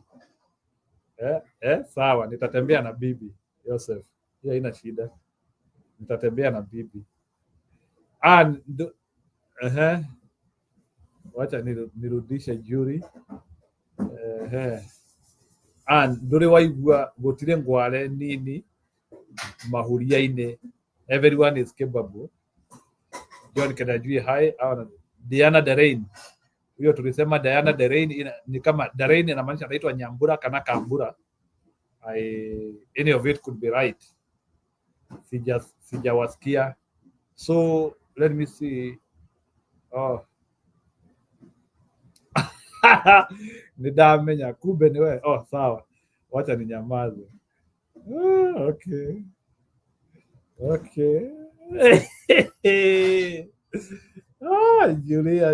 Julie. What we did, Njiru? Njiru nini kumeendaje? About what? I kicked myself out earlier. Sijui nilijitoa aje. Tumepata information za Kayo ana resign. Ana resign saa ngapi? Kuna vile amesikia kunaweza tokezea nuclear. So ameona hakuna haja ya kuendelea kusumbua dunia na dunia inaisha. So he is resigning. So ameona sasa why is he going to continue being there? And there could be there is a potential of nuclear war any time. Si atoke tu. Uko na namba ya nini Putin? Tumpatie Putin. Actually Putin anakujanga kwa kipindi yetu hapa. Unaangi alikuwa amejiandika hapa Putin. We can donate him to Putin. Nimesikia watu wanaenda wanapotelea kwa Putin. Yeah, it's a closed society, yeah? Yeah, it's a closed society. Ati yote tunasema I will be tempted. Kasongo ako na behavior ya si resign, vacate. You just look for him. Atakuwa mteja. He'll not resign. He's evil. He'll not. Unaona, if he resigns, it means Kindiki should be sworn in. Unaona? And hataki Kindiki akuwe sworn in. He hates Kindiki too. So, and then haoni vile, like there is no legal route for Raila Odinga to take over. Yeah. So if he resigns, Kindiki will be sworn in. And he doesn't want Kindiki to be sworn in. Now, so he will just vacate and leave chaos. Tujisota hapo mbele. Ama ona Njiru nafikiri atafanya nini? Atakuwa tu mteja. We are just hopeful that government will collapse with all its enablers. So I usually take Kindiki as an non-starter. For me, I don't take Kindiki as a politician. I take Kindiki as a kid. According to me, Kindiki ni mtoto. So what Kenyans, let me advise Kenyans what Kenyans should do. Nimeona Professor Gwora hapo akisema kuna 49 counts. Amepeleka kesi anapeleka ya 49 against Ruto. So what Kenyans waanze kujipanga, wacha nikwambie. This is what should happen. Kasongo will vacate office na hata ambia watu atakuwa mteja. Mtamtafuta, mara mtasema ako hospitali, ako incapacitated, mara sijui alienda wapi, mara all those. Lakini unajua Kenya wakosagi kujua rumors. Yani nothing goes under the bed in Kenya. Nothing, hata what happens between you and your wife. Kenyans, I don't know. I think they are very smart. So somehow they will track him. Watajua kuna mtu ataropokwa hapo tu, mtu wa karibu. Taropokwa aseme vile kulienda ama.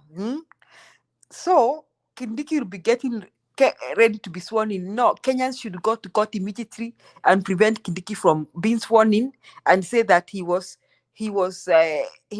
brought in unconstitutionally. He being a deputy president is unconstitutional. Bado kuna case kotini ya Gachagua na kwa hivyo Kindiki cannot be sworn in as president.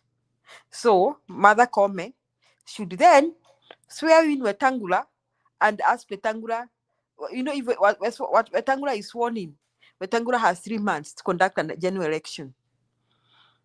Our problem solved peacefully. Njiru. Our problem will be solved peacefully, no bloodshed. Yeah. Ogora amenifurahisha sana ati akisema ati following ati how can you follow Raila who is on his sunset years? Sifuna is waiting to rip from Raila Odinga. Ati Sifuna is there waiting. No, unaona ati nisikia ati the hyena, you know, the hyena, inaitwa hyena ama hyena. How do you pronounce that? The hyena tulikuwa tunaambiwa na nyanya yetu ati ilikuwa ikiona mtu akitembea ilikuwa inamnyemelea nyuma ikigojea mkono yanguke. And the hand never fell because it used to think ati mkono itaanguka itakuwa dispatched from the man kule. So Sifuna is behaving like that hyena. Sifuna, I mean, Raila Odinga saizi, yani Sifuna is waiting to rip from that. And that is destroying himself. He's not pursuing his own political career. Sifuna had a good political career before ODM started doing foolishness. But now, ODM has started doing foolishness, and Sifuna is as worse as those people who are udaku when you are Mount Kenya region. Let me ask you, do you think Sifuna can win a senatorial seat in Nairobi? Ambia watu wa comment section wa comment wanafikiria aje. Nani Sifuna? Akisimama na ODM. If he continues in that trajectory he is going on, because to me I still see Sifuna is not strong-bound. Like he is not a strong man on his own. He is allowing Raila Odinga to eat all his revenue. I don't think he can win in the territory in which he is playing on. I don't know why. I don't see why Sifuna. I think Sifuna is not interested in politics again. I think Sifuna wants to retire. If I'm asking Julia, I think Sifuna wants to retire And I think, according to him, he has been in ODM politics. He has been a senator. I think the come I want to call it a day. No, he's playing safe. He's playing safe. He thinks by playing safe he'll be safe in Nairobi. Lakini saa hizi watu wamechoka na ODM. So, by the way, all these old parties, the only one that will survive, I think, is Wiper a bit. Wiper ita survive. Hizi party zote mzee ni kwenda zinaenda na DAP. DAP I think will survive in Western Province. I think DAP will catch up. And I think DAP will replace ODM even in the areas that zilikuwa za ODM. Sidhani Waluya watapiga kura ODM tena. So I think DAP will survive because DAP is not very old. Jubilee may be eliminated because to be sincere, I think Gashagua's party has taken over Mount Kenya region. Lakini I'm seeing some negotiations between Gachagua and Martha Karua. So I think Gachagua will not have candidates in Kenya County. Ataachia Martha Karua. Naona kama kuna hiyo usuhuba. There is that relationship. So Wiper will survive because I think Gachagua may not challenge Wiper in Ukambani especially. So, and then Nairobi, do you know something? Nairobi mostly go to Gachagua. People may say Kabila naleta, lakini kuna kaukweli hapo. Because Nairobi may be a tribal vote. So, if they don't do zoning, so Nairobi will be like between Wiper, between Chama cha Gachagua na ODM. And so, obviously, those with large numbers will get, because now there will be three groups of people. There will be no. Also, if Gachagua decides to woo in Luya candidates in his party in Nairobi, he may get a lot more seats. He decides to woo them. So, ODM psycho fans will still vote for ODM, but this time they'll be on their own. Even the real vote will not be there. Now, Wiper has a big command in Nairobi because najua proximity yao iko kubwa kwa Nairobi na Gachagua parties. But Jubilee, hii chama kinaitwa Jubilee, unajua people are trying to drag in Uhuru. I don't see Uhuru being active in politics. See that Uhuru, I think take a back seat, amesema mfanye pia mnataka. So I think Jubilee ni ya Kioni. Unless Fred Matiang'i is vying with Jubilee, then that may give Jubilee a head start by above, even in Nairobi. You know that, Jiru, what do you think? Unless Fred Matiang'i is vying for presidency with Jubilee. Which even now I'm not so sure kwamba Fred Matiang'i nasimama na Jubilee. Sijui wenye wako comment section nafikiria aje. Do they think Fred Matiang'i will vie for presidency with Jubilee party? Me, I'm doubting that very much. I don't know what people in the comment section think. Jiru, unafikiria aje? Matiang'i, I think what I see is that I still see another party will be formed because Jubilee is a burden, and Julia, if we are fair enough, Jubilee is a burden. Jubilee will not. Jubilee has so many scares. Like kuna mtu tu atakuwa anasikia Jubilee, like it doesn't show the newness. Yeah, kama hii DCP ya Gachagua, it's not that it's a serious party, but there is uniqueness. Mi niko DCP, niko DC. Kila mtu anasema niko. You see, me I would advise Matiang'i, go ahead and get your new fancy party. By the you cannot be able to mobilize people to register because it's a new party. There's a lot of leverage in a new party. It would be a mistake to work with Jubilee for Matiang'i. Yeah, it will be a mistake for him to work with Jubilee. Atasoro zile skeletons za kina Raila Odinga na Uhuru. You don't have to be drag him around, so he shouldn't, according to me. He shouldn't use Jubilee. And you know, Uhuru is not active in politics. Some of us, though I don't approve of everything Uhuru did, tuko na hiyo heshima ya Uhuru Muigai Kenyatta. But Uhuru is no longer active. So I don't know whether Kioni can see this. In fact, Jubilee might just disappear to oblivion. Jubilee might just appear to oblivion. So we shall have a few. I think Matiang'i will have a party, and he should bounce with that party mpaka Nairobi, and he may get support even in Nairobi. Though Matiang'i, I think his party will be an underdog. Though him being a presidential candidate, his party will be an underdog. Kuna DCP is a party to watch, not because I attribute anything to it, but just because of the vibes Gachagua is giving it. And the onslaught Gachagua is giving Ruto, hiyo ndio sahi tunataka. Hiyo ingine huko mbele tutavuka, we'll cross the bridge.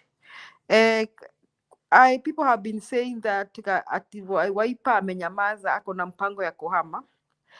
Njiri, what do you think about that? Ati Kalonzo is being anapigwa simu usiku kisaa cha shetani. Unajua gidhaa kia Goma? Yeah, of course, that one is possible because they are all fans of Moi, so wanaweza pigiana, lakini hebu nikusomee vile Keitani anasema hapa. Anaitwa Marian Keitani. Keitani anasema President Ruto has initiated more development projects than previous regimes, from affordable housing and social health authorities (SHA), to the Hustler Fund, agricultural subsidies, education reforms, the digital superhighway, and the grassroots empowerment under the bottom-up economic transformation agenda. Better. His agenda is action-driven. Huyo anaitwa Marian Kitane. Yule wa nani? Yule jamaa wa Meru. Hebu nikuulize, at what angle is this woman looking the issues from? At 350 angle.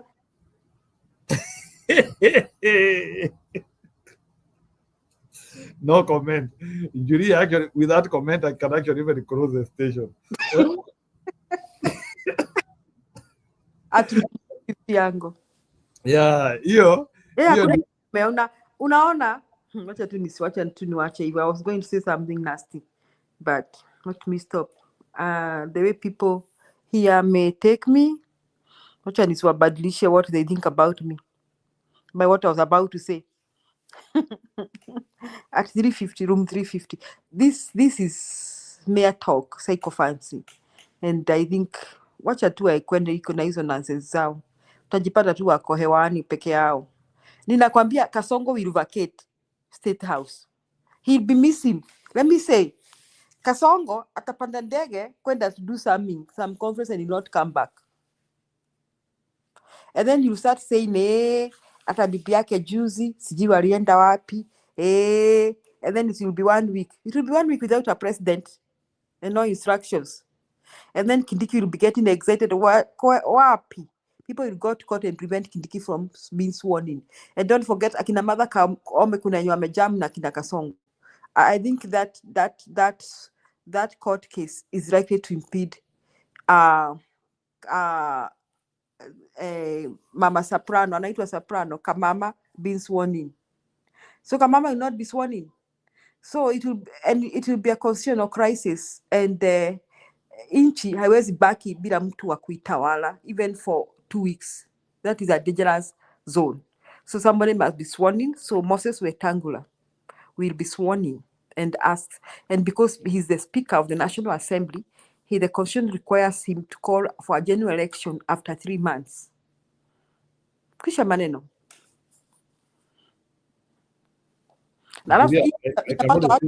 Your prediction. You are predicting, yeah? That's my prediction. Or alternatively,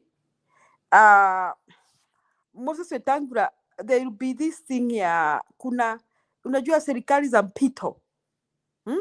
There are chances of us having an interim government led by groups of people. All right? And that government asked to look at even the constitution and all that. There's a chance that could happen. The other thing that could happen ni ile kitu ya Burkina Faso. Hiyo kitu pia hatuwezi toa kwa ofi. Hiyo kitu inaweza fanyika. But nakwambia Kasongo anaweza vacate. Ile pressure, I think Kasongo akota hata na personal pressure. Wacha hii pressure ya kuwa rais. Unajua Julia, even something which we should not take casually. You know that wameiba to the extent hakuna pesa ingine ya kuiba, and you also need some minimum returns in the economy so that you can say you are running the government.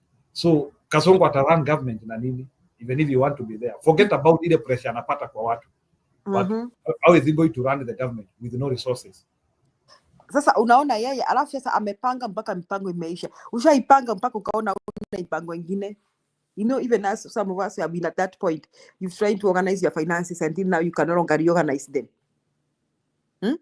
Amepanga mpaka haipangiki. And then you see the people he's taking taxes from, there's no more tax to be taken. He depends on the civil servants whom he's one paying them. So it means your taxes was someone saying because pesa ya kulipa zinatoka kwake. So I'm telling you, Kasongo penye yako atavacate tu. So Kenyans, kama mko na maombi, ambeni Mungu apatie Kasongo stress, asilale leo, asilalange, mwombange kichwa inamuuma kutoka kichwa mpaka tu. Mwombange hata asilale hata kidogo, anamka usiku kuchwa akimwa na kichwa, ndio avacate, atuachie. He leaves our motherland alone. We shall Kindiki, we shall cross the bridge where tukisikia ati mnataka kuswea in Kindiki, we shall deal with that. Mother Kome atuambie kama kona wazimu akienda kuswea in Kindiki. Because you see penye Kasongo amefika, aniambie nini nyingine hajafanya. Amefanya 2 years jamaa ameshindwa na kazi. 2 years jamaa ameshindwa na kazi. 2 years only. Hey, hata fadhali si ange maintain status quo ya Uhuru, tungekuwa tunasumbana na yeye, si ndio Njiru? Ange maintain status quo. Tungeka tu record a president who came and never improved the country, but just like he found it. Sasa ame destroy everything, yani he has literally turned the lives of Kenyans upside down. Alafu unasikia huyo mama wa 350 akisema ati Kasongo amefanya projects. Yes, hiyo ni 350 masi 350. Umesema anaitwa Kaitani. You now you understand why namsema hiyo ni kazi ya 350 nafanya kazi.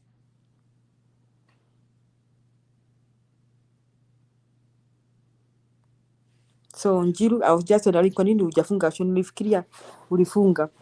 Okay, ni sawa. Sasa ni kufunga. Bye. Sasa ni kufunga. Bye. Sawa. Kesho.